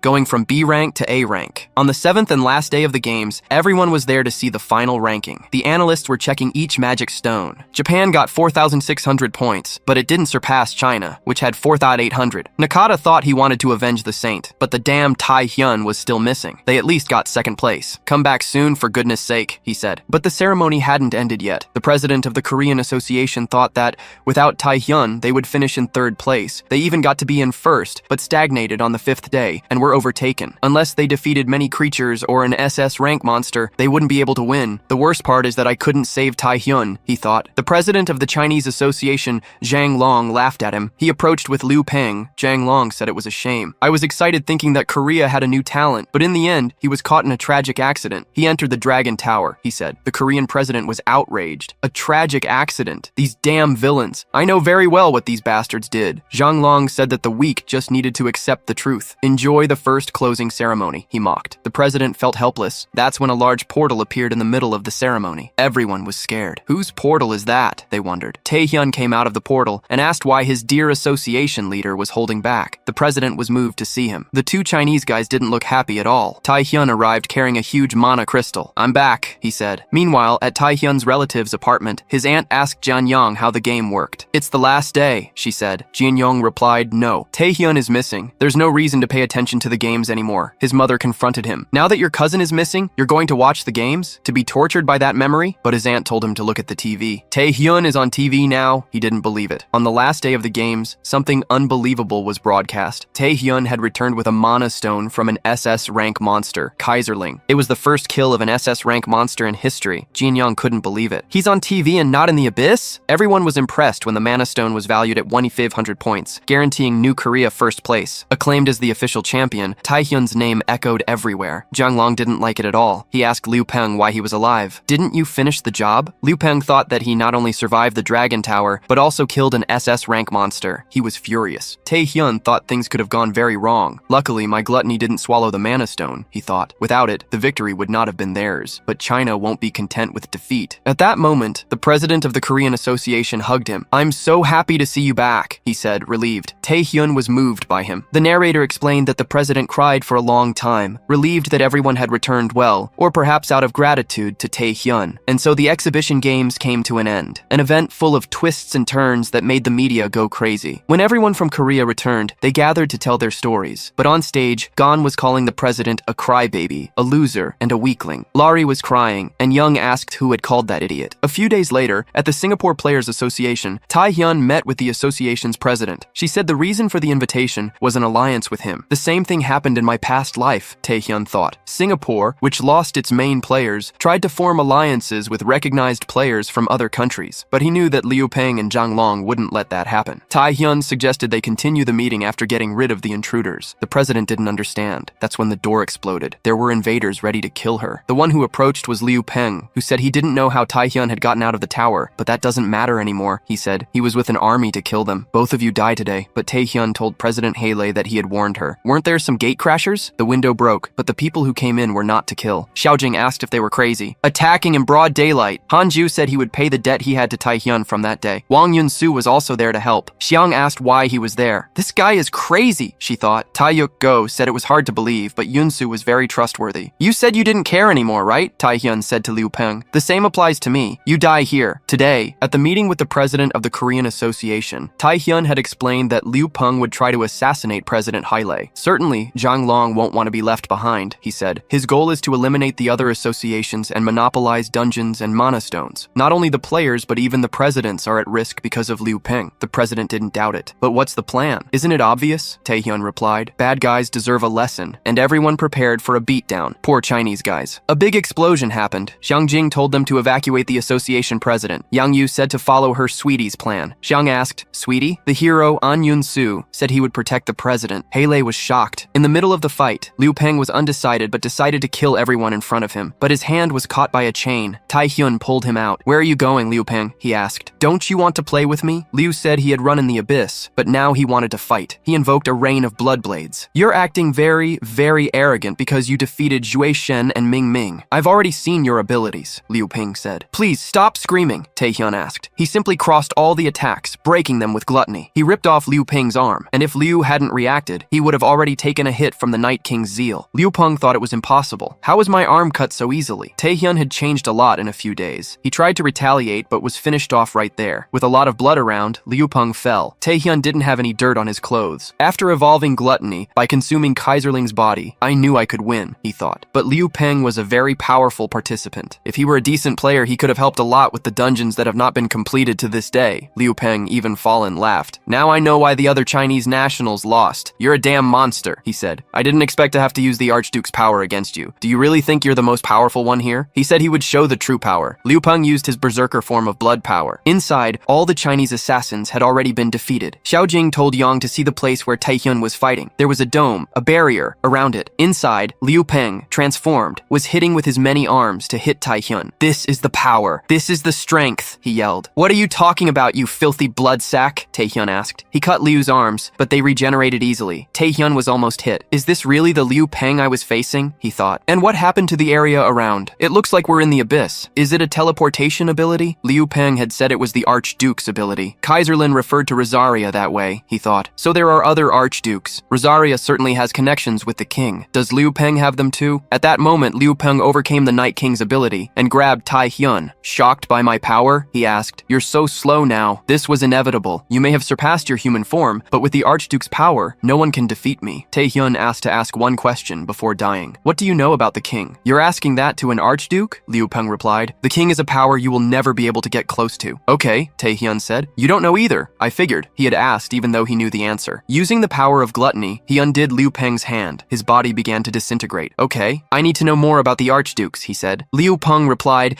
that he had been hiding his power all along. My business with you is over, Tai Hyun said. He told him to disappear. Liu Peng was devoured by gluttony. After devouring Liu Peng, Tai Hyun thought that Liu Peng knew about the Archdukes, but not about the king. Maybe only Rosaria knows, and according to him, there are more Archdukes besides her. If they are all at her level, they are incredibly strong monsters, he thought. I don't know how much they know about the king, but this is the only path I have. That's when Liu Peng's body transformed into a mass of blood and flesh, gathering at a single point. A voice said, that idiot kid talked so much about being the strongest, and that's all he has to offer? Humans are very mysterious and idiotic beings. It was Igman. You killed my contractor, didn't you? He asked. Igman gathered the power of blood. Contractor? Taehyun wondered. This mana, this power, it's probably the Archduke of the Abyss he had talked about before. Igman said he wanted to see Taehyun's abilities and attacked him with blood blades. Even wounded, he managed to narrowly dodge. It's the same ability that Liu Peng used, but the size and power are much greater, he thought. He tried to defend himself at all costs with gluttony. This guy is at the same level as Rosaria, he thought. He's not a being you can approach without thinking. Why did he appear out of nowhere? I need to survive. I'll use everything I have. Igman was impressed. The narrator explained that invoked creatures are affected by their contractor's power. If the contractor is weaker, the being can exercise more power through them. If they are more powerful, the contractor's body may not be able to handle it, and the invocation is cancelled. That confirms that Liu Peng is dead, Taehyun thought. Igman must have used his body as a catalyst. But there must be a limit to this invocation.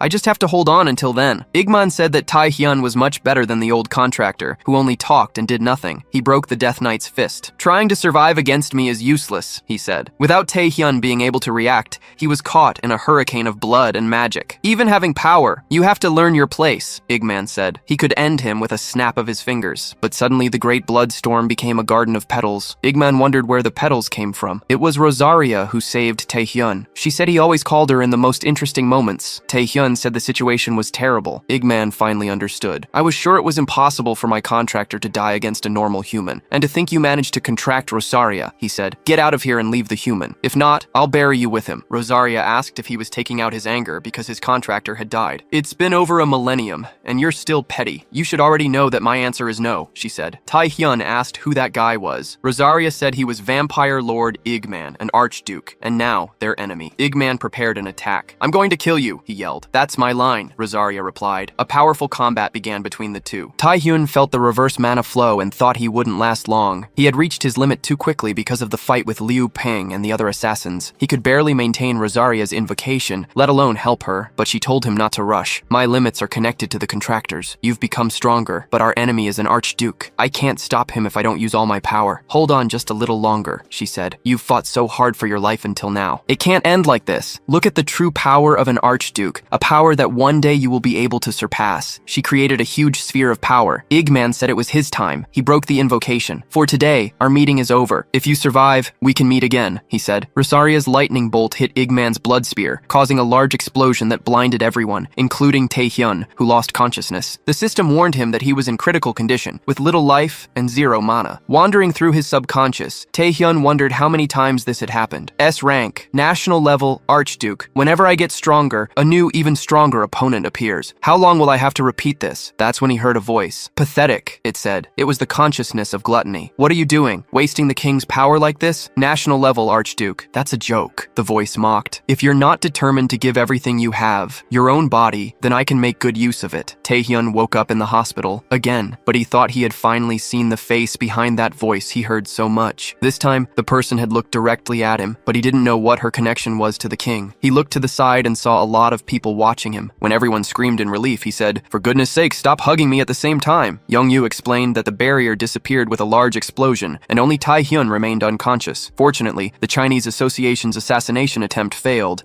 and Zhang Long, suspected of ordering the attack, was investigated. Later, Taehyun finally left the hospital. I'm finally out of here, he thought. Archdukes, and that copy in my mind. The closer I get to the king and gluttony, the more confused I get. But his rank was increasing. He looked at his status sheet and saw a new ability, which he couldn't use now. Blood Frenzy. To use it, he needed to consume powerful blood. Later, as promised, Taehyun had dinner with Youngyu. I was really scared this time, she said. Now that we're eating, what can we do next? Taehyun thought and replied, I'm going to start exploring dungeons in China and Japan. That's not what I asked, Youngyu complained. You promised we would go on a date after the games. Taehyun reminded her that he promised dinner, and that's what he did. But Youngyu doubted he would be able to enter the dungeons immediately. They are great sources of wealth. Even with the right, they won't let you in easily. Both the Japanese and Chinese associations will make excuses and drag the situation out until your right expires. But Taehyun already knew that. He had something in mind. If they drag it out for too long, I can do other things. He noticed his flaws. The ability he got from Liu Peng was Blood Frenzy, but he could never activate it. There's a condition to use the power of Igman's blessing. I need powerful blood. He had become a strategic asset, but he couldn't fight an archduke. To fight them and discover the truth about the king, he needed to get much stronger. Later, in an abandoned place, Taehyun found Bang Chaisu Brewery, which was closed. The door was open. An old man asked if young people didn't know how to read. It's closed. Get out of here, he said. Taehyun replied that his business was not with the brewery. I came to ask about combined abilities. The old man turned around. How do you know that? Who are you? Taehyun introduced himself as national level player Kim Taehyun, and a man who is about to save you. The narrator explained that Bang Chaisu, the brewery owner, had a unique S-rank ability, Fragments of a World, but he didn't want to use it. A person said he was arrogant for not wanting to save the world, but Bang couldn't ignore his only son. He tried to fuse the abilities of the villains his son brought, but one of the experiments overloaded the mana body. You couldn't find out why, Taehyun said. The people you and your son brought continued to die or went crazy because of the reverse mana flow. Your son fled for fear of retaliation, and you swore never to use the ability again out of regret. Bang was shocked. How do you know all this? He asked. And you still want me to use my ability? You're crazy. Go away. He said it didn't matter if he was S rank or national level. He had already destroyed many things with this ability and would not use it again. But Taehyun calmed him down. He invoked his gluttony. There's no way my body will break, he said. Later, Bang asked if that was true. The reverse mana flow wasn't your ability's fault, Taehyun explained. It was because your ability was too strong for the villains' bodies. It caused an overload. My bodies are strong, and even if it doesn't work, I won't die. Bang wondered how that was possible. His abilities, which he thought were curses, were resolved by a young man in an instant. Who is the real Taehyun? It's as if he knows the future. By the way, Taehyun said, don't tell anyone that I came here. Even if I die, no one will know that you killed me. Don't say such things, Bang begged. Taehyun thought that in his previous life, Bang's guilt was only uncovered 10 years later. Too late. He died of regret. It's a good thing I wasn't late. The system asked if he wanted to make 3 ability combinations: Stone Skin with Stealth, the Zeal of the Death Knight King with Paralysis, and the Heart of the Monarch with the Silent World. Bang was impressed. 3 different combinations? How does one person have so many abilities? Taehyun thought he couldn't detect abilities without a fixed origin, like Gluttony or Rosaria. He told Bang to continue. Okay, Bang agreed. Here he goes. At the headquarters of the United States Players Association, President Kevin Lee was in a meeting with the strongest players. Gregor Gale, the top 10, asked if there would be a war. Dylan Gray, the third best, told him to be more respectful. Ricky Hollis, top 2,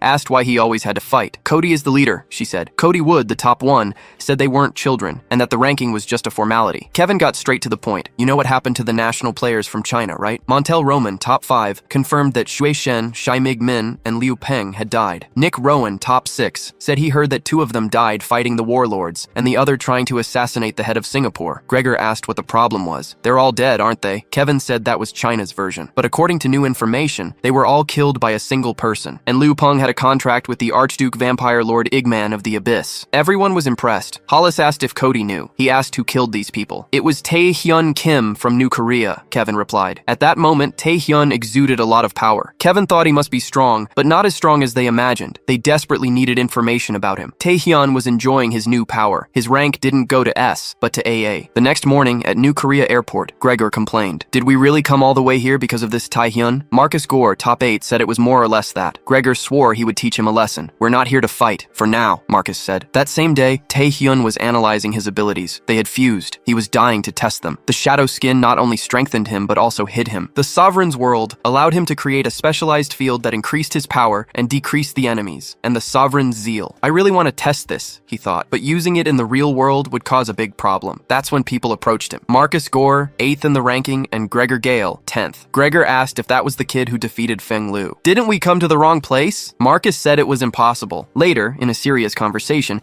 Taehyun asked what business they wanted to do. Marcus said he was impatient. They just wanted to talk. Marcus used the ziggurat ability to analyze Taehyun. Full name, rank, status, abilities, even his mental state. I've never seen an AA rank, he thought. Taehyun's status makes him a national, but maybe it's not enough to defeat Feng Lu. But when he checked the abilities, Gluttony blocked the ziggurat. This has never happened before. Marcus was shocked. He became very curious about Kim Taehyun, Korea's newest national player. Now he understood why the president was so interested. What do you want from me? Taehyun asked. Marcus said they wanted a partnership for the dungeon in China that he won as a reward. The US president wanted to investigate it, and since Taehyun defeated Feng Lu, Zhang Long would try to stop him from entering. Their goals aligned. If Taehyun allowed them to enter, they would help him complete the dungeon and get rid of the problems with Zhang Long. Marcus knew that a contract with Kim Taehyun would be beneficial. Even if he refused, it would be clear that they were not enemies. Taehyun refused. Marcus thought it was a shame, but he respected the decision. But Gregor told him to stop. We came all the way from the United States, and he refuses? Marcus told him to let go of Taehyun. Gregor said he didn't negotiate with kids like that. Look how weak the monsters are, he provoked. Taehyun thought it was strange. Marcus wanted a friendly relationship, but Gregor was ruining everything. But Taehyun noticed the look in his eyes. He had seen that look many times. Gregor didn't want to fight for a specific reason. He just refused to believe that Taehyun was at the same level as him. Okay, Taehyun said. If you really want me to say yes, I want to see who is the strongest. He thought it was a great opportunity to test his new abilities. Later, in an arena with an anti-ability barrier, the secretary Haya Yan asked, Taehyun wants to gamble in our arena? This is going to destroy our structure. Do you really think the arena will withstand two national-level players fighting? Gregor liked the idea. I like the way you think, he said. Taehyun replied that he hoped he would like the end. Don't worry, Gregor said. I always love a good hunt. He transformed into a huge beast. A single blow decimated part of the arena. Haya Yan was desperate. Gon asked, what the hell is that? A giant werewolf? Marcus explained, that's his ability, the heart of the wolf. He transforms into a werewolf, further increasing his physical abilities. Marcus thought it was a shame they couldn't get a friendly relationship with Taehyun, but now he would see how powerful the man who defeated Lim Pang was. Gregor chased Taehyun. He thought Taehyun was an idiot. Marcus told me everything with the ziggurat. His stats are inferior to mine, and I transformed into a werewolf, further increasing my abilities. A brat like him would never be at my level. Taehyun let himself be caught. It's no wonder you're the number 10 rank in the United States, he said. I hope you're strong enough not to die when I test my abilities. Taehyun simply swallowed Gregor and the entire arena with his next ability, creating a black goo. This was the Sovereign's World, the mix of World of Insensitivity with Heart of the Sovereign. Inside it, the user gains more power and the enemy loses. Gregor asked what place that was. Where's that damn guy? He took a punch to the face. The second ability, Shadow Skin, the combination of stealth and stone skin, allowed him to finish off Gregor without him seeing. Gregor tried to retaliate with an attack from his claws,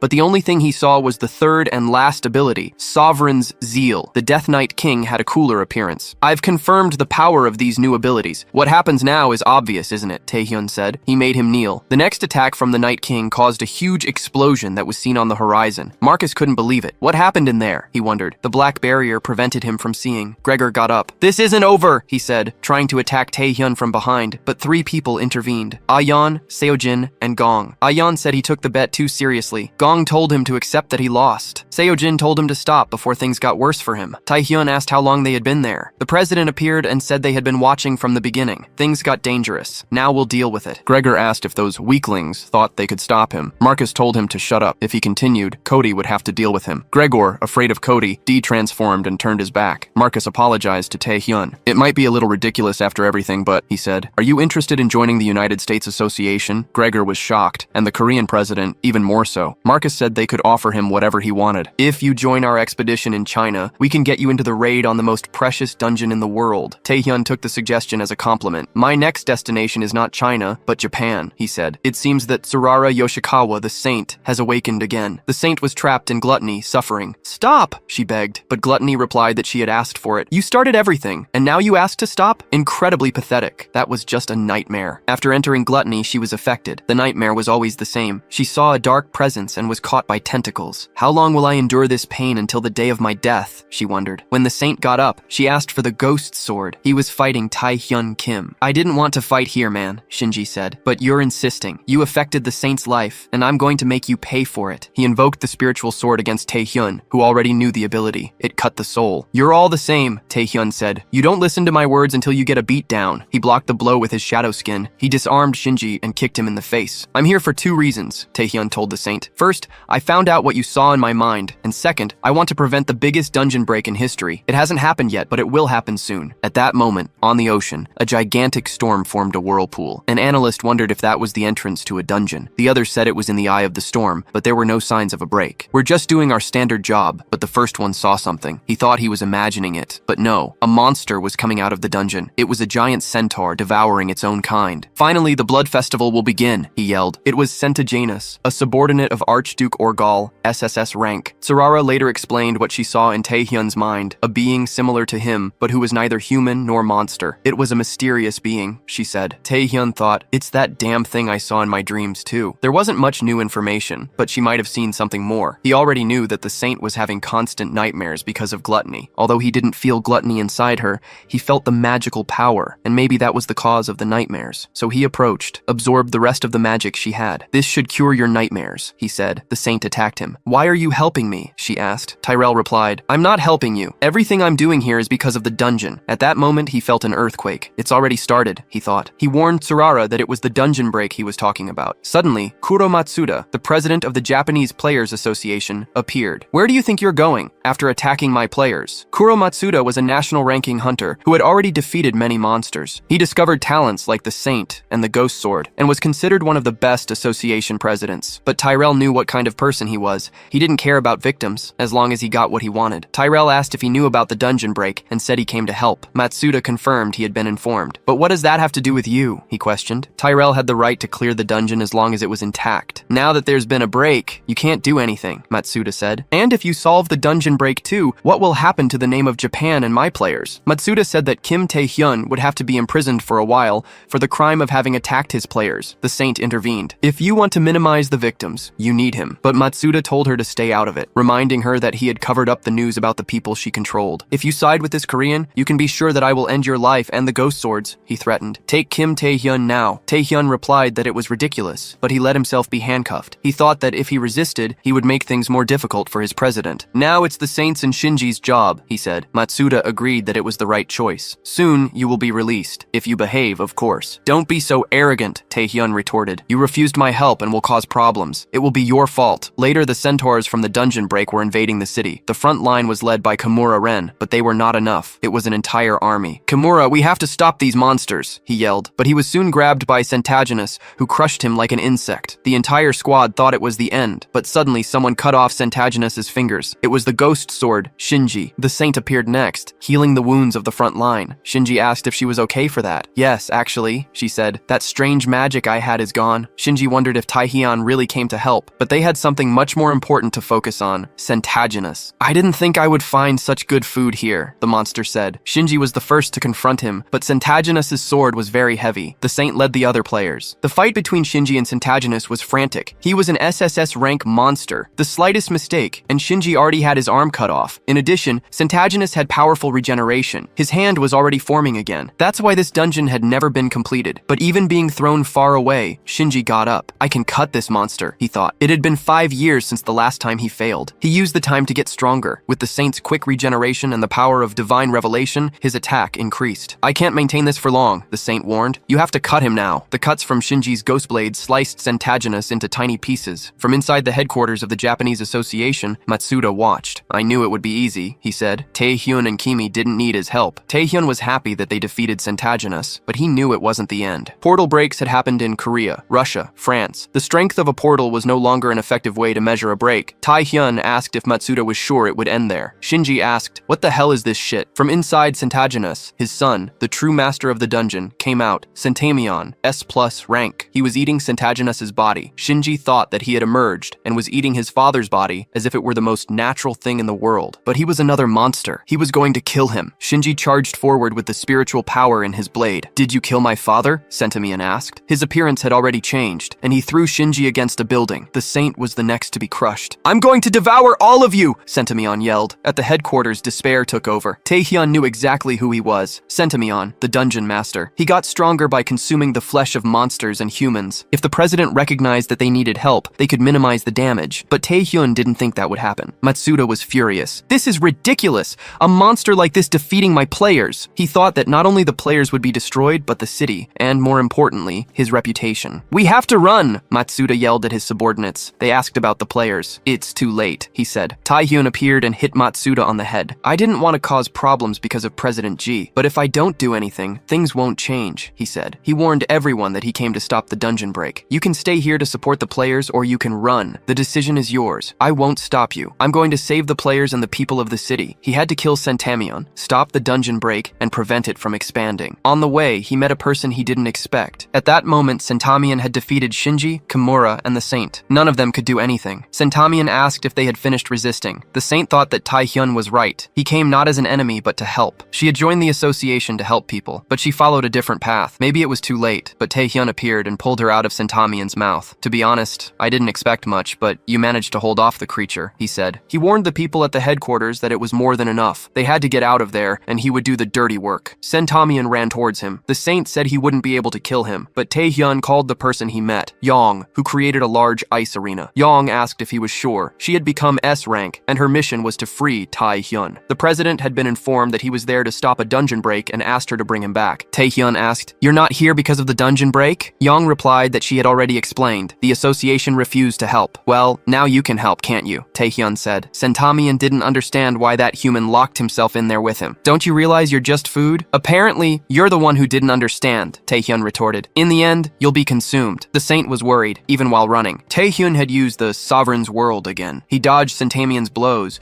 but he only managed to make superficial cuts, which healed quickly. Centamion located him even with stealth activated. That's why Taehyun used the Death Knight King to make him kneel, but the monster blocked the blow. Indeed, you are a strong prey, he said, but you will be consumed. Look at the other side, Taehyun said. Can you block that? A huge mouth made by gluttony devoured part of Centamion's body. Taehyun knew he was at a disadvantage, so he needed to channel his magical power into gluttony and end it quickly. But gluttony had warned that the power didn't belong to him. Again, he found himself in front of that mysterious figure. Who are you? Taehyun asked. Why do you keep appearing? What do you want? Gluttony said it wanted to use Taehyun to get to him. It needed someone who could use their own abilities and not just take advantage of others. It's a test to determine who you really are, Gluttony said. Taehyun asked, who do you think I am? At that moment, he was hit by his own system. An unknown power was activated inside him and Gluttony was cancelled. He could no longer use Gluttony or the abilities he devoured. He would have to face Centamion without abilities. Centamion crushed him with his spear. Ion tried to save him. Taehyun thought, that bastard blocked all my abilities. But I knew from the beginning that the power wasn't mine. It was the king who gave it to me. I've always been useless, a piece of crap, but I can't lose this power out of nowhere. It's unfair. Centamion continued massacring him. Ion appeared and blocked him with an ice wall. I'll buy you time. Go to the Saint and heal, she said. You have no chance against him, Taehyun replied. That's why I'm going to buy time. You're the only one who can defeat this monster. Didn't you come here to stop the dungeon break? If you die, we're all going to die. Taehyun thought she was right. It wasn't time to bow down. If he didn't defeat Centamion, humanity would be in danger. He needed a way, but he didn't know how. He remembered an ability that he still had available, the Blood Deluge. The condition was to consume powerful blood. The only alternative was Centaginus's body. Ion was about to be killed by Centamion when he felt the presence of Igmon, one of the archdukes, leaving him. The power healed his body and increased his stats by 250. Centamion couldn't believe it. It's the archduke's magic! Who the hell are you? The conditions were activated, and he was able to use the Blood Deluge. Gluttony in his mind said, I was worried about having left him without any abilities, but I had nothing to worry about. The boy is interesting. He consumed a monster's blood to use Igmun's power. It's good that you're getting stronger. You have to realize how complacent you were being, that the power you were using was of a different nature than yours. Only then will you become strong enough. With a punch, Taehyun knocked down Centamion. The monster wondered how that was possible. Can a human use the power of an archduke? But Centamion tried to attack him again, devouring more bodies to get more powerful. Taehyun approached Ion's body, who was alive. He was analyzing Igmun's power. His blood was boiling, and his heart felt like it was going to explode. Despite the pain, his body felt lighter. When Centamion went for the final attack, Taehyun activated the power of the protagonist, dodging all the blows and finishing off the centaur, piercing his chest. The blood deluge not only gave him monstrous stats, but also a red eye. My eye has already looked like this because of gluttony, he thought, but this is different. With the red eye, he saw where the magic flowed in the monster's body. He could know exactly what the creature would do and where its heart was. "What are you doing?" Centamion asked. "You can know the answer in hell." Taehyun exploded the centaur's head. "Now I have one more thing to find out," he thought. After he defeated Centamion, the dungeon break incident in Japan was over. The Japanese association focused on treating the victims and recovering the damage. Kuro Matsuda, who refused to do his part, was detained and placed under investigation. Yun Lim had only minor injuries and was worried about the president's reaction, but he said he was just happy that she was okay. The Saint and the Ghost Sword publicly apologized for the crimes they committed. The Saint promised to become a better player. Meanwhile, at the United States Association, the president said it was impressive. "Kim Tae-hyun has talent. He killed an SS plus rank monster alone. I thought only Cody would be capable of that." Marcos said he became even more powerful after the games. "That red magic can only be the power of an archduke," he thought. The president said it was a shame he hadn't recruited him. People like him are not controlled by money or state. The only things that move them are their ideals and goals. Marcos asked if he had made a decision. "Yes," he replied. "We're going to make our move even without him. Everything we do is for the advancement of humanity." In front of him was his perfect experiment. Taehyun took a potion and tried to use the power of gluttony, but it still didn't work. His abilities were sealed. But he had a new ability from the blood deluge, the monster eye, which activated his red eye. Sang Ixeo, master of the Alchemists Guild, said he had failed again. He thought the potion he made would work. Sang Ixeo's ability allowed him to mix ingredients to make potions with any effect. "Sorry it didn't work," he said. Taehyun replied that it was fine. "This curse is stronger than we expected. If Sang Ixeo's power didn't work, I only have one option. Maybe I have to talk to that damn person." Sang Ixeo asked what he would do. "I'm going to have to resort to someone from outside," Taehyun said. "Ricky Harley's the curse removal specialist from the United States. I need to see her." At that moment, she was in front of the president of the Chinese Association Long. "As I have informed you several times, I am not here as a player," she said. "I am an investigator for the World Association to investigate the accusations that you ordered assassinations. And as expected, this was not the only crime. Unauthorized experiments are being conducted here in China's uncleared dungeon." She asked if he would cooperate with the investigation. Long asked, "And if I refuse?" Taehyun thought, "I have to find her before she disappears, like in my past life." Ricky remembered a conversation with Marco,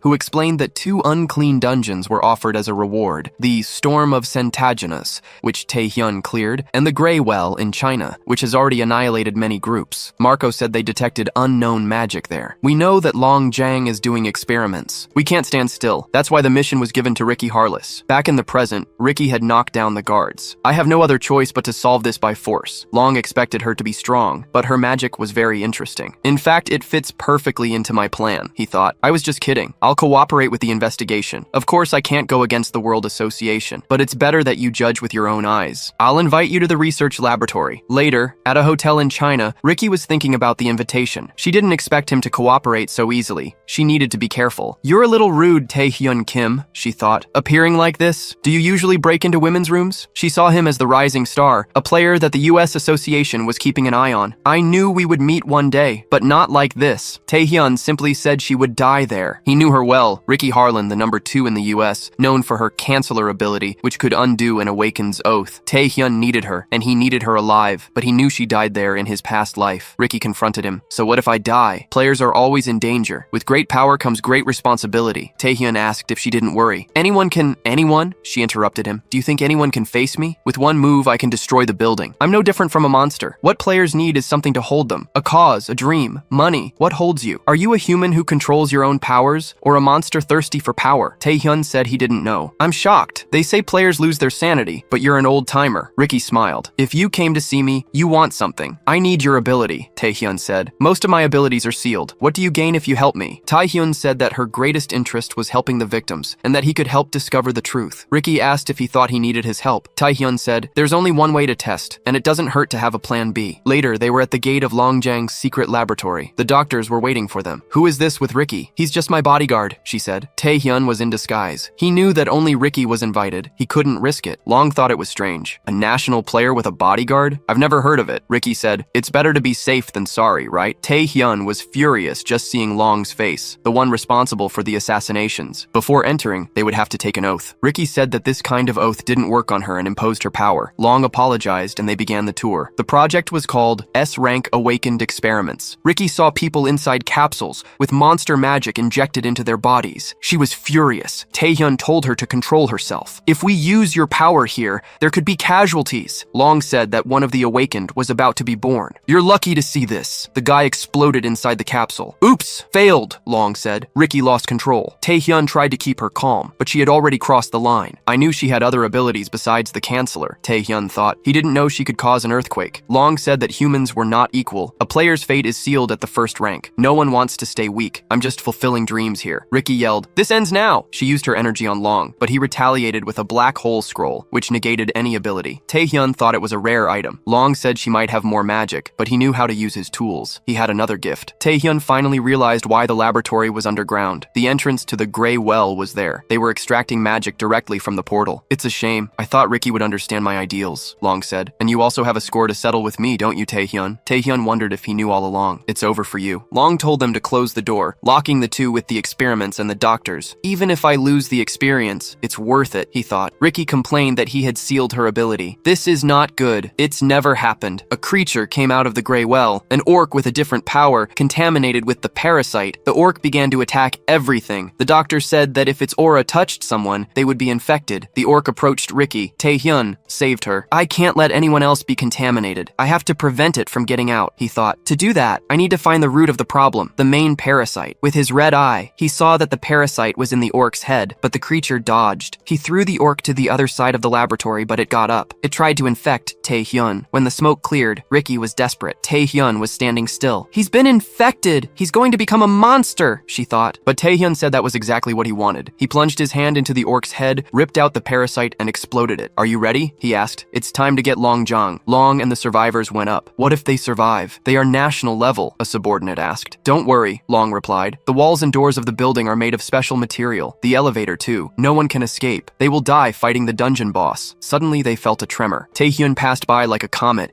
He was healing everything in his path. Long, we have a score to settle, don't we? Long thought that kid always got in his way. Taehyun thought that Long had never faced him, so he shouldn't have any ability. But Long blocked the blow with his bare hands and threw him away. Where did this strength come from? Taehyun wondered, but his eye already had the answer. Long injected monster magic into himself. He was half monster. He made himself a guinea pig, Taehyun thought. Long said he didn't want to get involved, but he would have to exterminate the pests with his own hands. Taehyun said, I thought she would never arrive. Long was trapped by energy bindings. It was Ricky who did it. She apologized for the delay. I can't jump as high as you. It took me a while to get rid of the obstacles. She admitted that Taehyun was impressive. He can use abilities with the black hole active and pass through walls. He still wants my help, which means he has blocked abilities. I'm still going to be surprised by you. Long freed himself from the bindings. Taehyun said he had power to spare, but soon we'll get rid of this plague. When Long went on the attack, Ricky said he had no etiquette. She tore off his arm with her energy. Taehyun propelled himself with her body and hit Long with his claws, tearing off the other arm. Ricky thought he wasn't a common player. Long got up and hit Ricky with his regenerated arm and pushed Taehyun away. Long's regeneration was powerful. Your attacks are useless, he said. My body can regenerate forever. Taehyun realized it would be difficult. His arm was shaking. Your power is unsatisfactory, Long said. It would be a waste to kill you. How about you join me? You have a contract with an archduke. You are impressive enough to be by my side. Taehyun wondered if he knew about the archdukes. Long said that national players were nothing compared to those who made contracts. Join me at once. Taehyun approached and told him to shut up. He would never believe people like him. Ricky said she would leave it to him and use the canceller. Taehyun could use all his abilities again. The first was the sovereign's zeal. Long was intimidated. You want to join forces? How pathetic do you have to be to ask that? Taehyun used gluttony. I will never join forces with a failure like you. Long couldn't believe he was about to be devoured. He had all the power to be the pioneer of the next evolution, but it didn't matter. He needed more power. A creature appeared. Then sacrifice your body to me. It almost hit Taehyun. The winged monster destroyed the elevator and killed the scientists. Ricky thought she had seen everything, but this was different. Taehyun saved her. I only suspected, but he really appeared. This is the master of the Grey Well, the Grey Toxin. In Taehyun's past life, this dungeon caused global consequences. The toxin's parasite spread throughout the world. Long had injected the creature's blood into himself,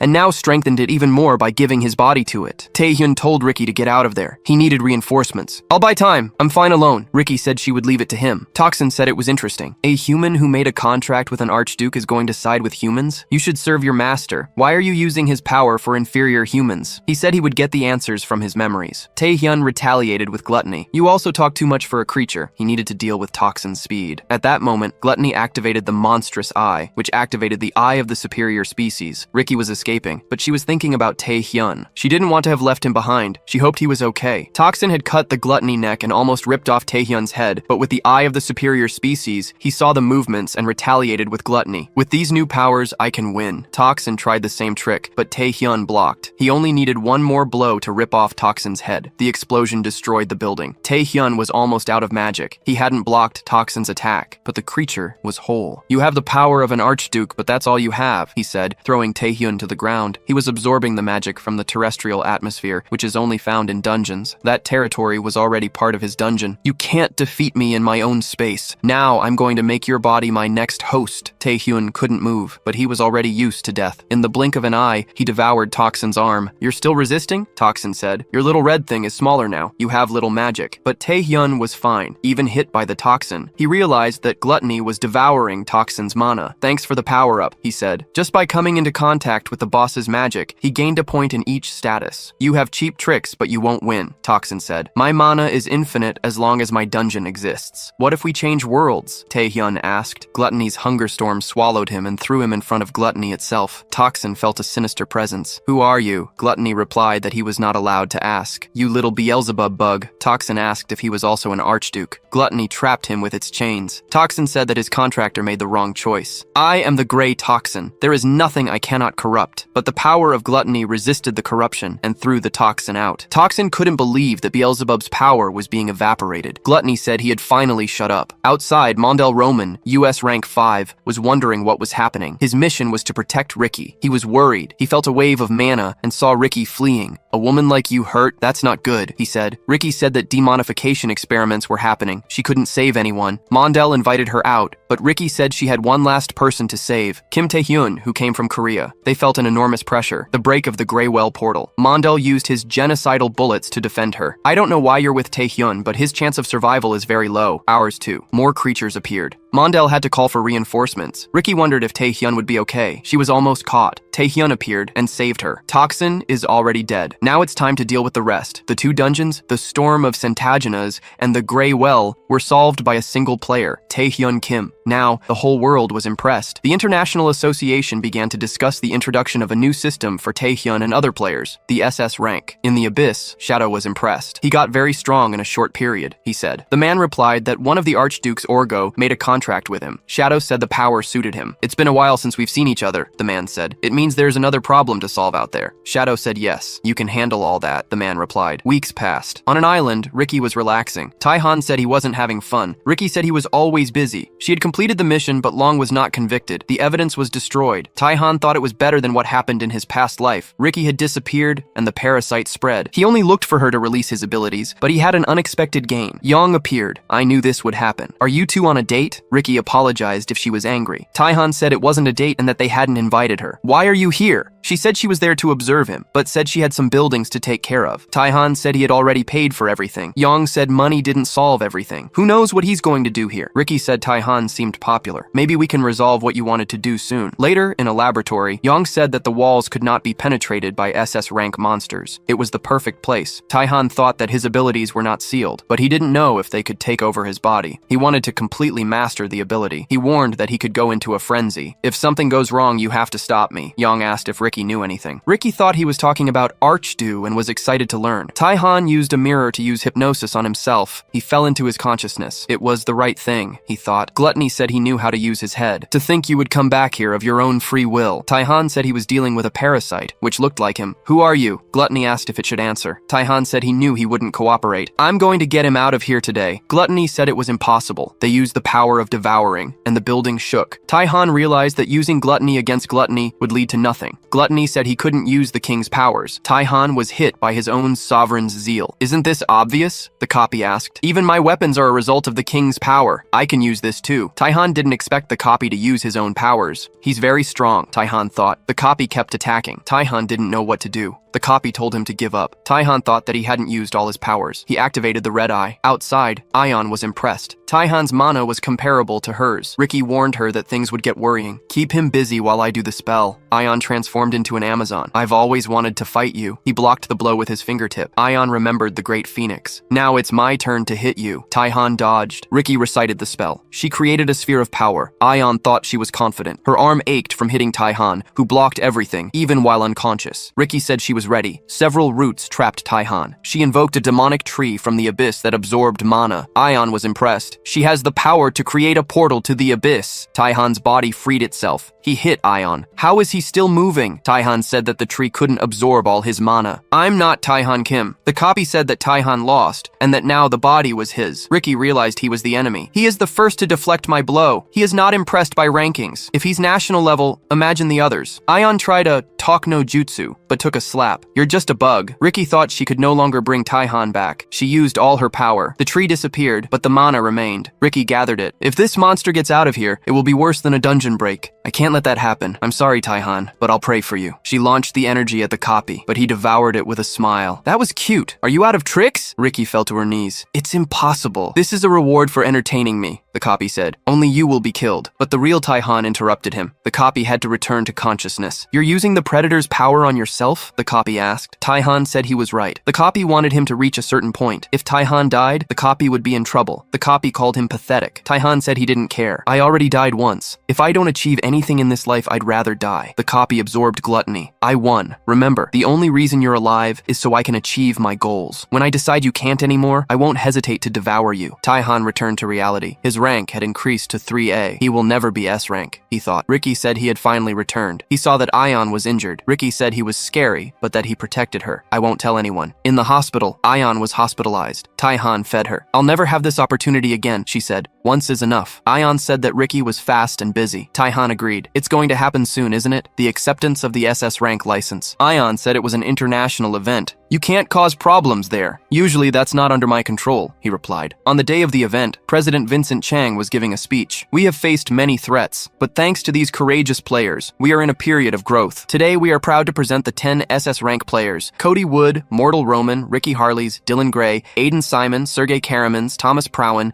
Daniel Harrington, Alexandra Bejo, and finally, Taehyun Kim. Taehyun thought, finally, I'm here. He went through everything. He managed to become an awakened, an S rank, a national, and now the highest point. But he was not satisfied. The license was just part of the process. The Archduke, the copy, the king were mysteries he needed to unravel. He had to keep growing. Jin Rung, the president, punched Taehyun on the back to congratulate him. That punch hurt, Taehyun complained. How does an SS rank get hurt by a little punch? You should understand, Jin Rung said. He was happy that a player like Taehyun came from their country. We can do great things in the future. I thank you for everything you did. I just did what I had to do, Taehyun replied. Ricky approached. It's good to see that you're all so happy. She asked how Taehyun was. He, in turn, wanted to know if Ricky was feeling better. She said she was still a little affected because he hit hard. My body is small, skinny, she said. You did it on purpose, didn't you? The president and Taehyung, who were listening, were embarrassed. What is this topic, guys? Ricky then changed the subject. By the way, there's a person who wants to meet you today, and that person was Cody Wood. He approached and greeted Taehyun directly. Taehyun realized the situation. Now he was an SS rank, at the same level as Cody Wood, the face of all the players in the world, the man who fought the most on the front line against the abyss, the most powerful player. Taehyun felt intimidated, but he managed to shake Cody's hand. It's great to meet you, he said. Cody replied that from there on, they would work a lot together. It will be a huge pleasure. Suddenly, the president of the International Association arrived with bombshell news. The International Association accepted the United States offer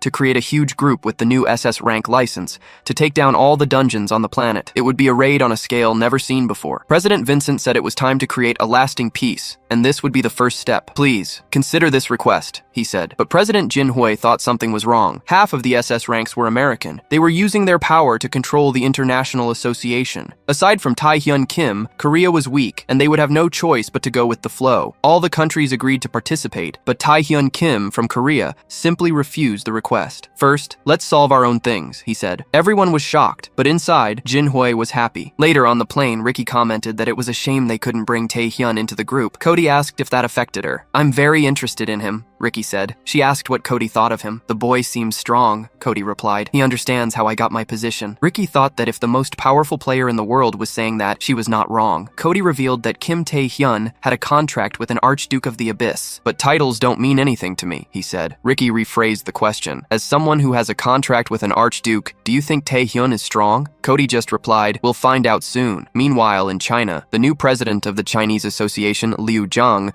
wondered why no one paid attention to China. It's all because because of that damn Tae-hyun Kim, he thought. He decided he would have to use the last resort, the information about the Grey Well. Suddenly, he heard screams from outside, and the power was cut. Someone opened the door. "You're the new president, aren't you?" the person asked, apologizing for appearing late. "I'm a little jet-lagged." He introduced himself as Wing Chong, the leader of the Malignant Guild. The next day, at the Nightwalker's base, Ayeon didn't understand. She thought Tae-hyun was planning something great, but he just wanted to clear dungeons without help from other countries. Jinhui didn't know whether to laugh or cry at the refusal. Ayeon said that Tae-hyun had put him in an embarrassing situation. "I know you're strong, but the others are too," she warned him. Tae-hyun said that was exactly why. "Korea can't depend on me forever, and unexplored dungeons are a great opportunity for our country to grow." Ayeon agreed, but said he was rushing. "Yes, I am," Tae-hyun said. "We don't have much time." He explained that from now on, he would work mainly in the Abyss. The players would be divided into two categories: pioneers in new areas of the Abyss, and those who would fight against monsters and villains on the surface. Tae-hyun was promoted to SS rank for his activity outside the Abyss. Ayeon asked if he was going to the Abyss right after the promotion. Tae-hyun knew that the answers he was looking for about the copy and the king were in the Abyss. He couldn't achieve his goal by operating only on Earth, but while he was away, the country would be in danger. "That's why I need other powerful players to put my plan into action," he said. Ayeon said she didn't understand him. "It's as if you're living in another world. Who are you, really?" Tae-hyun cut her off. "I don't want to say. I don't want to talk." Ayeon warned him that it wasn't a joke. "I'm serious." Tae-hyun replied that even if he explained, she wouldn't understand, but she would soon have an opportunity. She asked if she wouldn't need to make an Awakens oath. "No," he said. "I never go back on my word." Ayeon confronted him, asking why they were having that conversation. Tae-hyun hoped she would be in his group. "But you seem busy with the paperwork." Ayeon said she couldn't do anything else. "Then you can give me some recommendations," Tae-hyun asked. Ayeon called him cute. "Do you want my approval to make this group? I would put you in my group with or without your approval," he said. Later, Gwan said he knew that Tae-hyun would look for him. The first recruited was Gwan, who gained the title of Korea's best tank after the saint healed his arm. The second was Seo Jin Par, for obvious reasons. Hanji Seo and Siang Kwak were also recruited. In the room were all the players who represented New Korea. Ayeon Lim wondered if she could really be there. That's when Tae-hyun arrived. He thanked everyone. "I'm sure you already know what's going to happen. All of you are going to join my group to conquer never-before-explored dungeons," he said. Seo Jin said it was an honor, but asked if it was possible. "I've heard that all unexplored dungeons are SS rank or above, but we are all just S rank." Tae-hyun replied, "Only for now." He knew they all had potential. He was confident in Ayeon Lim's power growth, which made her nervous. "I didn't say that just to make her feel better," Tae-hyun thought. "Everyone in this room became SS rank in my past life. Of course, it took time, but in this timeline, things have changed. I've sped up the plan a little." Gwan yelled that they would do their best. "But," Tae-hyun warned, "you will die if you enter an SS rank dungeon now. We will enter in a month. For now, we're just going to train. The first training will be in the Sovereign's world." A month later, in a dungeon in France, the International Association group was on a raid, winning easily. Gregory and Marcus were talking about Kim Tae-hyun and his group, which seemed to be doing well. Meanwhile, in a dungeon in Greece, the Snake's Nest, Gwan was running for his life. Everyone was thinking they were going to die, but it would be Tae-hyun Kim's fault, who was killing everyone there. The training was ruthless. Hanjin just wanted to go home. Ayeon was out of breath, but Tae-hyun thought it was a great result. "They are getting much stronger. The training is working." Seojin and Gwan noticed some strange stones. Ayeon said they weren't stones. They were players who disappeared there. The boss was obvious. The SS rank creature, Medusa. "Who gets it first?" Tae-hyun asked. "The skin of that snake should make a very beautiful bag." The group wondered if they could win. Their bodies froze with fear. But Tae-hyun encouraged them. "What are you doing? Remember everything you've done in this last month. You have to reach your limits." Seojin thought Tae-hyun was right. Ayeon felt she was stronger. Gwan said, "There's no other choice, right?" They would use the plan they practiced. The formation. Gwan on the front line, Seojin the main attacker, and Kwaki and Hanjo in the back. But Medusa found their attacks insignificant. "That's tickling," she said. She attacked with her trident. Gwan climbed onto her weapon. "These attacks are nothing," he said. He used the blessing of the ancient dragon. Seojin approached Medusa's head, and Ayeonlin froze her arm. They attacked, causing great damage, but she broke free and retaliated. After all, she was an SS rank creature. The plan wouldn't be perfect. Hanjo and Kwaki hindered the attacks, blinding the Medusa. Gwan defended the team. Seojin and Ayeonlin attacked. Taehyun thought the plan was good, but the Medusa wasn't going to stand still. She roared. Her movements became wider, but Gwan disappeared. He was right behind her, using the blessing of the Minotaur Queen. He hit her with a headbutt that knocked her down. This is his ace in the hole, Taehyun thought. Everyone attacked the Medusa at the same time, and she fell. The group couldn't believe it, but they won. Taehyun congratulated them. "You did very well. I knew you could." Gwan said they were stronger than they expected, but Taehyun knew it wasn't the end. From inside the Medusa, a portal appeared. The true boss, Basilisco Storia, None of you will escape, he said. Storia was the one who petrified the people, not the Medusa. Everyone except Taeyun was petrified. Storia asked if he was the one who took down the Medusa. No, Taeyun said. It was them. Storia didn't believe it. Weaklings like these? Taeyun said that maybe Storia's little monsters weren't well trained,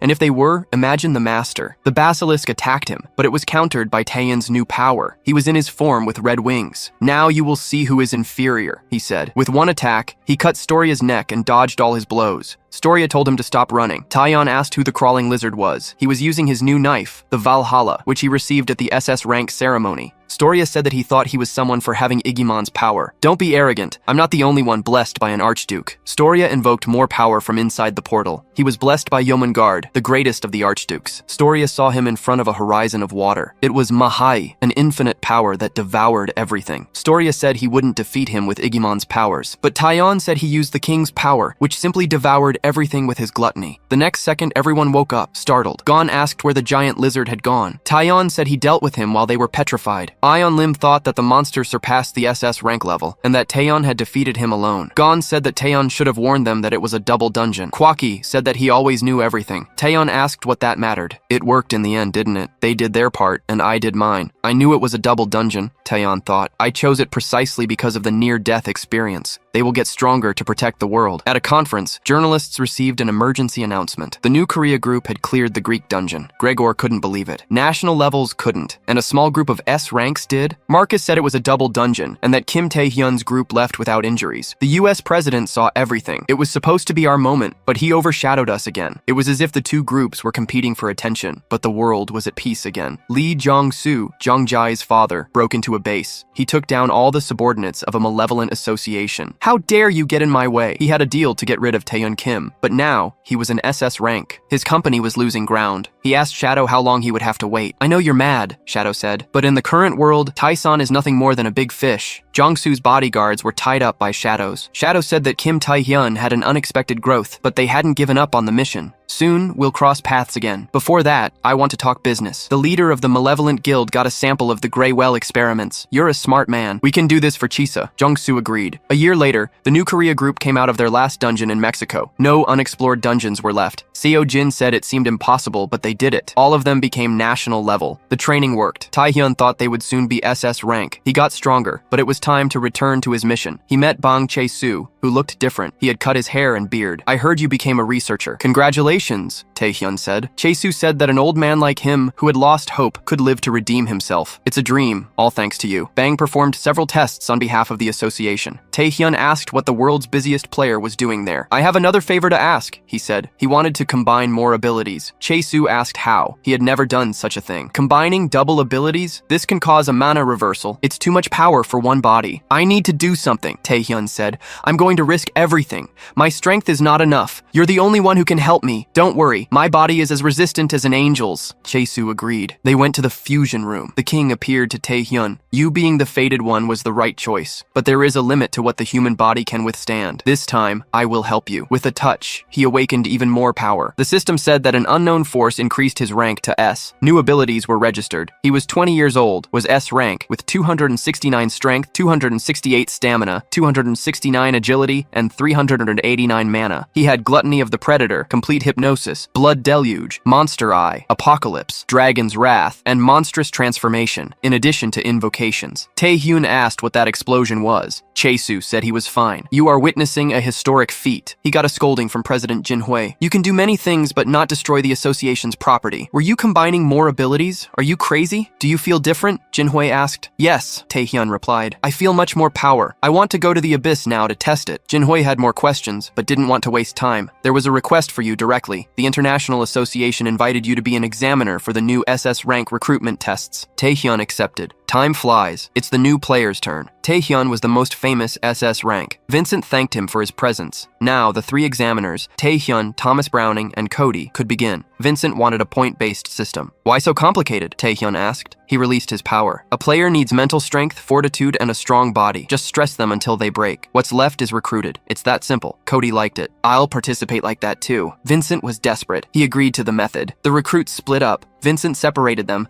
saying what each examiner would do. Jeffrey complained that they were arrogant. SS ranks have only existed for a year. The difference shouldn't be that big. He told Sarah that they couldn't stay in the shadows. I'm going to take them down, especially Taehyun Kim. In Taehyun's area, he welcomed the recruits. Today, I'm in charge of the tests. The rule is simple. All of you must hit me. Just one blow. Easy, isn't it? Even so, I think it will be impossible. Come all at once. He used his aura to provoke. Jeffrey was furious. He charged forward with everything and got a slap, flying away. That counts as a failure, Taehyun said. Jeffrey was unconscious. Sarah told them to plan, but everyone attacked without thinking and were knocked down one by one. This is below my expectations, Taehyun said. Those who are still standing, be better. Sarah began to lead. She used her ability and walked towards him. Taehyun wondered if she was powerful. His first blow was blocked. Sarah was trembling, spitting blood, but she blocked it. It was to create an opening for the others. He used Apocalypse to trap them. The chains broke. She was absorbing the mana. She saw her chance, but fell unconscious. Taehyun said she didn't reach him, but she was the only one who passed. Sarah McQueen, the hope of the United States, with the Terraform ability. Taehyun thought it was what he expected. She was different. Cody, her master, appeared. Taehyun congratulated him. In the control room, Vincent asked if they had results yet. Only one person passed. Sarah McQueen. Only one new SS rank? We're lost. He thought that Taehyun's actions had stolen the fame. Now, only one person from the US passed. Suddenly, they said that Taehyun and Cody wanted a high-level training room for a duel. Vincent was desperate. The two are the world's top 1 and 2. Who can stop them? Let them duel. The exams didn't get anywhere, so the fight will be the attraction. I'll take responsibility. They got permission. Everything would be recorded. Cody didn't care. I didn't expect you to come for a fight, Taehyun said. Isn't it good for you? Aren't you trying to steal my first place? I'm not trying. If I were, I would have already taken it, Taehyun retorted. Cody said his tongue was an art, but it didn't work on him. Physically, they were tied. The difference would be in their abilities. Taehyun used Apocalypse. He trapped Cody. That's immense power. I didn't know you had that ability. I have a lot you don't know about, Taehyun said. Cody said he would have to use everything to win. He used Holy Night, cutting the chains and Apocalypse. Taehyun couldn't believe he cut the ability as if it were nothing. The arena was being destroyed. Taehyun felt his heart pound. He was the strongest in the world. In the control room, the cameras were destroyed. Vincent didn't know what was happening. I'll go there personally. He thought that the training room was for dozens of SS ranks, but they surpassed the level. Taehyun said the building would fall. Cody agreed. Use all your powers at once. Taehyun said he already had. Don't lie. You haven't used the Archduke's power yet. Taehyun asked how he knew. I'm not the only one who knows the secrets of the abyss. I also have a contract. With which monster did you make it? Taehyun thought there were other contractors. He used Igmu's power. So it's Igmu, the vampire lord, Cody said. He revealed the power of his Archduke, the fallen angel Lucifer. Let's finish this. Vincent opened the last door. They felt a wind and dust. It seems there are more people here, Cody said. Taehyun agreed. For now, let's call it a draw. Yes, Cody said. This fight is better in the abyss. Vincent asked if they were okay. Taehyun apologized for the mess and left. It's really time to go to the abyss. In the succubus castle, in Rosaria's kingdom, she complained that Igmu's personality was terrible. You broke my castle. Are you declaring war? Igmu asked if she hadn't already, but there's an easier method, he said. He told her to reveal her contractor. Why would I do that? Rosaria asked. Is the vampire still mad about the last incident? It's not a small thing to solve. Taehyun is using my powers without permission. Is that why you disappeared?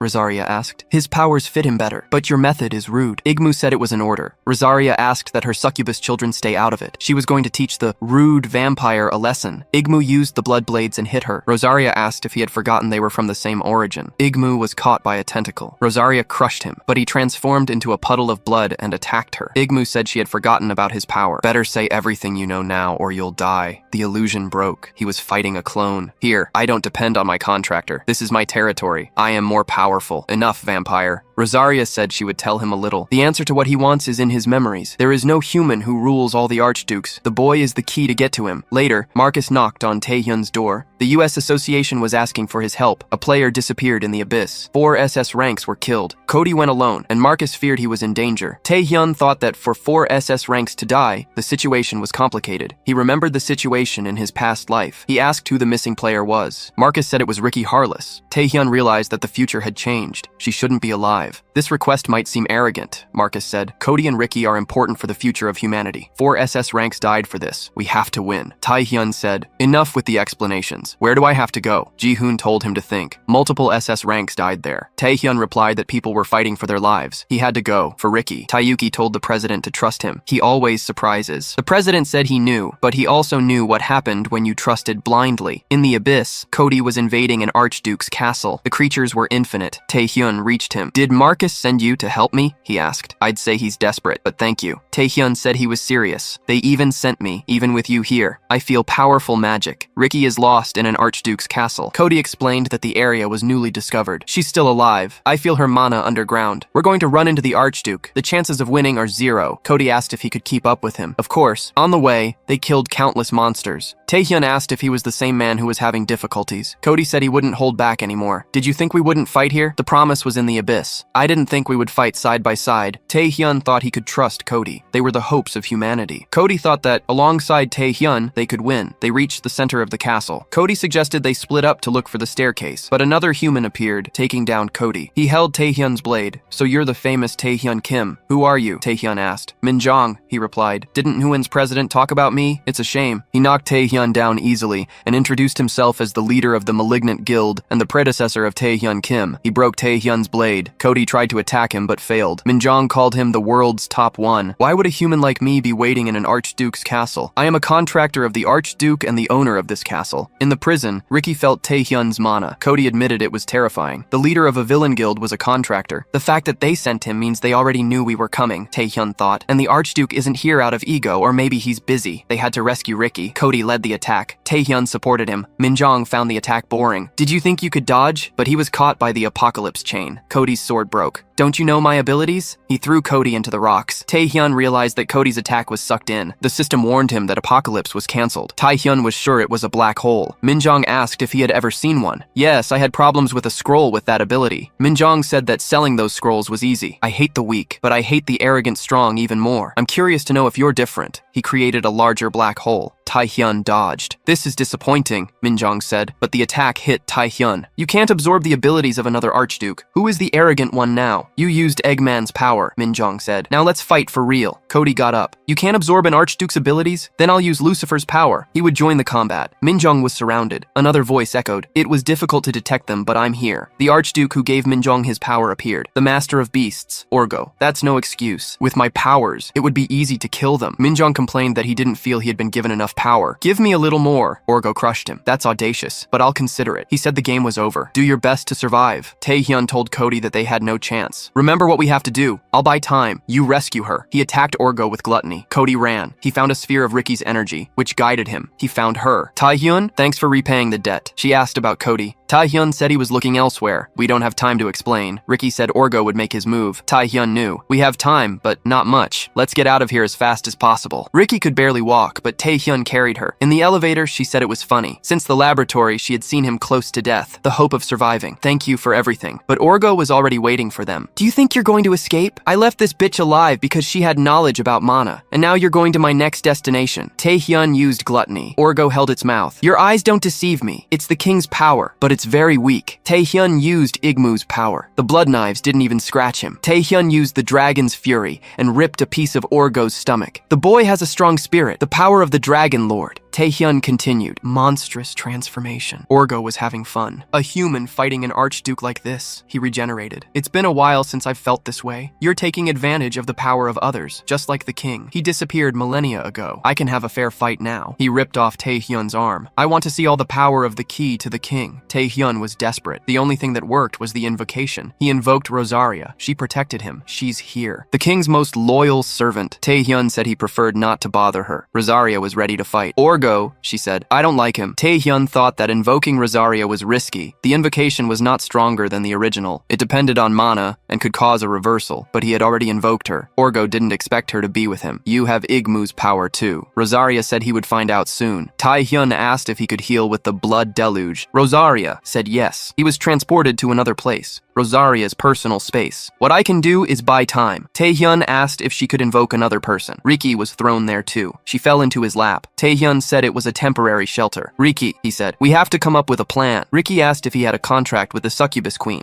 "How do you use the power of other archdukes?" "I'm human, but my ability absorbs others. That's why I use the abilities of others," he replied. Riki thought it made sense. She trusted Taehyun, but he would never tell her about his regression. The space trembled. Taehyun said that Rosaria was in trouble. They had to plan. Riki said she had a portal, but it's unstable. "I've used it to invoke things, not for personal use. We could get trapped in the void." Taehyun said they had no options. He believed in her. They returned. Orgo had ripped off Rosaria's invocation's head. "The key is back," he said. "It's a shame the king isn't so severe. If you have his his power, fight like him. Taehyun threw the power of gluttony. It's hard to listen to the amount of shit you talk, he told Ricky to open the portal. I'll be back faster than you expect. Taehyun trapped Orgo in gluttony. Ricky asked if he wanted to enter the portal. Aren't you the most powerful mage in the world? If I don't trust you, who do I trust? They went through. Ricky said it worked, but Orgo also passed through. At least his arm. He crushed her. This fight has just begun. Ricky's mana became unstable. The portal closed. Orgo was on the other side. Taehyun saw Ricky's state. Isn't there any ability that can heal her? Ricky said it was okay. I always knew this could happen. Taehyun said he wouldn't give up. Ricky said it was already late. Can you absorb my ability to continue serving humanity? Taehyun obeyed. Ricky thought she lived without regrets. I should have gone on a date with Taehyun. Meanwhile, Cody was fighting Minjong. Finally, a real fight. Cody needed to get out. Minjong questioned him for thinking about other people. Your little friends have already been caught by Wargo. Cody wounded Minjong. That's a lie. I trust my companions. You're optimistic, Minjong said. The castle trembled. Wargo called his contractor. Minjong said he was dealing with an intruder. Wargo called him again. Minjong said that Cody was lucky. This is just the beginning. I will be the spark for the end of the world.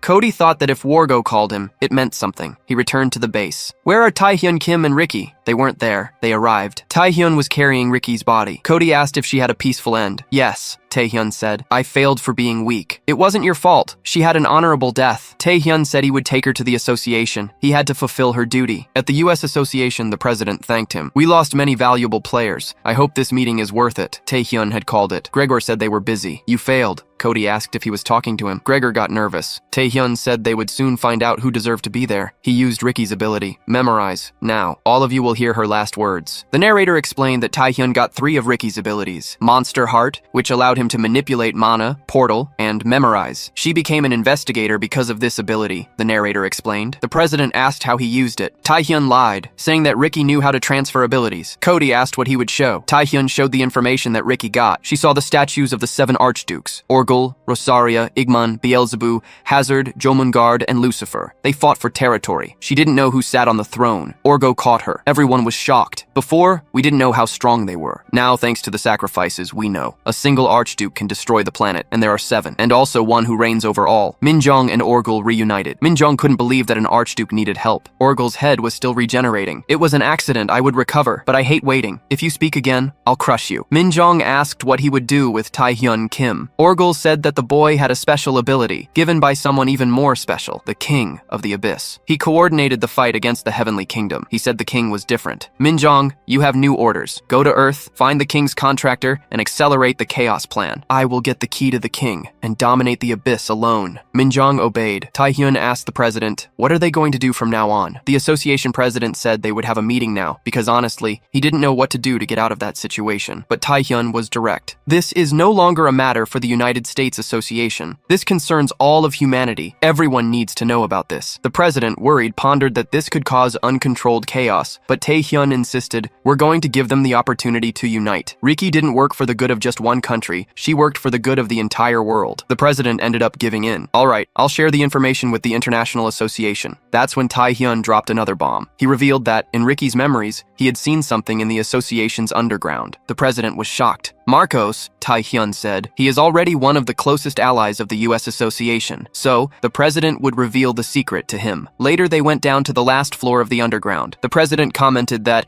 if Taehyun had studied history, he would know that humanity changed completely after contact with the Abyss. It all started with the awakened people, who were able to use resources from there, he explained. But here's the secret. The awakened and the Abyss didn't appear at the same time. The Abyss was a hell that they couldn't handle at first. It only became a land of opportunity after they took something from the Pacific Ocean. In fact, humans began to awaken after making contact with a specific being. The president then presented the savior of humanity, the being that gave powers to all the awakened. Until now, the creature has no name, but unofficially, we call him God. Taehyun was shocked. Doesn't this creature look a lot like the king who gave me my powers? He asked. You've kept this hidden for so long? The president replied that their mentality hadn't changed, and that a country needs to think about its own development. But since the first awakening, we haven't been able to get anything from him. We're just here, slowly analyzing the signs he gives. I think he just moved, Taehyun whispered, and suddenly, the nameless one opened its eyes. Fear took over everyone. He had never done this. He was staring into the souls of each one. The president was terrified. This has never happened before. Call the researchers immediately. Taehyun felt the nameless one's gaze directly on him. The creature communicated with him, saying that he was different from the men expected of the one who returned with the king's power. Suddenly, the entire building began to shake. Marcos yelled yelled to get out of there, that something was wrong. The Nameless One, however, asked Taehyun if he would like to know the truth about his mana and about the king's power. Taehyun decided to stay. I'm going to stay here, even with the building collapsing. I have to check something. Marcos was desperate, but Cody reassured him, trust Taehyun. They left Taehyun alone with the Nameless One. Now, Taehyun said, show me the truth about God. In that space, in the collective consciousness, the Nameless One said that Taehyun was very brave and would give him the answers. Taehyun had many questions. The first was where the information came from and if he really was a god. The Nameless One explained that there was no better word to describe him, but he was just a fragment of God now, no longer part of the entity. He only had a general direction, the place where his being was. So there is a god somewhere? Taehyun tried to understand. And you are a path to him? Exactly, the Nameless One replied. The reason humans awakened was to seek God,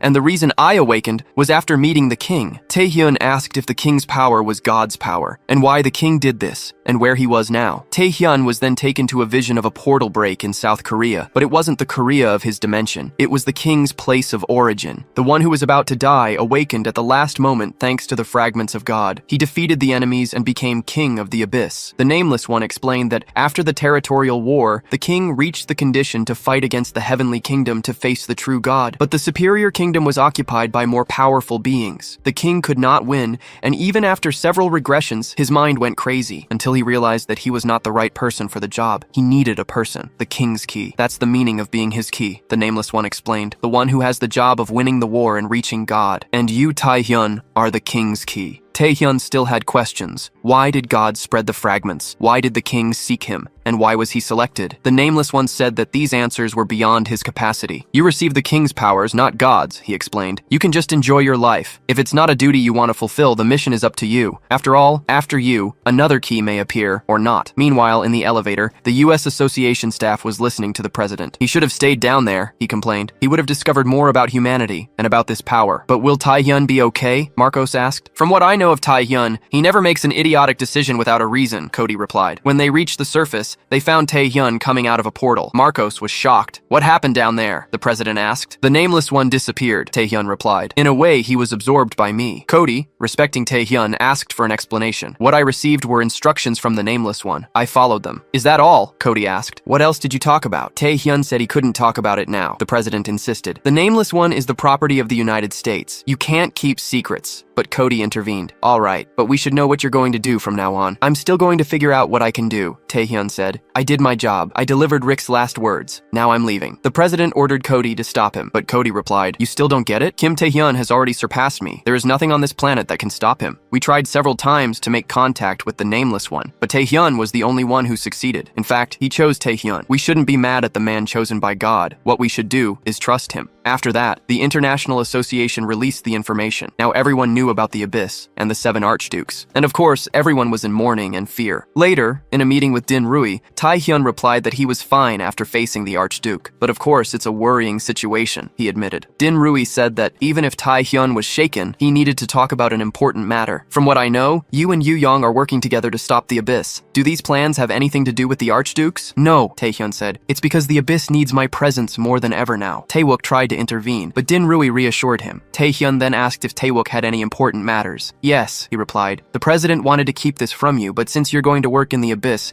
you should know about this. While you were busy, a mysterious disease began to spread on Earth. One of the symptoms is gray spots on the skin. Taehyun had a flashback. I've seen this before, he thought. They are the same symptoms as in my past life. It's the gray toxin disease. But hadn't it been stopped when I killed the gray toxin? Taewook explained that the disease was not natural and seemed to have been created by humans in South Korea with links to the malignant guild. They are strong, but they shouldn't have the power to create a disease. Someone must be working with them. We are investigating, but we need to end the root of all this. Taehyun asked an important question. I met the leader of the malignant guild in Orgel's castle. His name is Minjong. Do you know him? Jinrian was furious. That damn guy is now on the side of the monsters. Should we tell him this? Taewook asked. No, Jinrian said. This is his burden. He must tell it. I wasn't trying to keep it a secret. It's just that I didn't want it to spread to anyone. But now, Taehyun has to know what happened. This was 20 years ago. When I was still an active player, Jinrian began, there was a dungeon break and I went there, but it was too late. The monsters had already gotten out. And there was a child, Minjong, 7 years old, who had lost his parents and killed all the monsters alone. He stopped a B-rank dungeon break. That was my first meeting with Minjong. I noticed his talent and felt responsible for not having saved his parents. So I adopted him and trained him to become Korea's next savior, but he was much more talented than I expected. He was already one of the most powerful in Korea, still a teenager. But when I look back, I regret it. I pushed him too hard, and a child shouldn't go through that. Taehyun asked where things went wrong. Taewook explained that at that time, there were no conditions to go to the abyss. So, even very young, Minjong went to the abyss, but his group was annihilated. He constantly dealt with death and victims. The association investigated and discovered that he was leading people to their death on purpose. All Minjong said in the interrogation was, "How could I deal with the monsters fighting with such weak people? If they had survived, they would be as strong as me. If they died, it was because they deserved it." The association, fearing the repercussions, tried to kill him, but he managed to escape, Jinrian continued. That's how he became an international criminal. His mind went through a lot. He believes that tragedy makes a person stronger, and he wants to do the same with others. This is his way of saving the world, and the one who led him to this point was me, President Jin Hui. Taehyun got up. I can't say that Jin Hui is not responsible for this. Maybe he has a share of the blame. He should have done one thing that parents always do, kick their child's butt when they get off the right path. I'm going to get Minjong in the abyss, Taehyun promised. I'll bring him here to have a second chance with his father. Taehyun didn't like Minjong's thoughts about the weak, but he understood his pain. I know exactly what it's like to lose everything in life. So you're going to join him? Taewook asked. Yes, but not now. I have to take care of some things first. A new status window appeared for Taehyun with a new mission. The war between the races was about to begin. Later, Taehyun went to meet Rosaria. You're already here? I knew you would arrive soon, she said. Why that expression? Is it because I'm in this terrible and deplorable state? Taehyun wondered if it was his fault. It has nothing to do with you, Rosaria guaranteed. Before the fight against Org, Igmu appeared here. But don't worry. Before your arrival, the Archdukes were not very friendly with each other. I'm going to make sure you are never treated that way again, Taehyun promised. Those were beautiful words, Rosaria said, feeling better. But something has changed in you. What was it? I met God, Taehyun revealed, and I discovered the truth about the king. The war between the races is approaching. What did you say? You met God? Rosaria was stunned. To be more precise, it was a fragment of God, Taehyun explained. I learned everything about the king. Now, things are very different in my head. Rosaria said he reached that state faster than she expected. Is it fate or coincidence? Everything is going according to the divine plan. If you know the truth, you must know your destiny. And since you're here, you must have an answer. Taehyun remembered the conversation with the Nameless One. He could enjoy life or fulfill his duty. He thought about all the years of frustration, about how he became powerful, but now he discovered that he was always a tool of the king to carry a heavy burden. Even so, he decided to follow the same path. He wants to protect his world. I'm going to take the reins to fight this war, he promised. That's why I ask for your support. Just as the king said, I want to take you to a much higher place. Indeed, that was an impressive speech, Rosaria admitted. But you are not the king. You are the key. To become as powerful as the king, you need a long way to go. Suddenly, the system warned him that he had advanced to SS rank. An immense power awakened. When did you become so powerful? Rosaria asked. To follow the same path as the king, I needed a fragment of God. That's why I absorbed it, Taehyun explained. You still don't trust me? When the king told me that he would pass his powers on to someone else, I opposed it, Rosaria confessed. But it seems that fortunately I was wrong. I'm feeling something I haven't felt in a long time. Later, Rosaria said she no longer saw herself as superior to Taehyun. Now, we are partners on an equal footing. How much do you know about the War of the Races? I only know that the king won the territorial war and suffered an attack from the superior kingdom, Taehyun said. The fragment of God was not very talkative. You lied to me, Rosaria reprimanded him. If I hadn't, you wouldn't have cooperated, Taehyun defended. Then I'll tell you the rest. But I don't know everything either. The War of the Races was started by those in the superior kingdom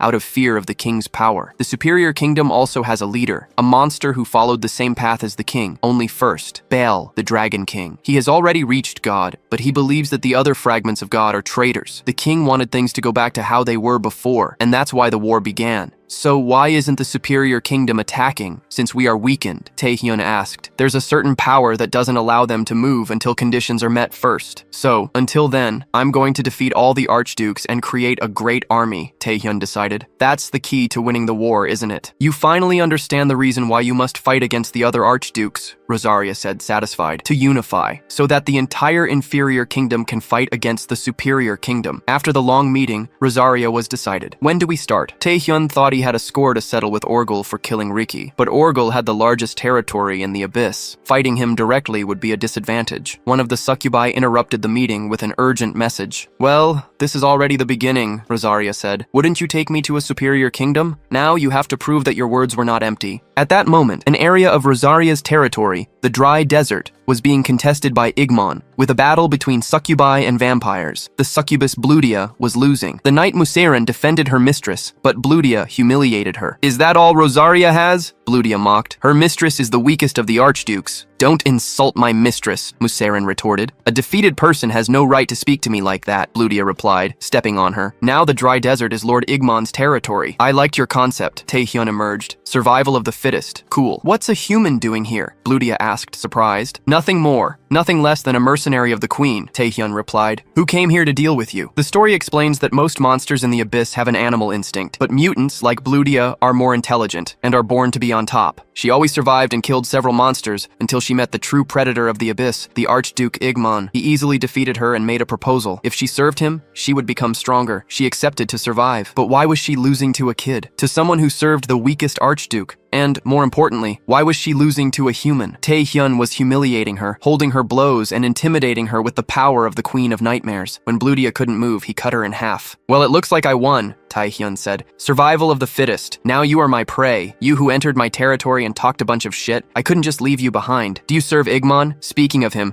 why don't you invoke him already?" "No!" Bludia yelled. "I don't serve anyone. I'm a monster who will reach the top of the abyss." Taehyun simply devoured her. The knights recognized him as Rosaria's contractor. He thought that S-rank monsters were a problem for him in the past, but now they were no difficulty at all. After synthesizing the fragment of God, he could easily defeat creatures like Bludia. He discovered that he could adjust the mana of his abilities, especially those related to Igmon. With this power, he could defeat an archduke. But he didn't realize that his gluttony was being detonated from the inside out. Igmon, emerging from the blood, said that Bludia had done a difficult job. "I didn't expect much from her, but at least she led me to you." "Strange," Taehyun replied. "I was also looking for you. This made my life easier." Igmon proposed to celebrate the reunion. At the Korean Association, Jinroy was returning home when he saw a photo of players. "We were all young then," he thought. Go Taewook interrupted him with urgent news. The association and the Nightwalkers had found the location of the malignant guild. "Call all the nationals immediately." Taeyuki asked if they would be able to do it without Taehyun, who was still in the abyss. "Since when does Korea depend on him alone?" Jinroy retorted. "It would be good if we could end this without his help. He has his own problems, and this would prove that we have become strong. Taehyun cannot protect Korea forever. He has his own path to follow, and I like to support those who follow the right path." Go Taewook remembered what happened to Minjung. "We have no time to lose," Jinroy said. "We're going to fight." In front of the succubi, Igmon formally introduced himself. Taehyun also. "I am Rosaria's contractor and the key to the king." Igmon made a generous offer. "Abandon the contract with Rosaria and join me. I will treat you as an equal, and you will achieve a strength never seen before." Taehyun refused. "I'm already going to win this war with or without your power. Rosaria warned me that if they knew I was the key, all the archdukes would get me to become the king of the abyss. Don't you know I'm lying?" Igmon was irritated. "It would be better if you hadn't noticed. If you won't come willingly, you will by force. You seem very united with the kingdom of nightmares." "Of course. Now Rosaria and I are partners," Taehyun said. "A human and an archduke. Partners. That's ridiculous. In the abyss, there are only dominators and the dominated." "The king knew this. That's why he forced everyone to be under his feet." "I never said I wouldn't use force," Taehyun retorted. "I'll be merciful if you ask me, but I'll use force to avoid the unnecessary. I also make an offer. Serve me at once. I will give you the chance to prove yourself in the war of the races." "Now you're being very arrogant," Igmon mocked. "Have you forgotten that you are only a key, a brat who thinks he's powerful?" He guided his blade swords in Taehyun's direction, but they were all repelled and broken by a small knife made of blood. "It's time for the true awakening," Taehyun said. Igmon was furious. "You're using my authorities as if they were yours. Will you stop this kleptomania only when you die?" He created a large blood arrow. Taehyun thought that an archduke was much more powerful than an SSS rank. The right thing would be to ask Rosaria for help, but he wanted to test his new power alone. He dodged and cut Igmon's chest. The vampire retaliated,